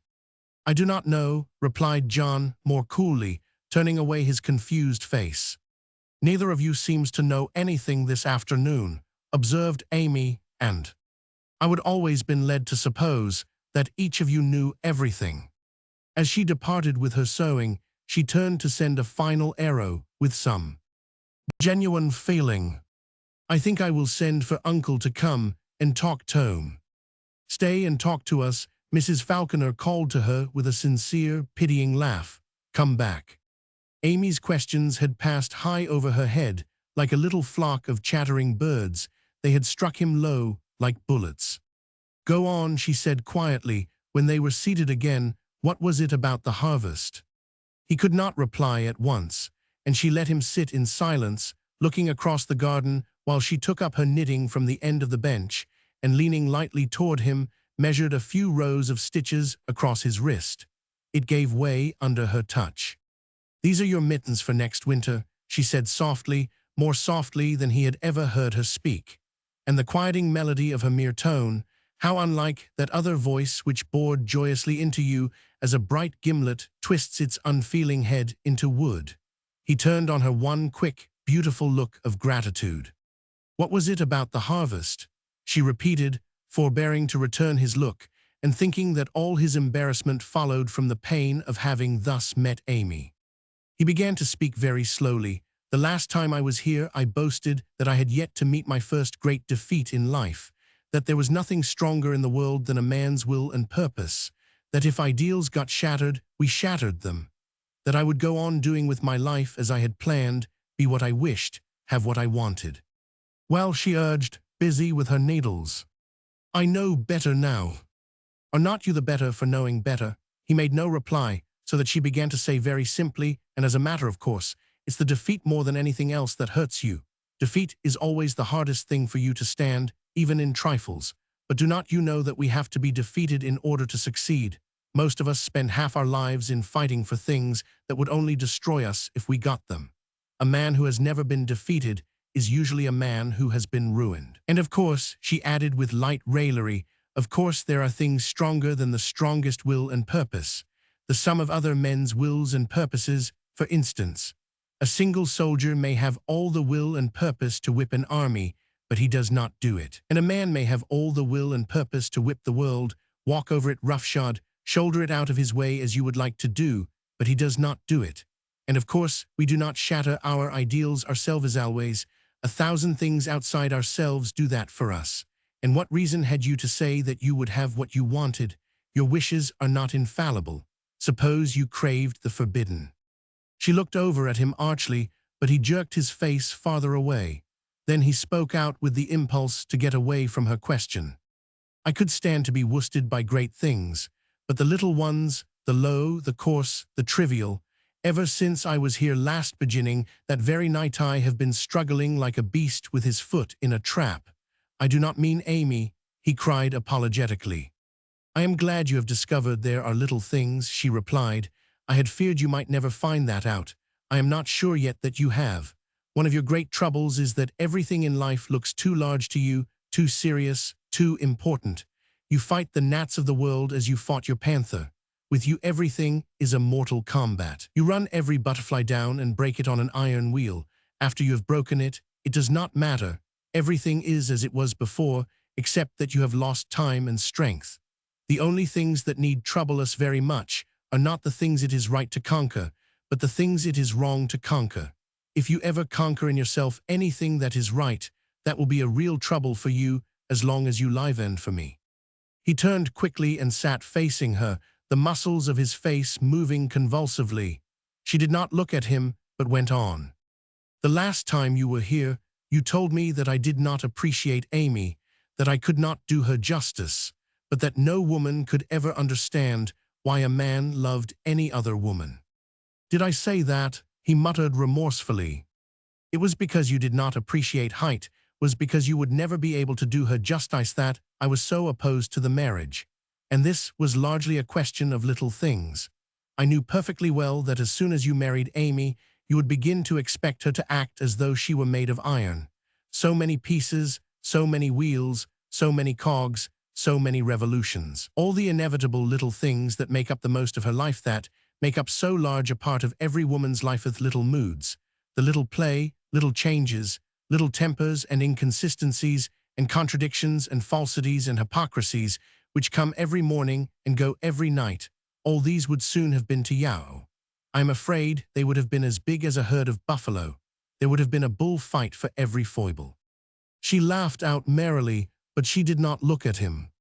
Yes, she continued, trying to drain his cup for him, since he would not do it himself, you are the last man in the world to do a woman like Amy justice. I am afraid you will never do justice to any woman unless you change a good deal and learn a good deal. Perhaps no woman will ever understand Yao except me. She looked up at him now with the clearest fondness in her exquisite eyes. With a groan, he suddenly leaned over and buried his face in his hands. His hat fell over on the grass. Her knitting dropped to her lap, and one of her hands went out quickly toward his big head, heavy with its shaggy reddish mass of hair, which had grown long during his sickness. But at the first touch, she quickly withdrew it, and stooping over, picked up his hat and put it on her knees, and sat beside him silent and motionless. He straightened himself up a moment later, and keeping his face turned away, reached for his hat and drew it down over his eyes. I cannot tell you, you do not understand, he said in a broken voice. I understand everything. Amy has told me, poor little Amy, she is not wholly to blame. I blame you more. You may have been in love with your idea of her, but anything like that idea she never has been and never will be.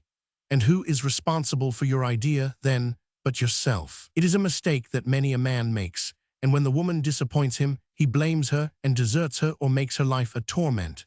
Of course, a woman may make the same mistake, but as a rule, women are better judges of men than men are of women. Besides, if they find themselves mistaken, they bear their disappointment better and show it less. They alone know their tragedy. It is the unperceived that kills. The first tears that he had ever seen gathered and dimmed her eyes. She was too proud either to acknowledge them or to hide them. Her lids fell quickly to curtain them in, and the lashes received them in their long, thick fringes. But she had suffered herself to go too far. Ah, if you had loved her, she cried with an intensity of passion, a weary, immeasurable yearning that seemed to come from a life in death.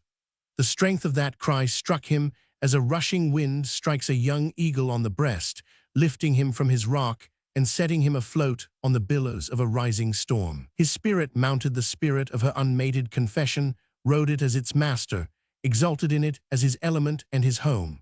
But the stricken man remained motionless on the bench a few feet from the woman, looking straight across the garden, with his hands clinched about his knees, his hat hiding his eyes, his jaws set sternly with the last grip of resolution. It was some time before either spoke. Then her voice was very quiet. You found out your mistake in time. Suppose it had been too late. But this is all so sad. We will never speak of it again. Only you ought to feel that from this time you can go on with the plans of your life uninterrupted. Begin with all this as small defeat that means a larger victory. There is no entanglement now, not a drawback. What a future. It does look as though you might now have everything that you set your heart on. She glanced up at him with a mournful smile, and taking the knitting which had lain forgotten in her lap leaned over again and measured the stitches upon his wrist. When do you start? She asked, seeing a terrible trouble gathering in his face and resolved to draw his thoughts to other things. Next week. The knitting fell again. And you have allowed all this time to go by without coming to see us. You are to come every day till you go, promise. He had been repeating that he would not trust himself to come at all again, except to say goodbye. I cannot promise that. But we want you so much. The Major wants you, I want you more than the Major. Why should meeting Amy be so hard? Remember how long it will be before you get back. When will you be back? He was thinking it were better never. It is uncertain, he said. I shall begin to look for you as soon as you are gone. I can hear your horse's feet now, rustling in the leaves of October. But what will become of me till then? Ah, you do not begin to realize how much you are to me. Oh! He stretched his arms out into vacancy and folded them again quickly. I would better go. He stood up and walked several paces into the garden, where he feigned to be looking at the work she had left. Was he to break down now? Was the strength which he had relied on in so many temptations to fail him now when his need was sorest? In a few minutes, he wheeled round to the bench and stopped full before her, no longer avoiding her eyes. She had taken up the book which he had laid on his end of the seat and was turning the pages. Have you read it? Over and over. Ah, I knew I could trust you. You never disappoint. Sit down a little while. I'd better go. And have not you a word. Bring this book back to me in silence. After all I said to you, I want to know how you feel about it, all your thoughts. She looked up at him with a reproachful smile. The blood had rushed guiltily into his face, and she, seeing this, without knowing what it meant, the blood rushed into hers. I do not understand, she said proudly and coldly, dropping her eyes and dropping her head a little forward before him, and soon becoming very pale, as from a death wound. He stood before her, trembling, trying to speak, trying not to speak. Then he turned and strode rapidly away. Roman 18. The next morning, the parson was standing before his scant congregation of Episcopalians. It was the first body of these worshippers gathered together in the wilderness, mainly from the seaboard aristocracy of the Church of England. A small frame building on the northern slope of the wide valley served them for a meeting house. No mystical half-lights there, but the mystical half-lights of faith. No windows, but the manicured windows of hope. No arches, but the vault of love. What more did those men and women need in that land? overshadowed always by the horror of quick or waiting death. In addition to his meager flock, many an unclaimed goat of the world fell into that meek valleypath of Sunday mornings and came to hear, if not to heed, the voice of this quiet shepherd. So that now, as he stood delivering his final exhortation, his eyes ranged over wild, lawless, desperate countenances, rimming him darkly around. They glowered in at him through the door, where some sat upon the steps, others leaned in at the windows on each side of the room. Over the closely packed rough heads of these, he could see others lounging further away on the grass beside their rifles, listening, laughing, and talking. Beyond these stretched near fields green with maize, and cabins embosomed in orchards and gardens. Once a far-off band of children rushed across his field of vision, playing at Indian warfare and leaving in the bright air a cloud of dust from an old Indian war trail. As he observed it, all this singularly mixed concourse of God-fearing men and women, and of men and women who feared neither God nor man nor de villas, he beheld the young fields and the young children, and the sweet transition of the whole land from bloodshed to innocence. The recollection of his mission in it, and of the message of his master, brought out upon his cold, bleak, beautiful face the light of the divine. So from a dark valley one may sometime have seen a snow-clad peak of the Alps lit up with the rays of the hidden sun. He had chosen for his text the words, "My peace I give unto you," and long before the closing sentences were reached, his voice was floating out with silvery, flute-like clearness on the still air of the summer morning, holding every soul, however unreclaimed, to intense and reverential silence. It is now 20 years since you scaled the mountains and hewed your path into this wilderness, never again to leave it. Since then you have known but war. As I look into your faces, I see the scar of many a wound, but more than the wounds I see are the wounds I do not see, of the body as well as of the spirit, lacerations of sorrow, the strokes of bereavement. So that perhaps not one of you here but bears some brave visible or invisible sin of this awful past, and of his share in the common strife. 20 years are a long time to fight enemies of any kind, a long time to bold out against such as you have faced, and had you not been a mighty people sprung from the loins of a mighty race, no one of you would be here this day to worship the God of your fathers in the faith of your fathers. The victory upon which you are entering at last is never the reward of the feeble, the cowardly, the faint-hearted. Out of your strength alone you have won your peace. But, O my brethren, while your land is now at peace, are you at peace? In the name of my Master, look each of you into his heart and answer, is it not still a wilderness, full of the wild beasts of the appetites, the favorite hunting ground of the passions? And is each of you tried and faithful and fearless soldier that he may be on every other field? Is each of you doing anything to conquer this? My cry today, then, is the war cry of the Spirit. Subdue the wilderness within you, step by step, little by little, as you have fought your way across this land from the eastern mountains to the western river, driven out every enemy and now hold it as your own. Begin likewise to take possession of the other, until in the end you may rule it also. If you are feeble, if faint-hearted, if you do not bring into your lonely, silent, unwitnessed battles every virtue that you have relied on in this outward warfare of 20 years, you may never hope to come forth conquerors. By your strength, your courage, patience, watchfulness, constancy, by the inmost will and beholden face of victory, you are to overmaster the evil within yourselves, as you have overmastered the peril in Kentucky. Then in truth you may dwell in green and tranquil pastures, where the will of God broods like summer light. Then you may come to realize the meaning of this promise of our Lord, "My peace I give unto you."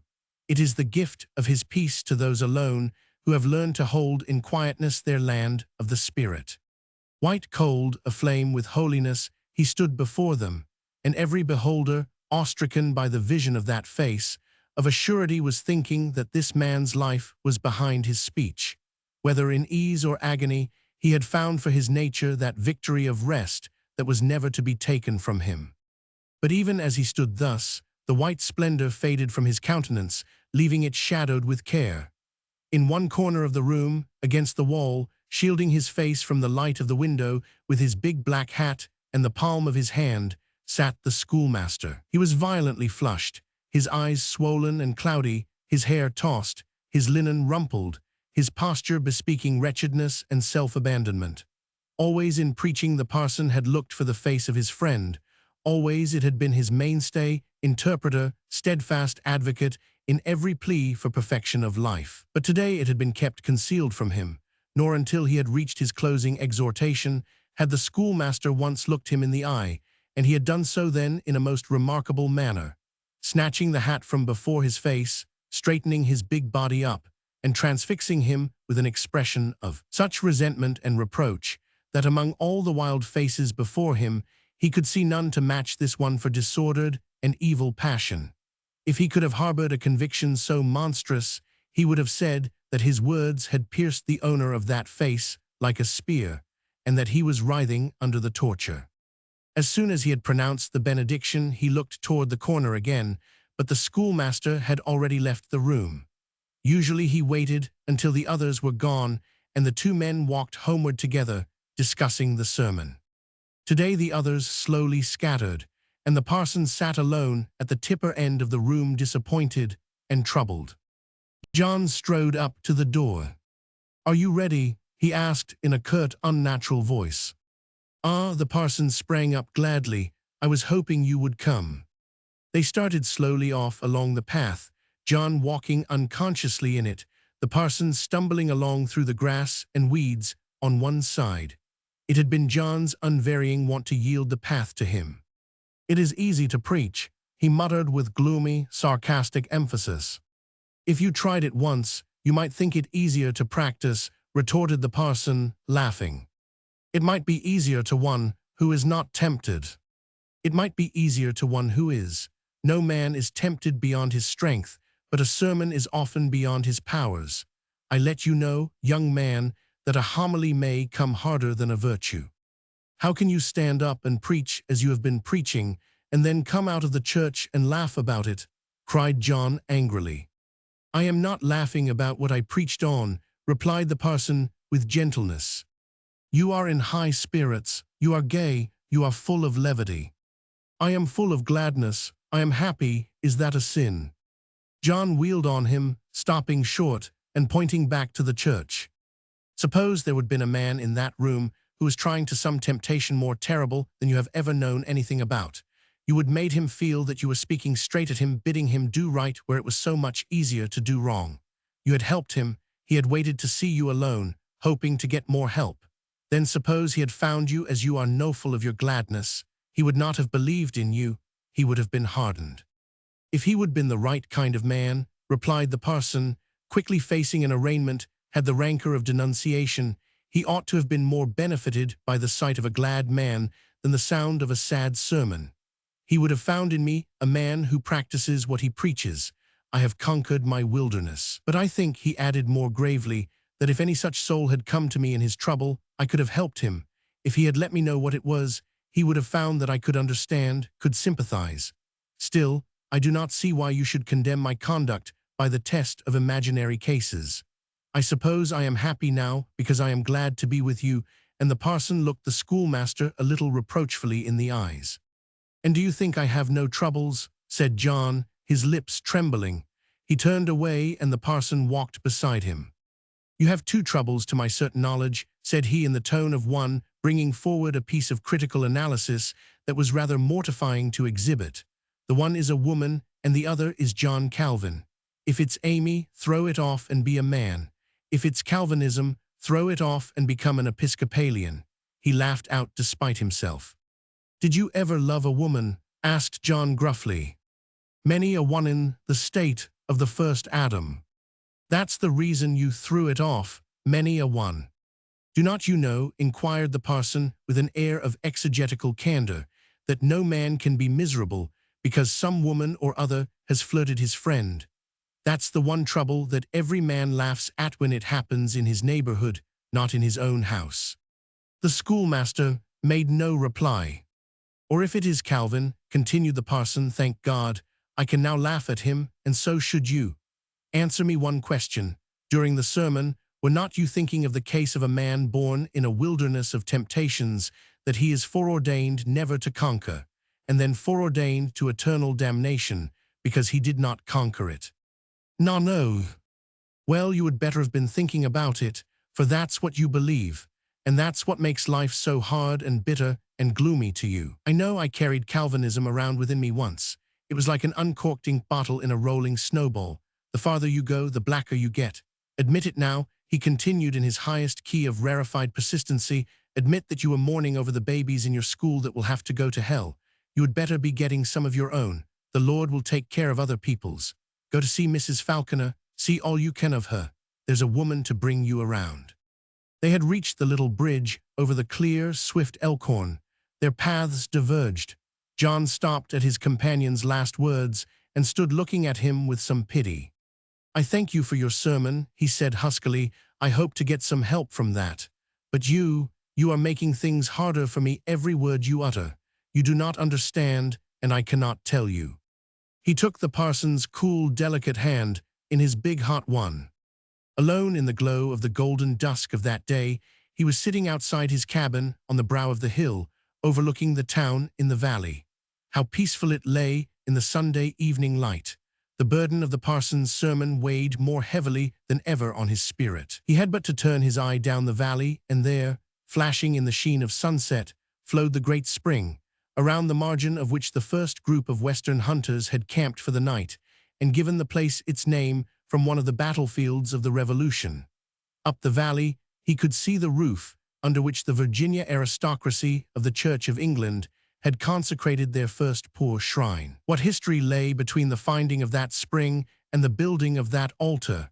Not the winning of the wilderness simply, not alone its peace. That westward penetrating wedge of iron-browed, iron-muscled, iron-hearted men, who were now beginning to be known as the Kentuckians, had not only cleft a road for themselves, they had opened a fresh highway for the tread of the nation and found a vaster heaven for the star of empire. Already this youthful gigantic West was beginning to make its voice heard from Quebec to New Orleans, while beyond the sea, the three greatest kingdoms of Europe had grave and troubled thoughts of the onrushing power it foretokened, and the unimaginably splendid future for the Anglo-Saxon race that it forecast.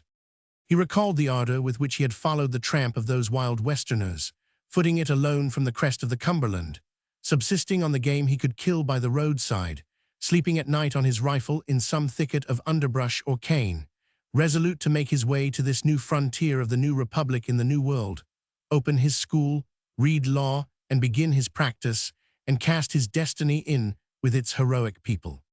And now this was the last Sunday in a long time, perhaps forever, that he should see it old valley, the town, the evening land, resting in its peace. Before the end of another week, his horse would be climbing the ranges of the Alleghanies, bearing him on his way to Mount Vernon and thence to Philadelphia. By outward compact, he was going on one mission for the Transylvania Library Committee and on another from his Democratic Society to the political clubs of the East. But in his own soul, he knew he was going likewise, because it would give him the chance to fight his own battle out, alone and far away. Fight it out here, he felt that he never could. He could neither live near her and not see her, nor see her and not betray the truth. His whole life had been a protest against the concealment either of his genuine dislikes or his genuine affections.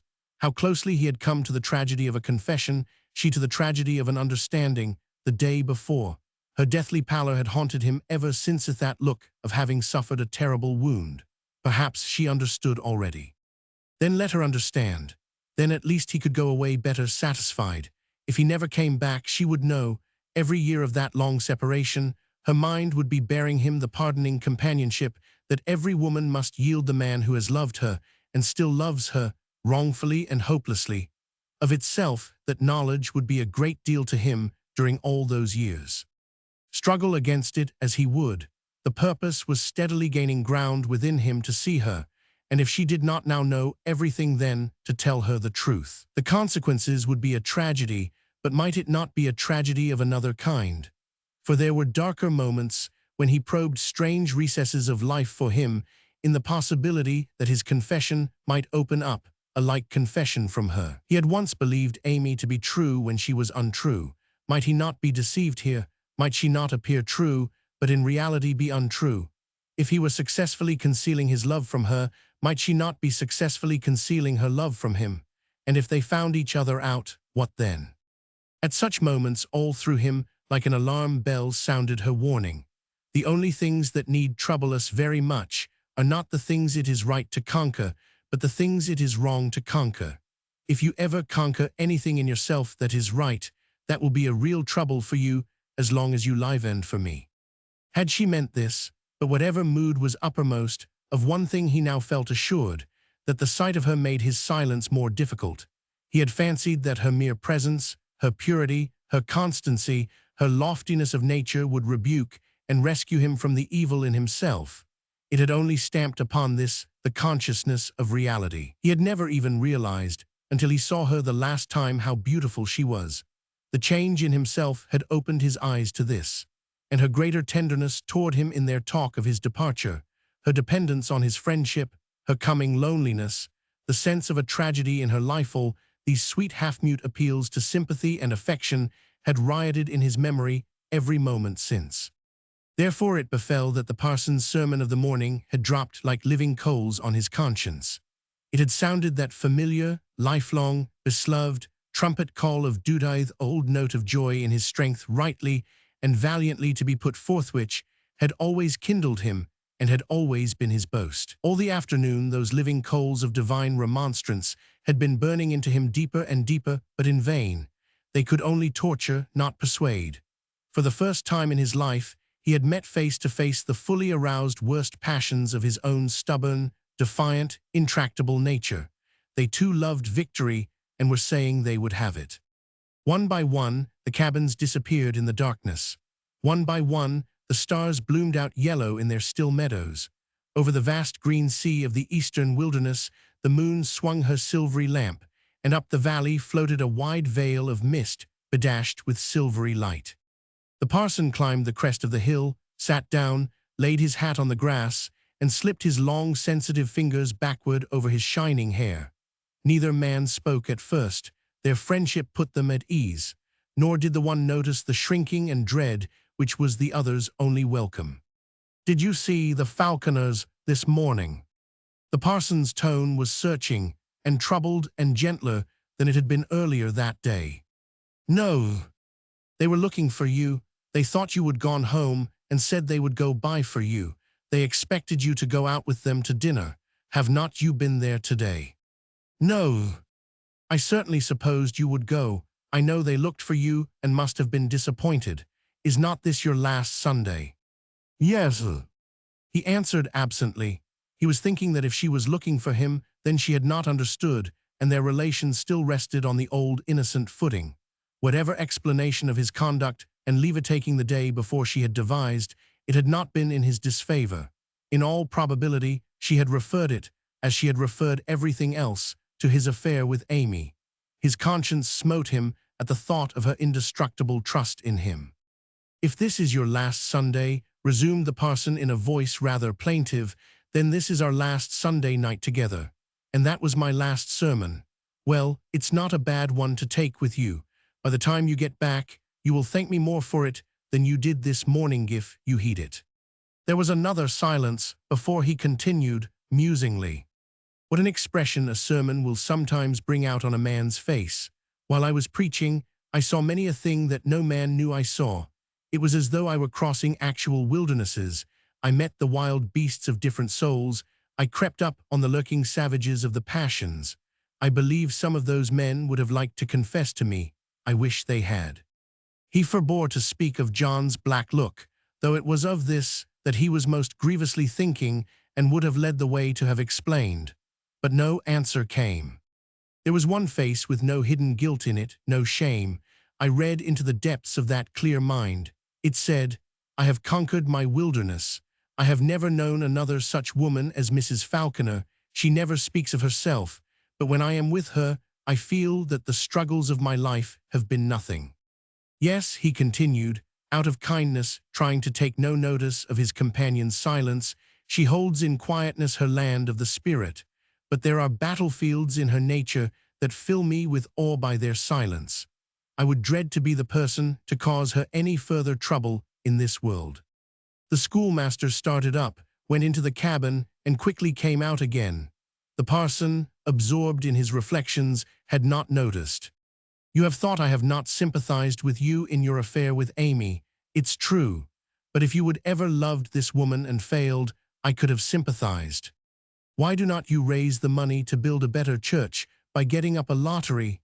asked John, breaking in harshly upon the parson's gentleness. The question brought on a short discussion of this method of aiding schools and churches, then much in vogue. The parson rather favored the plan, and it is known that afterwards a better church was built for him through this device. But his companion bore but a listless part in the talk. He was balancing the chances, the honor and the dishonor, in a lottery of life. "You are not like yourself today," said the parson reproachfully after silence had come on again. "I know it," replied John freely, as if awaking at last. "Well, each of us has his troubles.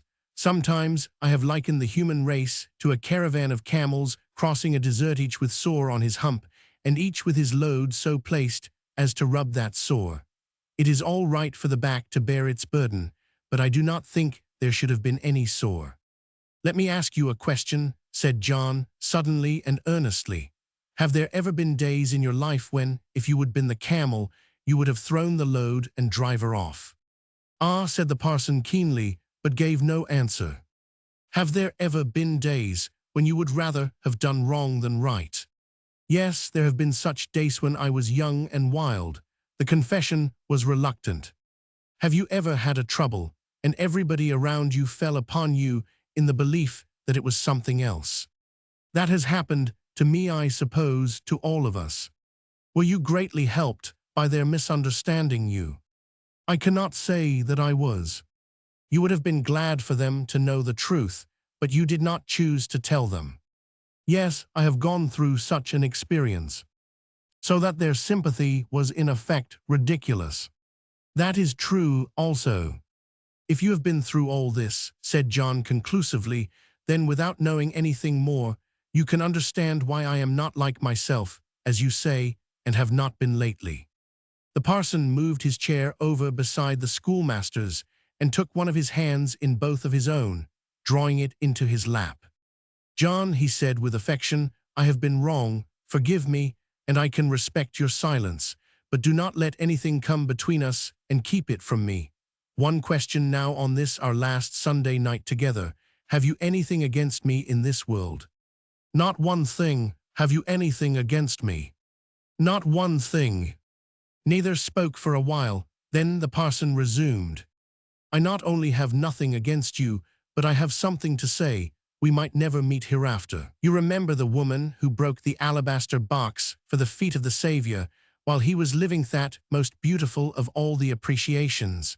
And you know what we do. Let our fellow beings carry their crosses to their Calvaries, and after each has suffered his agony and entered into his peace, we go out to him and break our alabaster boxes above his stiff, cold feet. I have always hoped that my religion might enable me to break my alabaster box for the living who alone can need it and who always do need it. Here is mine for your feet, John. Of all the men I have ever known, you are the most sincere. Of them all I would soonest pick upon you to do what is right. Of them all you have the cleanest face, because you have the most innocent heart. Of them all you have the highest notions of what a man may do and be in this life. I have drawn upon your strength ever since I knew you. You have a great deal. It is fortunate. You will need a great deal, for the world will always be a battlefield to you, but the victory will be worth the fighting. And my last words to you are, fight it out to the end. Do not compromise with evil. Do not lower your ideals or your aims. If it can be any help to you to know it, I shall always be near you in spirit when you are in trouble. If you ever need me, I will come. And if my poor prayers can ever bring you a blessing, you shall have that." The parson turned his calm face up toward the firmament, and tears glistened in his eyes. Then, perhaps from the old habit and need of following a sermon with a hymn, he said quite simply, "Would you like a little music? It is the goodbye of the flute to you, and a pleasant journey." The schoolmaster's head had dropped quickly upon his arms, which were crossed over the back of his chair. While the parson was praising him, he had put out his hand 2 or 3 times with wretched, imploring gestures. Keeping his face still hidden, he moved his head now in token of assent, and out upon the stillness of the night floated the farewell of the flute. But no sermon, nor friendship, nor music, nor voice of conscience, nor voice of praise, nor ideals, nor any other earthly thing could stand this day against the evil that was in him. The parson had scarce gone away through the misty beams before he sprang up and seized his hat. There was no fog out on the clearing. He could not have said why he had come. He only knew that he was there in the garden where he had parted from her the day before. He sat on the bench where they had talked so often. He strolled among her plants. How clear in the moonlight every leaf of the dark green little things was, many of them holding white drops of dew on their tips and edges. How plain the last shoeprints where she had worked. How peaceful the whole scene in every direction. How sacredly at rest. And the cabin up there at the end of the garden where they were sleeping side by side, how the moon poured its strongest light upon that. His eye could never get away from it. So closely a man might live with a woman in this seclusion, so entirely she must be his. His passions leaped like dogs against their chains when brought too near. They began to draw him toward the cabin until at last he had come opposite to it, his figure remaining hidden behind the fence and under the heavy shadow of a group of the wilderness trees. Then it was that, taking one step further, he drew back. The low window of the cabin was open, and she was sitting there near the foot of her bed, perfectly still and looking out into the night. Her face rested in one palm, her elbow on the window sill.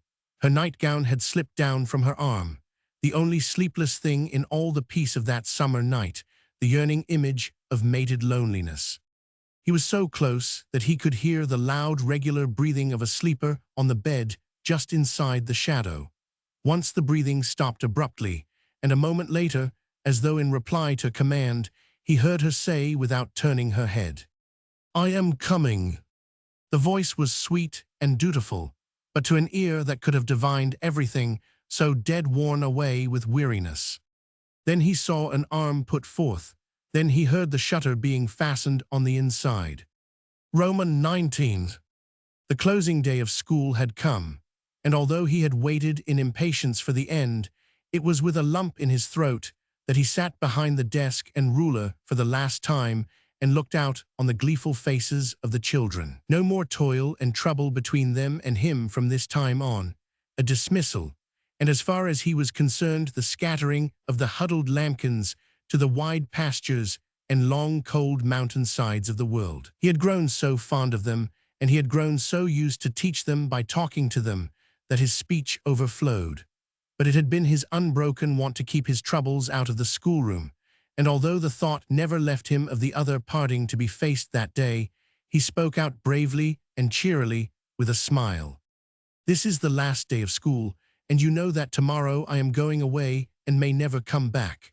Whether I do or not, I shall never teach again, so that I am now saying goodbye to you for life. What I wish to impress upon you once more is the kind of men and women your fathers and mothers were, and the kind of men and women you must become to be worthy of them.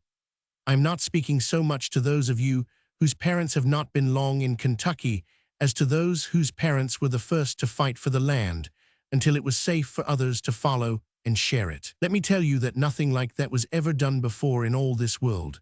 And if, as I sit here, I cannot help seeing that this one of you has no father, and this one no mother, and this one neither father nor mother, and that almost none of you have both, still I cannot help saying, you ought to be happy children.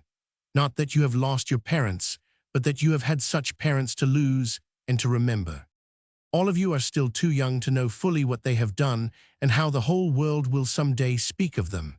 Still, you can understand some things. For nowadays, when you go to your homes at night, you can lie down and sleep without fear or danger. And in the mornings your fathers go off to the fields to their work, your mothers go off to theirs, you go off to yours, feeling sure that you will all come together at night again. Some of you can remember when this was not so. Your father would put his arms around you in the morning and you would never see him again. Your mother kissed you and waved her hand to you as she went out of the gate, and you never knew what became of her afterwards. And do not you recollect how you little babes in the wilderness could never go anywhere? If you heard wild turkeys gobbling just inside the forest, or an owl hooting, or a paroquet screaming, or a fawn bleating, you were warned never to go there. It was the trick of the Indians. You could never go near a clump of high weeds, or a patch of cane, or a stump, or a fallen tree. You must not go to the sugar camp to get a good drink, or to a salt lick for a pinch of salt, or to the field for an ear of corn, or even to the spring for a bucket of water, so that you could have neither bread nor water nor sugar nor salt. Always, always, it was the Indians. If you cried in the night, your mother came over to you and whispered, "Hush, they are coming, they will get you," and you forgot your pain and clung to her neck and listened. Now you are let alone, you go farther and farther away from your homes, you can play hide-and-seek in the canebrakes, you can explore the woods, you fish and you hunt, you are free for the land is safe. And then only think that by the time you are men and women, Kentucky will no longer be the great wilderness it still is. There will be thousands and thousands of people scattered over it, and the forest will be cut down. Can you ever believe that? Cut through and through, leaving some trees here and some trees there. And the cane will be cut down. Can you believe that? And instead of buffalo and wildcats and bears and wolves and panthers, there will be flocks of the whitest sheep, with little lambs frisking about on the green spring meadows. And under the big shady trees in the pastures, there will be herds of red cattle, so gentle and with backs so soft and broad that you could almost stretch yourselves out and go to sleep on them, and they would never stop chewing their cuds. Only think of the hundreds of orchards with their apple blossoms and of the big ripe, golden apples on the trees in the fall. It will be one of the quietest, gentlest lands that a people ever owned. And this is the gift of your fathers who fought for it and of your mothers who fought for it also.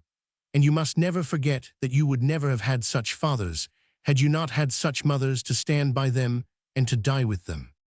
This is what I have wished to teach you more than anything in your books, that you may become men and women worthy of them and of what they have left you.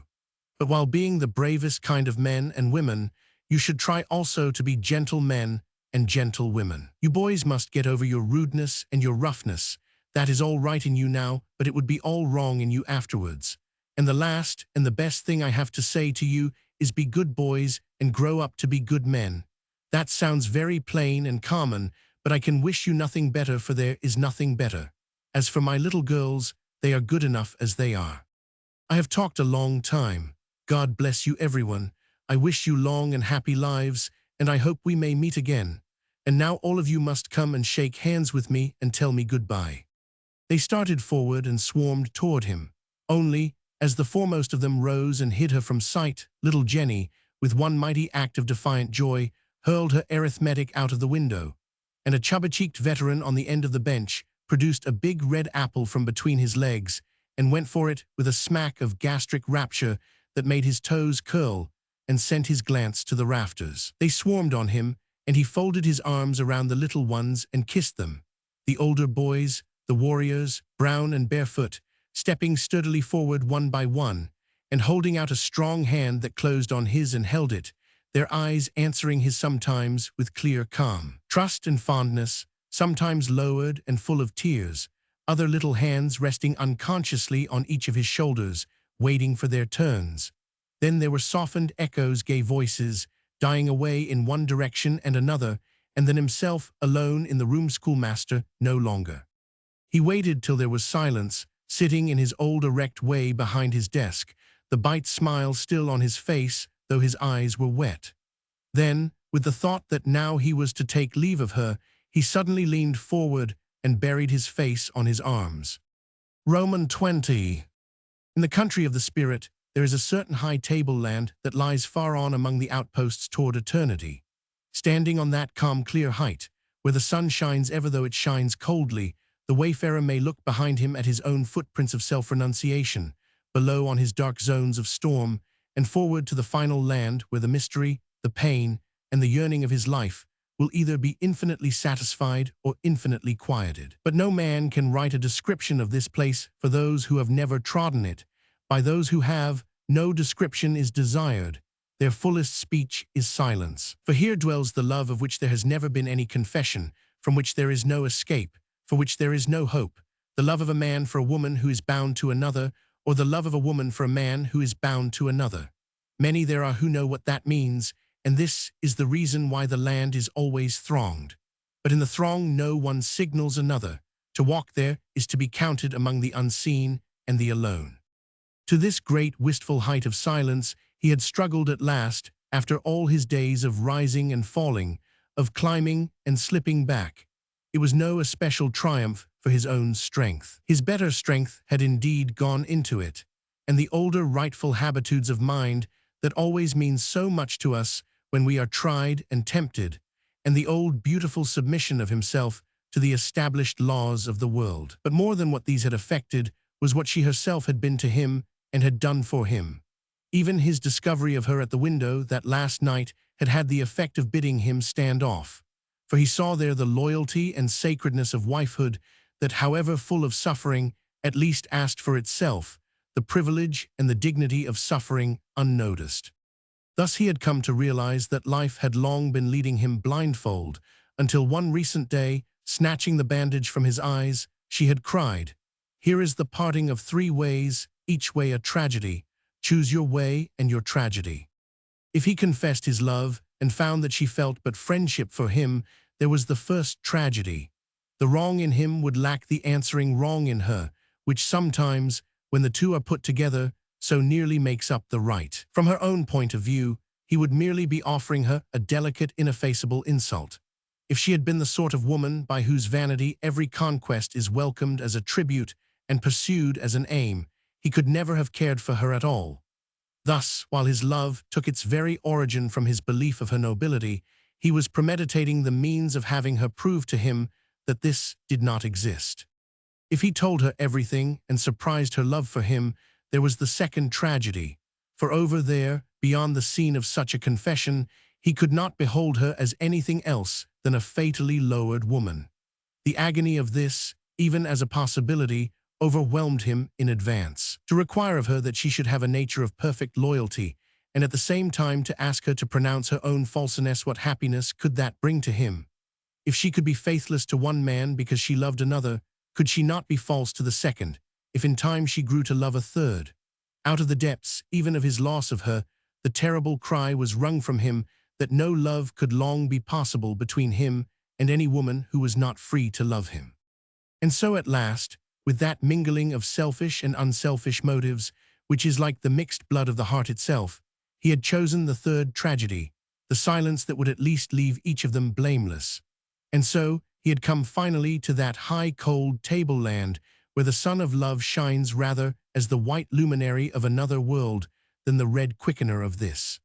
Over the lofty tableland of Kentucky, the sky bent darkest blue and was filled with wistful, silvery light that afternoon as he walked out to the falconers. His face had never looked so clear, so calm, his very linen never so spotless or so careful about his neck and wrists, and his eyes held again their old beautiful light-saddened. From away off he could descry her, walking about the yard in the pale sunshine. He had expected to find her preoccupied as usual, but today she was strolling restlessly to and fro in front of the house, quite near it and quite idle. When she saw him coming, scarce aware of her own actions, she went round the house and walked on quickly away from him. As he was following and passing the cabin, a hand was quickly put out, and the shutter drawn partly to. "How do you do?" That hard, smooth, gay little voice. "You must not come here, and do not you peep. When are you going?" He told her. "Tomorrow? Why, have you forgotten that I am married tomorrow? Are not you coming? Upon my word, I have given you to the widow Babcock, and you are to ride in the procession with her.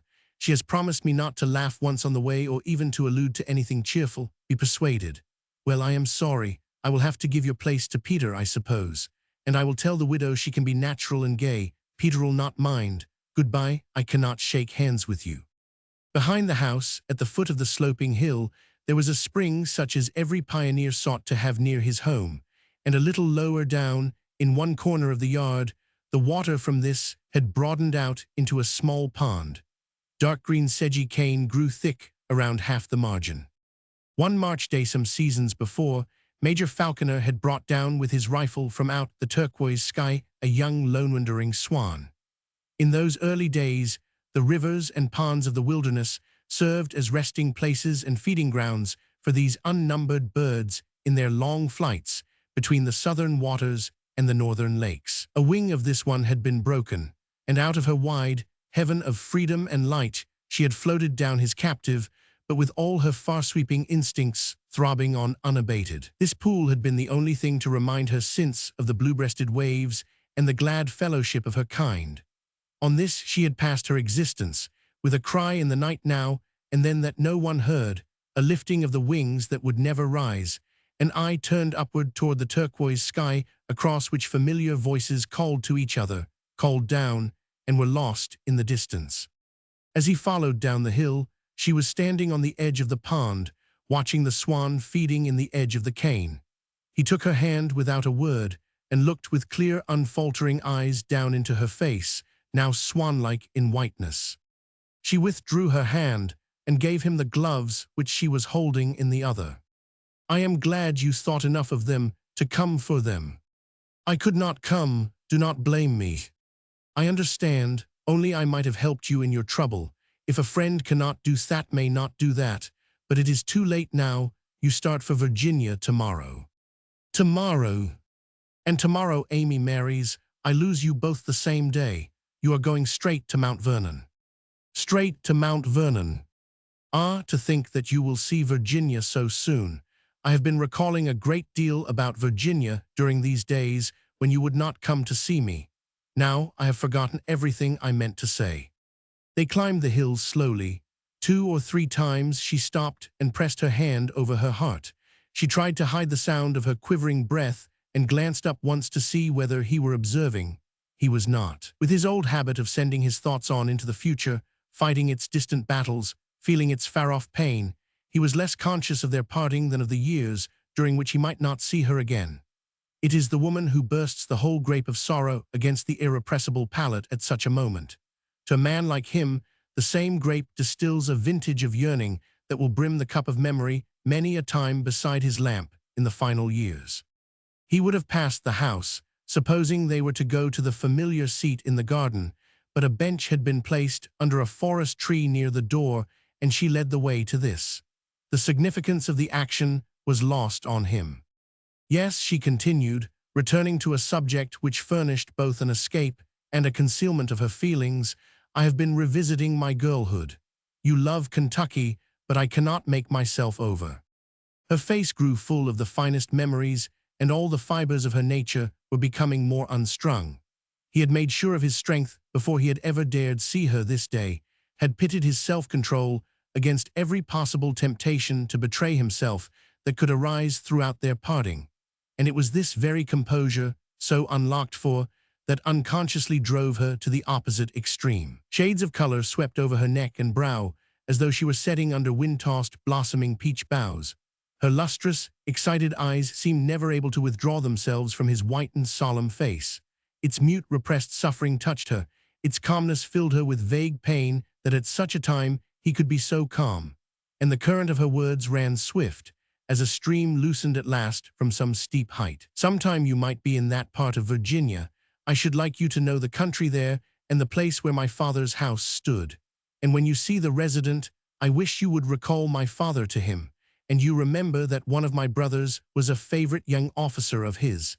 I should like you to hear him speak of them both. He has not forgotten. My father, he had his faults, but they were all the faults of a gentleman. And the faults of my brothers were the faults of gentlemen. I never saw my mother, but I know how genuine she was by the books she liked, and her dresses and her jewels, and the manner in which she had things put away in the closets. One's childhood is everything. If I had not felt I was all there was in the world to speak for my father and my mother and my brothers. Sometimes pride is the greatest of virtues."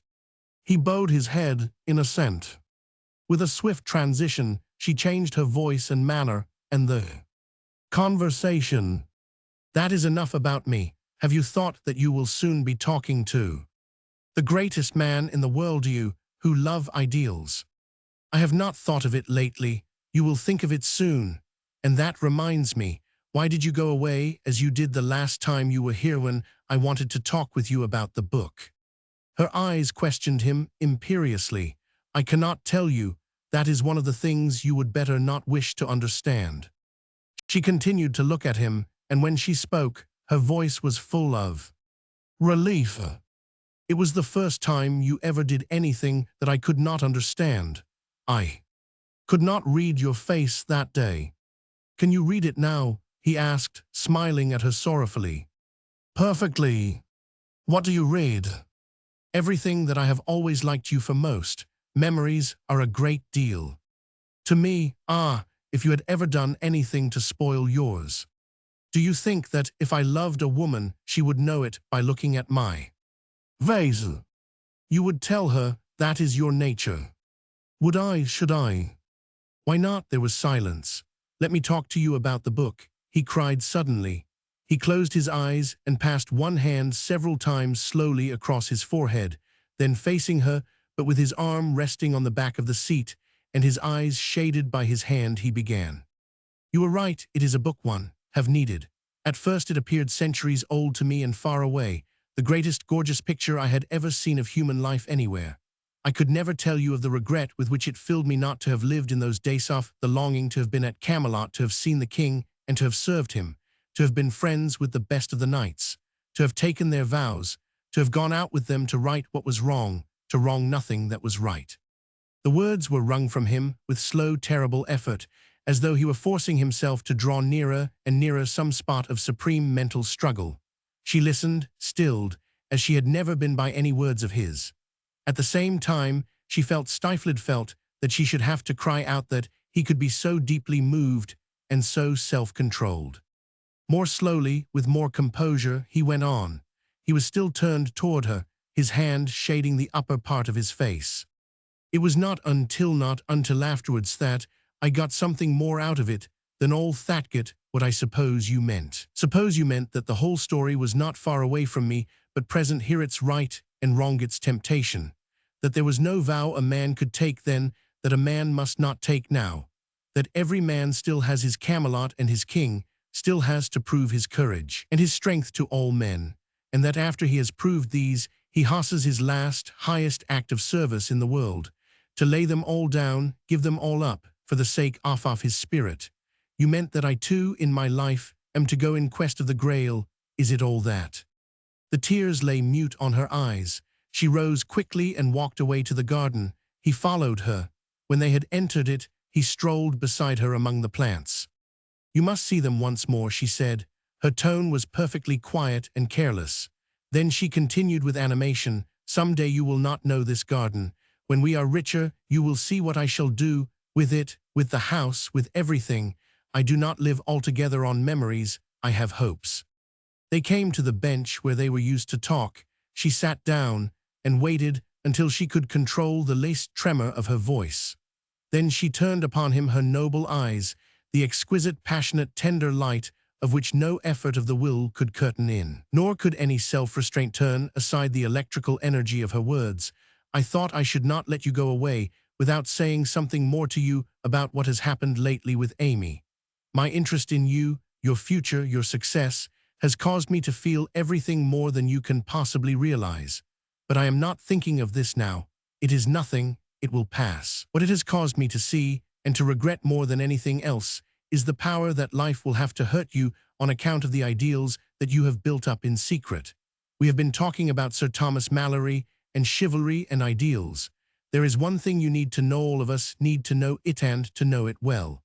Ideals are of two kinds. There are those that correspond to our highest sense of perfection. They express what we might be were life, the world, ourselves, all different, all better. Let these be high as they may, they are not useless because unattainable. Life is not a failure because they are never attained. God himself requires of us the unattainable. Be ye perfect, even as I am perfect. He could not do less. He commands perfection. He forgives us that we are not perfect, nor does he count us failures because we have to be forgiven. Our ideals also demand of us perfection, impossible, but because we come far short of this, we have no right to count ourselves as failures. What are they like? Idols such as these? They are like lighthouses, but lighthouses are not made to live in, neither can we live in such ideals. I suppose they are meant to shine on us from afar, when the sea of our life is dark and stormy, perhaps to remind us of a haven of hope, as we drift or sink in shipwreck. All of your ideals are lighthouses, but there are ideals of another sort. It is these that you lack. As we advance into life, out of larger experience of the world and of ourselves, are unfolded the ideals of what will be possible to us if we make the best use of the world and of ourselves, taken as we are. Let these be as high as they may, they will always be lower than those others which are perhaps the veiled intimations of our immortality. These will always be imperfect, but life is not a failure because they are so. It is these that are to burn for us, not like lighthouses in the distance, but like candles in our hands. For so many of us, they are too much like candles. The longer they burn, the lower they burn, until before death they go out altogether. But I know that it will not be thus with you. At first you will have disappointments and sufferings the world on one side, unattainable ideals of perfection on the other. But by degrees, the comforting light of what you may actually do and be in an imperfect world will shine close to you and all around you more and more. It is this that will lead you never to perfection, but always toward it. He bowed his head, the only answer he could make. It was getting late. The sun at this moment passed behind the western treetops. It was the old customary signal for him to go. They suddenly looked at each other in that shadow. "I shall always think of you for your last words to me," he said in a thick voice, rising. "Someday you will find the woman who will be a candle," she replied sadly, rising also. Then with her lips trembling, she added piteously, "Oh, if you ever marry, do not make the mistake of treating the woman as an ideal. Treat her in every way as a human being exactly like yourself, with the same weakness, the same struggles, the same temptations. And as you have some mercy on yourself despite your faults, have some mercy on her despite hers. Must I ever think of you as having been weak and tempted as I have been?" He cried, the guilty blood rushing into his face in the old struggle to tell her everything. "Oh, as for Muhet, do you know of me?" she cried, laughing, and then more quickly. "I have read your face. What do you read in mine?" He looked long into it. "All that I have most wished to see in the face of any woman except one thing." "What is that? But do not tell me." She turned away toward the garden gate. In silence, they passed out, walking toward the edge of the clearing. Halfway she paused. He lifted his hat and held out his hand. She laid hers in it, and they gave each other the long, clinging grasp of affection. "Always be a good man," she said, tightening her grasp and turning her face away. As he was hurrying off, she called to him in a voice full of emotion, "Come back." He wheeled and walked towards her blindly. She scanned his face, feature by feature. "Take off your hat," she said with a tremulous little laugh. He did so, and she looked at his forehead and his hair. "Go now, dear friend," she said calmly but quickly. Roman 21. It was the morning of the wedding. According to the usage of the time, the marriage ceremony was to take place early in the forenoon, in order that the guests, gathered in from distant settlements of the wilderness, might have a day for festivity and still reach home before night. Late in the afternoon, the bridal couple, escorted by many friends, were to ride into town to Joseph's house, and in the evening there was to be a housewarming. The custom of the backwoods country ran that a man must not be left to build his house alone, and one day some weeks before this, wagons had begun to roll in from this direction and that direction out of the forest, hauling the logs for Joseph's cabin. Then with loud laughter and the writhing of tough backs and the straining of powerful arms and legs, men old, middle-aged, and young had raised the house like overgrown boys at play, and then had returned to their own neglected business, so that to him was left only the finishing. He had finished it and furnished it for the simple, scant needs of pioneer life. But on this, his wedding morning, he had hardly left the town, escorted by friends on horseback, before many who had variously excused themselves from going began to issue from their homes, women carrying rolls of linen and pones of bread, boys with huge joints of jerked meat and dried tongues of the buffalo, bear, and deer. There was a noggin, a piggin, a churn, a homemade chair. There was a quilt from a grandmother, and a pioneer cradle, a mere trough scooped out of a walnut log. An old pioneer sent the antlers of a stag for a hat rack, and a buffalo rug for the young pair to lie warm under of bitter winter nights. His wife sent a spinning wheel and a bundle of shingles for Johnny cakes. Some of the merchants gave packages of Philadelphia groceries. Some of the aristocratic families parted with heirlooms that had been laboriously brought over the mountains, a cup and saucer of Sevres, a pair of tall brass candlesticks, and a Venus mirror framed in ebony. It was about 3 o'clock in the afternoon when John Gray jumped on the back of a strong, trusty horse at the stable of the Indian Queen, leaned over to shake the hands of the friends who had met there to see him off, and turned his horse's head in the direction of the path that led to the wilderness road. But when he had gone about a mile, he struck into the forest at right angles and rode across the country until he reached that green woodland pathway which led from the home of the falconers to the public road between Lexington and Frankfort. He tied his horse some distance away, and walking back, sat down on the roots of an oak and waited. It was a day when the beauty of the earth makes itself felt like ravishing music that has no sound. The air, warm and full of summer fragrance, was of that ethereal, untinged clearness which spreads over all things the softness of velvet. The far-vaulted heavens, so bountiful of light, were an illimitable weightless curtain of pale blue velvet. The rolling clouds were of white velvet. The grass, the stems of bending wild flowers, the drooping sprays of woodland foliage were so many forms of emerald velvet. The gnarled trunks of the trees were gray and brown velvet. The wings and breasts of the birds, flitting hither and thither, were of gold and scarlet velvet. The butterflies were stemless, floating velvet blossoms. "Farewell, Kentucky, farewell," he said, looking about him at it all. 2 hours passed. The shadows were lengthening rapidly. Over the forest, like the sigh of a spirit, swept from out the west the first intimation of waning light, of the mysteries of coming darkness. At last there reached his ear from far down the woodland path the sounds of voices and laughter again louder, and then through the low thick boughs he caught glimpses of them coming. Now beneath the darker arches of the trees, now across pale green spaces shot by slanting sunbeams. Once there was a halt and a merry outcry. Long grapevines from opposite sides of the road had been tied across it, and this barrier had to cut through. Then on they came again, at the head of procession, astride an old horse that in his better days had belonged to a mounted rifleman, rode the parson. He was several yards ahead of the others, and quite forgetful of them. The end of his flute stuck neglectedly out of his waistcoat pocket. His bridle reins lay slack on the neck of the drowsy beast. His hands were piled on the pommel of the saddle as over his familiar pulpit. His dreamy moss-agate eyes were on the treetops far ahead. In truth, he was preparing a sermon on the affection of one man for another and ransacking scripture for illustrations, and he meant to preach this the following Sunday when there would be someone sadly missed among his hearers. Nevertheless, he enjoyed great peace of spirit this day. It was not John who rode behind him as the bridegroom. Otherwise he would as soon have returned to the town at the head of the forces of Armageddon.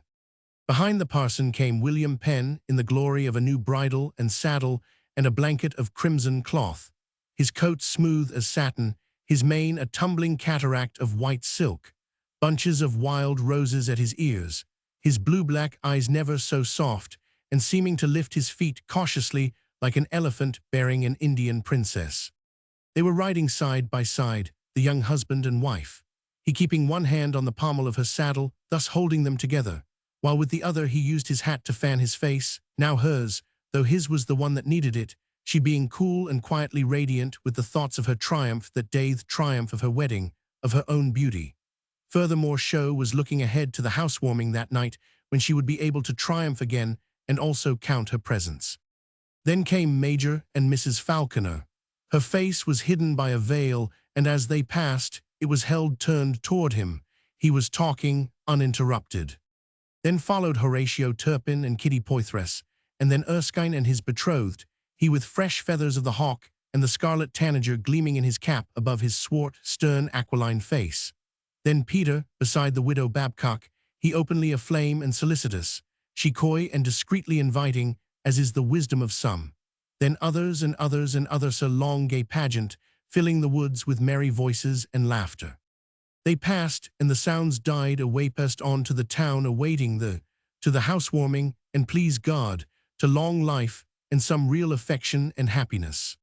Once he had expected to ride beside her at the head of this procession. There had gone by him the vision of his own life, as it was to have been. Long after the last sound had ceased in the distance, he was sitting at the root of the red oak. The sun set, the moon rose, he was there still. A loud, impatient neigh from his horse aroused him. He sprang lightly up, meaning to ride all night and not to draw rein until he had crossed the Kentucky River and reached Traveller's Rest, the home of Governor Shelby, where he had been invited to break his travel. All that night he rode, and at sunrise was far away. Pausing on a height and turning his horse's head, he sat a long time motionless as a statue. Then he struck his feet into its flank, and all that day rode back again. The sun was striking the treetops as he neared the clearing. He could see her across the garden. She sat quite still, her face turned toward the horizon. Against her breast, open but forgotten, lay a book. He could recognize it. By that story she had judged him and wished to guide him. The smile smote his eyes like the hilt of a knight's sword used as a cross to drive away the evil one, for he knew the evil purpose with which he had returned. And so he sat watching her until she rose and walked slowly to the house. Roman 22. It was early autumn when the first letters from him were received over the mountains. All these had relation to Mount Vernon and his business there. To the Transylvania Library Committee, he wrote that the president had made a liberal subscription for the buying of books, and that the vice president and other public men would be likely to contribute. His sonorous, pompous letter to a member of the Democratic Society was much longer and in part as follows. When I made known to the president who I was and where I came from, he regarded me with a look at once so stern and so benign that I felt like one of my schoolboys overtaken in some small rascality, and was almost of a mind to march straight to a corner of the room and stand with my face to the wall. If he had seized me by the coat collar and trounced me well, I should somehow have felt that he had the right. From the conversations that followed, I am led to believe that he knows the name of every prominent member of the Democratic Society of Lexington, and that he understands Kentucky affairs with regard to national and international complications as no other living man. While questioning me on the subject, he had the manner of one who, from conscientiousness, would further verify facts which he had already tested. But what impressed me even more than his knowledge was his justice, in illustration of which I shall never forget his saying that the part which Kentucky had taken, or had wished to take, in the Spanish and French conspiracies had caused him greater solicitude than any other single event since the foundation of the national government, but that nowhere else in America had the struggle for immediate self-government been so necessary and so difficult, and that nowhere else were the mistakes of patriotic and able men more natural or more to be judged with mildness. I think I can quote his very words when he spoke of the foolish jealousies and heartburnings due to misrepresentations that have influenced Kentucky against the East as a section and against the government as favoring it. The West derives from the East supplies requisite to its growth and comfort, and what is perhaps of still greater consequence, it must of necessity owe the secure enjoyment of indispensable outlets for its own production to the weight, influence, and future maritime strength of the Atlantic side of the Union, directed by an indissoluble community of interest as one nation. Memorable to me likewise was the language in which he proceeded to show that this was true. The inhabitants of our Western country have lately had a useful lesson on this head. They have seen in the negotiations by the executive and in the unanimous ratification by the Senate of the treaty with Spain, and in the universal satisfaction of that event throughout the United States, a decisive proof how unfounded were the suspicions propagated among them of a policy in the general government and in the Atlantic states unfriendly to their interests in regard to the Mississippi. Will they not henceforth be deaf to those advisers, if such there are, who would sever them from their brethren and connect them with aliens? I am frank to declare that, having enjoyed the high privilege of these interviews with the President and been brought to judge rightly what through ignorance I had judged amiss, I feel myself in honor bound to renounce my past political convictions and to resign my membership in the Lexington Democratic Society. Nor shall I join the Democratic Society of Philadelphia, as had been my ardent purpose, and it will not be possible for me on reaching that city to act as the emissary of the Kentucky clubs, but I shall lay before the society the dispatches of which I am the bearer. And will you lay before yours the papers herewith enclosed, containing my formal resignation with the grounds thereof carefully stated. To Mrs. Falconer he wrote valiantly, I have crossed the Kentucky Alps, seen the American Caesar, carried away some of his gold. I came, I saw, I overcame. How do you think I met the president? I was riding toward Mount Vernon one quiet sunny afternoon and unexpectedly came upon an old gentleman who was putting up some bars that opened into a wheatfield by the roadside. He had on long boots, corduroy smalls, a speckled red jacket, blue coat with yellow buttons, and a broad-brimmed hat. He held a hickory switch in his hand. An umbrella and a long staff were attached to his saddlebow. His limbs were so long, large, and sinewy, his countenance so lofty, masculine, and contemplative, and although he was of a presence so statue-like and venerable that my heart with a great throb cried out, "It is Washington." "My dear friend," he wrote at the close, "it is of no little worth to me that I should have come to Mount Vernon at this turning point of my life.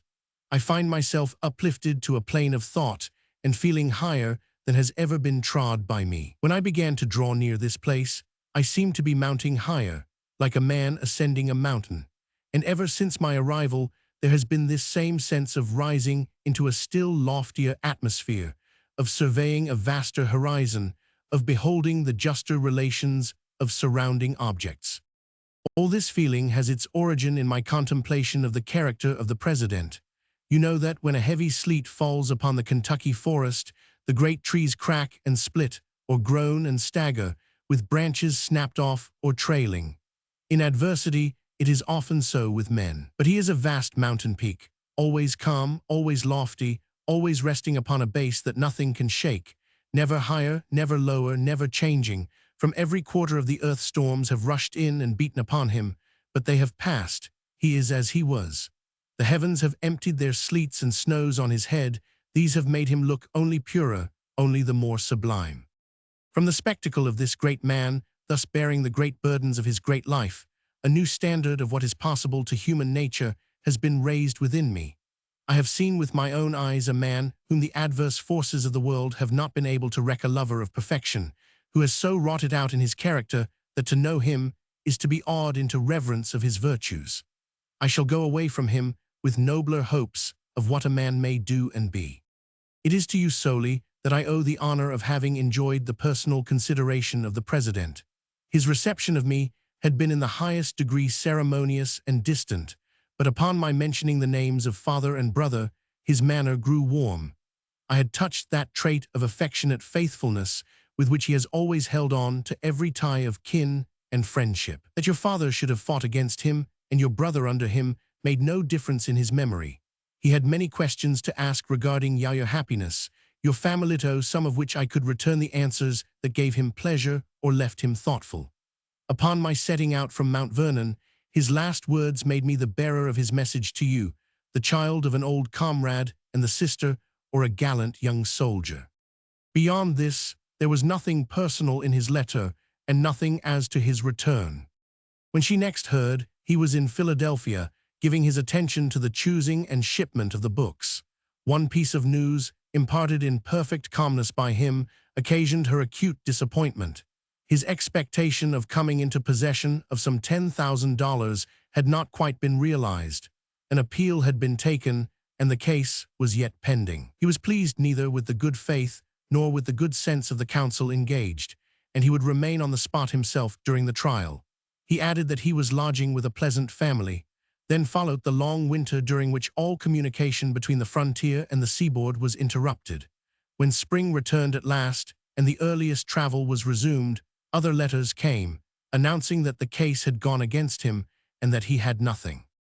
She sold at once all the new linen that had been woven, got together all the money she otherwise could, and dispatched it with Major Falconer's consent, begging him to make use of it for the sake of their friendship, not to be foolish and proud. There were lawyers' fees it could help to pay, or other plain practical needs it might cover. But when the postwriter returned, he brought it all back with a letter of gratitude, only he could not accept it. And the messenger had been warned not to let it be known that he was in prison for debt on account of these same suit expenses, for having from the first formed a low opinion of his counsel's honor and ability, and having later expressed this opinion at the door of the courtroom with a good deal of fire and a good deal of contempt, and being furthermore unable and unwilling to pay the exorbitant fee, he had been promptly clapped into jail by the incensed attorney, as well for his poverty and for his temper and his pride. In jail he spent that spring and summer and autumn, Then an important turn was given to his history. It seems that among the commissions with which he was charged on leaving Lexington was one from Edward West, the watchmaker and inventor who some time before, and long before Fulton, had made trial of steam navigation with a small boat on the town fork of the Elkhorn, and who desired to have his invention brought before the American Philosophical Society of Philadelphia. He had therefore placed a full description of his steamboat in John's hands, with the request that he would enforce this with the testimony of an eyewitness as to its having moved through water. At this time, through Franklin's influence, the Society was keenly interested in the work of inventors, having received also some years previous from Hyacinth de Magellan 200 guineas to be used for rewarding the authors of improvements and discoveries. Accordingly, it took up the subject of West's invention, but desired to hear more regarding the success of the experiment, and so requested John to appear before it at one of its meetings. But upon looking for this obscure John and finding him in jail, the committee were under the necessity of appearing before him. Whereupon, grown interested in him and made acquainted with the ground of his unreasonable imprisonment, some of the members effected his release by recourse to the attorney with certain well-directed threats that he could easily be put into jail for his own debts. Not only this, but soon afterwards the young Westerner was taken into the law office of one of these gentlemen, binding himself for a term of years. It was not until spring that he wrote humorously of his days in jail, but when it came to telling her of the other matter, the words refused to form themselves before his will or his hand to shape them on the paper. He would do this in the next letter, he said to himself mournfully. But early that winter Major Falconer had died, and his next letter was but a short hurried reply to one from her, bringing him this intelligence. And before he wrote again, certain grave events had happened that led him still further to defer acquainting her with his new situation, new duties, new plans. That same spring, then, during which he was entering upon his career in Philadelphia, she too began really to live. And beginning to live, she began to build inwardly and outwardly, for what is all life but ceaseless inner and outer building. As the first act, she sold one of the Major's military grants, reserving the ample, noble, park-like one on which she had passed existence up to this.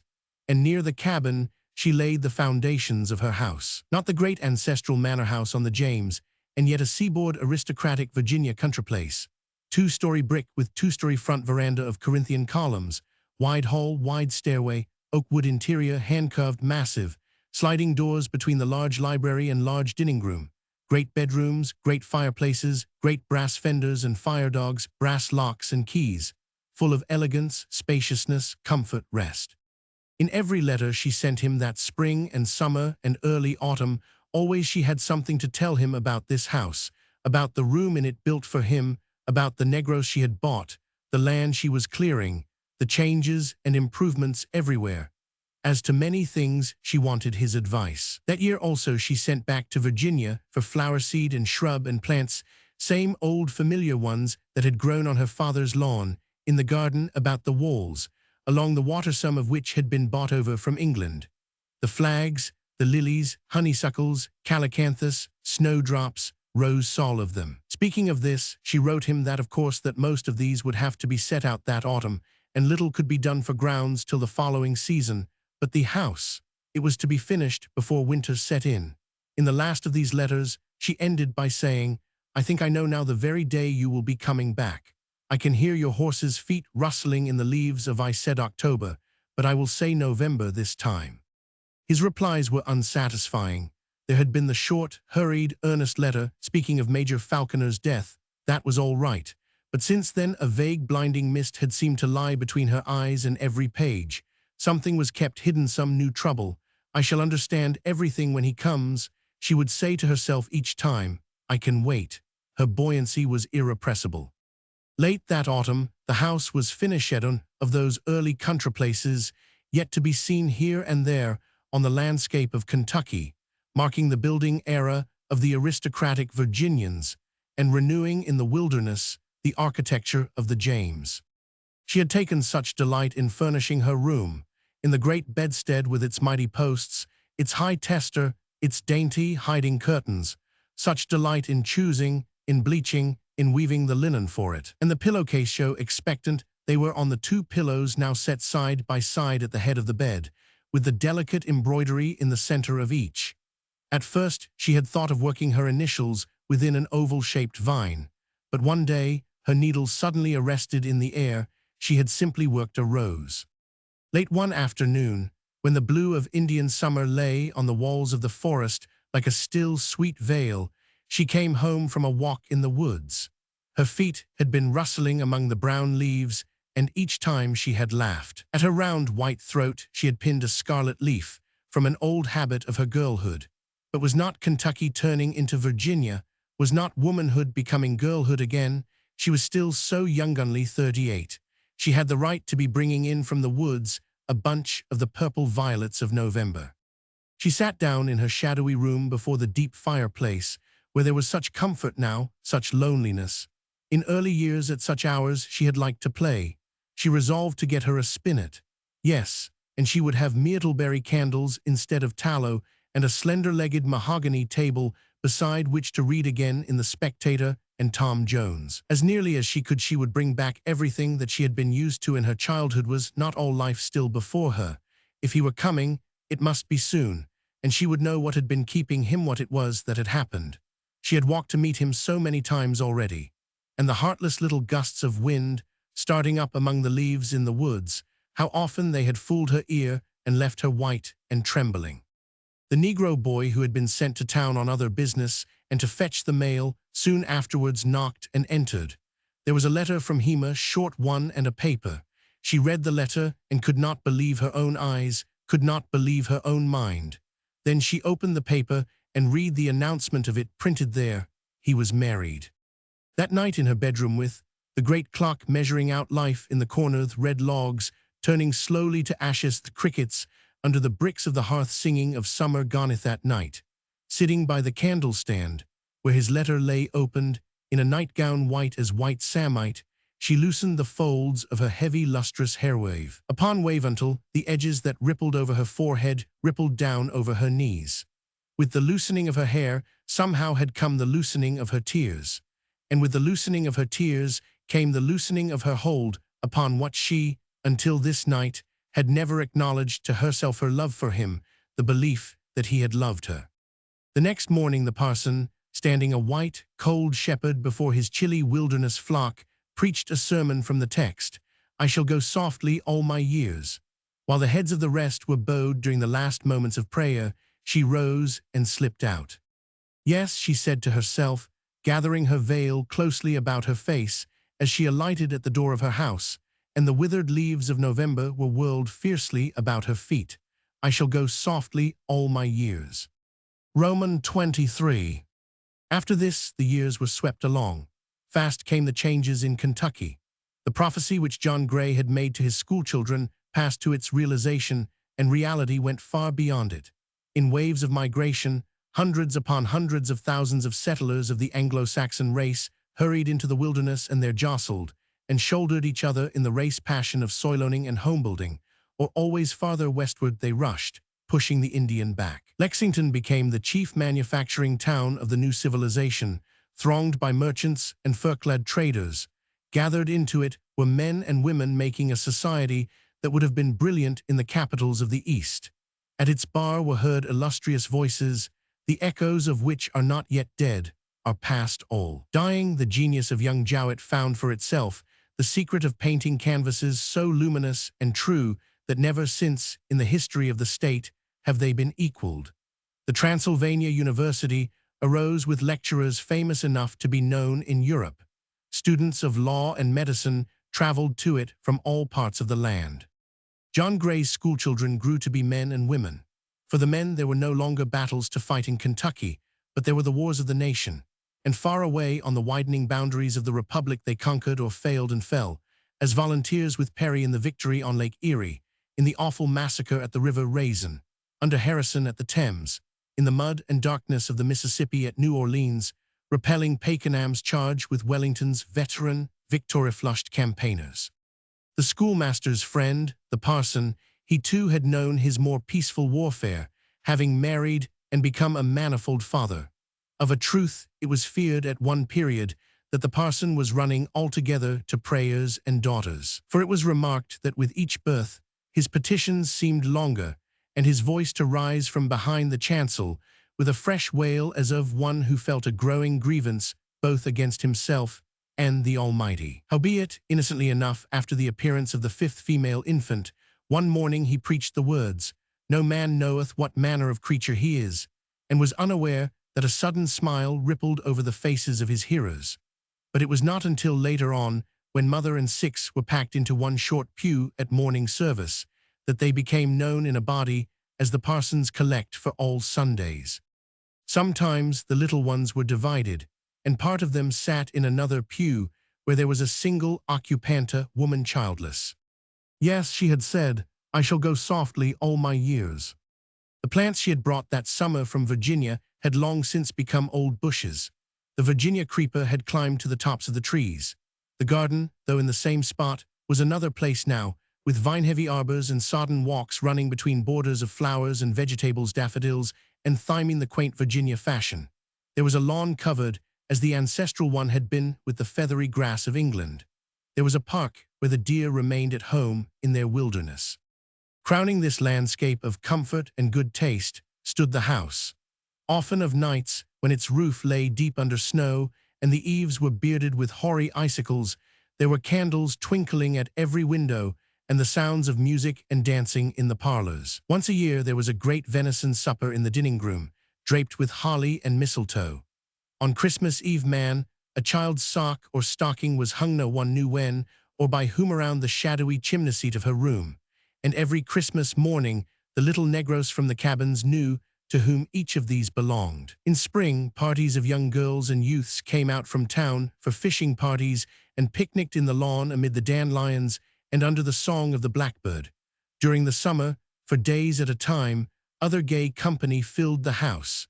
Of autumns there were nutting parties in the russet woods. Other guests also, not young, not gay. Aaron Burr was entertained there. There met for counsel the foremost Western leaders in his magnificent conspiracy. More than one great man of his day, middle-aged, unmarried, began his visits, returned oftener for a willy ways alone, and one day drove away disappointed. Through seasons and changes she had gone softly, never retreating from life, but drawing about her as closely as she could its ties, its sympathies, its duties. In all things a character of the finest equipoise, the truest moderation. But these are women of the world. Some of us men may have discerned one of them in the sweep of our experienciasto, whom the joy and the sorrow come alike with quietness. For them there is neither the cry of sudden delight nor the cry of sudden anguish. Gazing deep into their eyes, we are reminded of the light of dim churches. Hearing their voices, we dream of some minstrel whose murmurs reach us imperfectly through his fortress wall. Beholding the sweetness of their faces, we are touched as by the appeal of the mute flowers. Merely meeting them in the street, we recall the long-vanished image of the divine goddess. They are the women who have missed happiness and who know it, but having failed of affection, give themselves to duty. And so life never rises high and close about them as about one who stands waist-deep in a wheat field, gathering at will either its poppies or its sheaves. It flows forever away as from one who pauses waist-deep in a stream and hearkens rather to the rush of all things toward the eternal deeps. It was into the company of Theseus' quieter pilgrims that she had passed. She had missed happiness twice. Her beauty had never failed. Nature had fought hard in her for all things, and to the last youth of her womanhood, it burned like an autumn rose, which some morning we may have found on the lawn under a dew that is turning to ice. But when youth was gone, in the following years, her face began to reflect the freshness of Easter lilies. For prayer will in time make the human countenance its own divinest altar. Years upon years of true thoughts, like ceaseless music shut up within, will vibrate along the nerves of expression until the lines of the living instrument are drawn into correspondence, and the harmony of visible form matches the unheard harmonies of the mind. It was about this time also that there fell upon her hair the earliest rays of the light, which is the dawn of eternal morning. She had never ceased to watch his career as part of her very life. Time was powerless to remove him farther from her than destiny had removed him long before. It was always yesterday. The whole past with him seemed caught upon the clearest mirror just at her back. Once or twice a year she received a letter, books, papers, something. She had been kept informed of the birth of his children. From other sources, letters to the parson, traders between Philadelphia and the West knew other things. He had risen in the world, was a judge, often leading counsel in great cases, was almost a great man. She planted her pride, her gratitude, her happiness on this new soil. They were the few seed that a woman in the final years will sow in a window box and cover the window pane and watch and water and wake and think of in the night who was used once to range the fields. But never from the first to last had she received a letter from him that was transparent. The mystery stayed unlifted.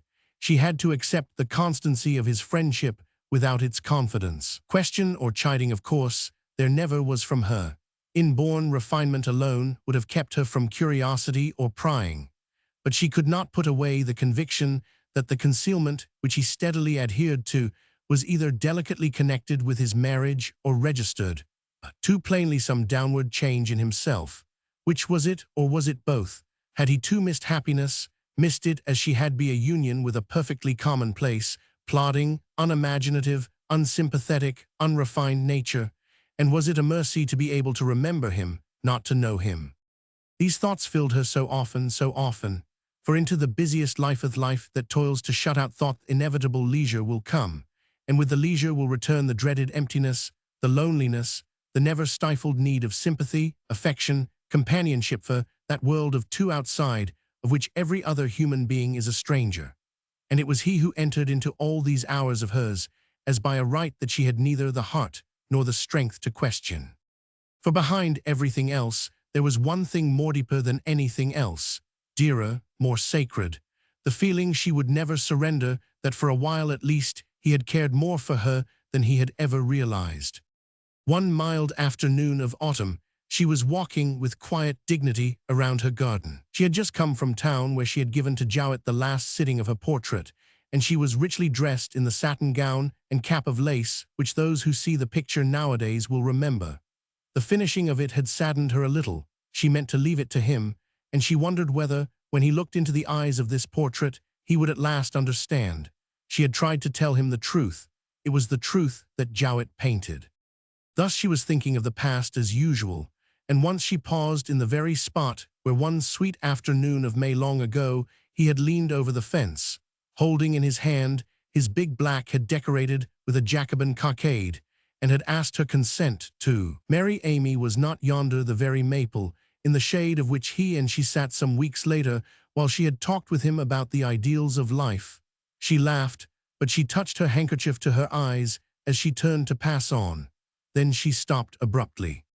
Coming down the garden walk toward her with a light, rapid step, his head in the air, a smile on his fresh, noble face, an earnest look in his gray eyes, was a tall young fellow of some 18 years.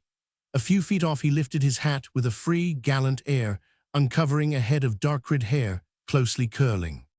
"I beg your pardon, madam," he said, in a voice that fell on her ears like music long remembered. "Is this Mrs. Falconer?" "Yes," she replied, beginning to tremble, "I am Mrs. Falconer." "Then I should like to introduce myself to you, dearest madam. I am John Gray, the son of your old friend, and my father sends me to you to stay with you if you will let me, and he desires me to deliver this letter." "John Gray," she cried, running forward and searching his face. "You John Gray? You, take off your hat." For a moment she looked at his forehead and his hair. Her eyes became blinded with tears. She threw her arms around his neck with a sob and covered his face with kisses. "Madam," said the young fellow, stooping to pick up his hat, and laughing outright at his own blushes and confusion, "I do not wonder that my father thinks so much of you."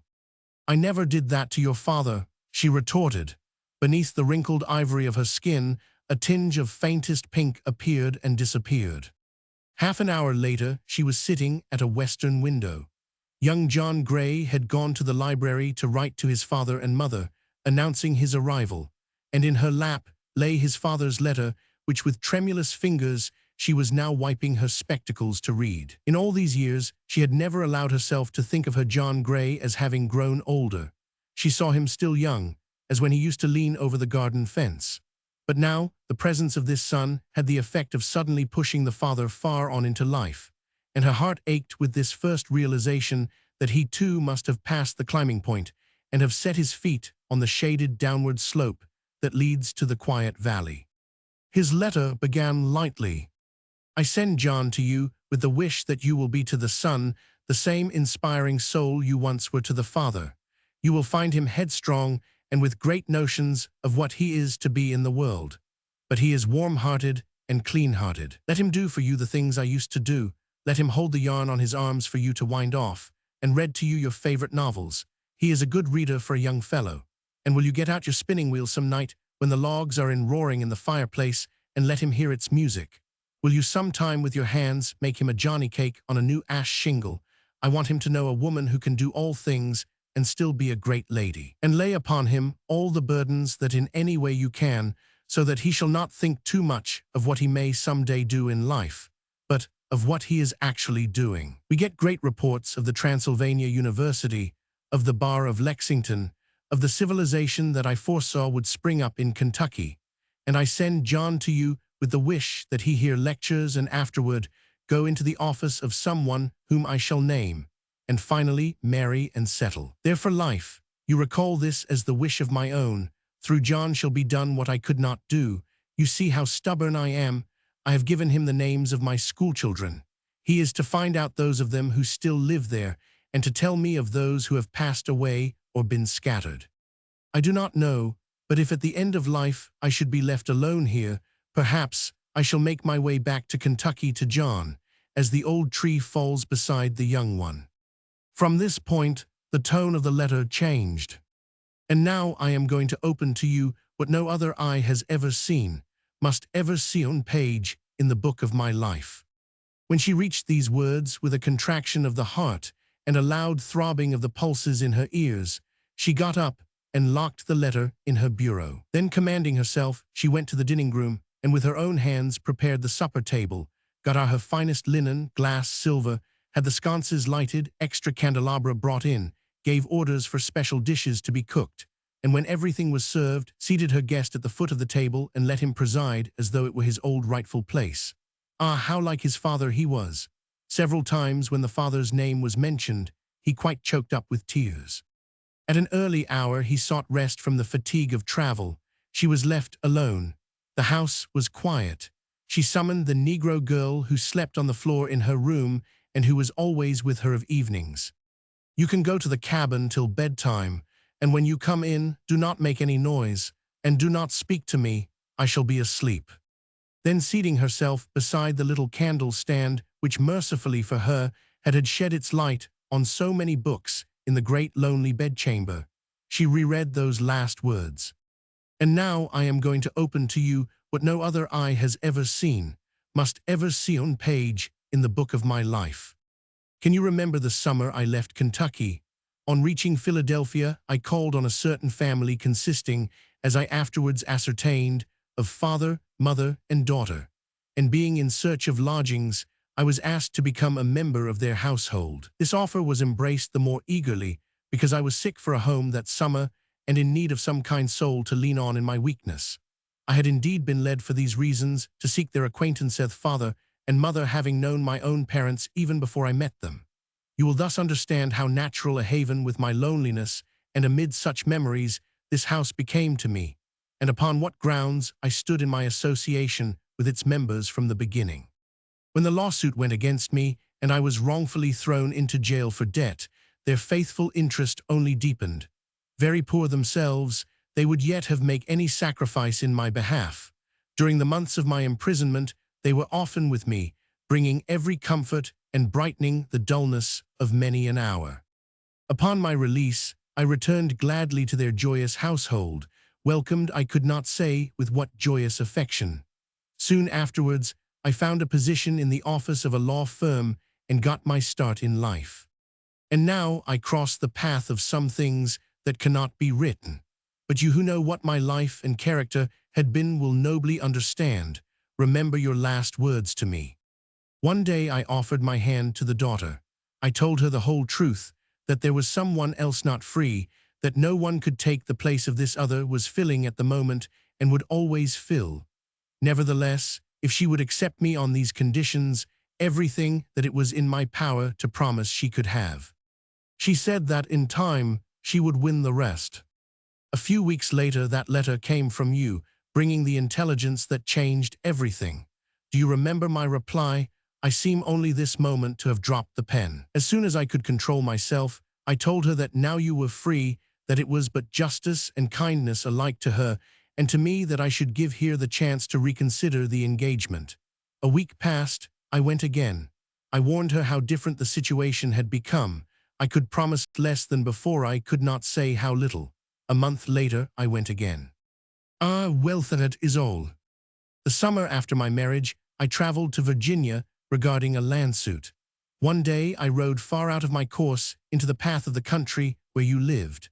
I remained some days strolling over the silent woods and fields, noting the bushes on the lawn, such as you had carried over into Kentucky, hunting out the quiet nooks where you were used to read in your girlhood. Those long, sweet, sacred summer days alone with you there before you were married. Oh, Jessica, Jessica, Jessica, Jessica, and to this day the sight of peach blossoms in the spring rustle of autumn leaves under my feet. Can you recall the lines of Mallory? Men and women could love together 7 years, and then was love, truth, and faithfulness. How many more than 7 have I loved you? You who never gave me anything but friendship, but who would in time, I hope, have given me everything if I had come back. I did come back. Many a time, even now, as soon as I have hurried through the joyous gateways of sleep, I come back over the mountains to you as naturally as though there had been no years to separate and to age. Let me tell you all this. My very life would be incomplete without it. I owed something to you long before I owed anything to another. A duty can never set aside a duty. And as to what I have owed you since, it becomes more and more the noblest earthly that I shall ever leave unpaid. I did not know you perfectly when we parted. I was too young, too ignorant of the world, too ignorant of many women. A man must have touched their coarseness in order to appreciate their refinement, have been wounded by untruthfulness to understand their delicate honor. He must have been driven to turn his eyes mercifully away from their stain before he can ever look with all the reverence and gratitude of his heart and soul upon their brows of chastity. But of my life otherwise, I take it for granted that you would know where I stand, what I have become, whether I have kept faith with the ideals of my youth. I have succeeded, perhaps reached now what men call the highest point of their worldly prosperity, made good my resolve that no human power should defeat me. All that Macbeth had not I have, a quiet throne of my own, children, wife, troops of friends, duties, honors, ease. There have been times when with natural misgiving lest I had wandered too far these many summers on a sea of glory, I have prepared for myself the lament of Wolsey on his fall, yet ill fortune had not overwhelmed me or mine. All this prosperity, as the mere fruit of my toil, has been less easy than for many. I may not boast the apostle that I have fought a good fight, but I can say that I fought a hard one. The fight will always be hard for any man who undertakes to conquer life with the few simple weapons I have used, and who will accept victory only upon such terms as I have demanded. For be my success small or great, it has been won without inner compromise or other form of self-abasement. No man can look me in the eyes and say I ever wronged him for my own profit. None may charge that I have smiled on him in order to use him, or call him my friend that I might make him do for me the work of a servant. Do not imagine I fail to realize that I have added my full share to the general evil of the world, in part unconsciously, in part against my conscious will.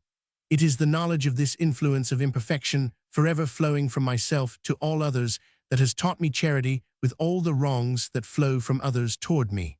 As I have clung to myself despite the evil, so I have clung to the world despite all the evil that is in the world. To lose faith in men, not humanity, to see justice go down and not believe in the triumph of injustice.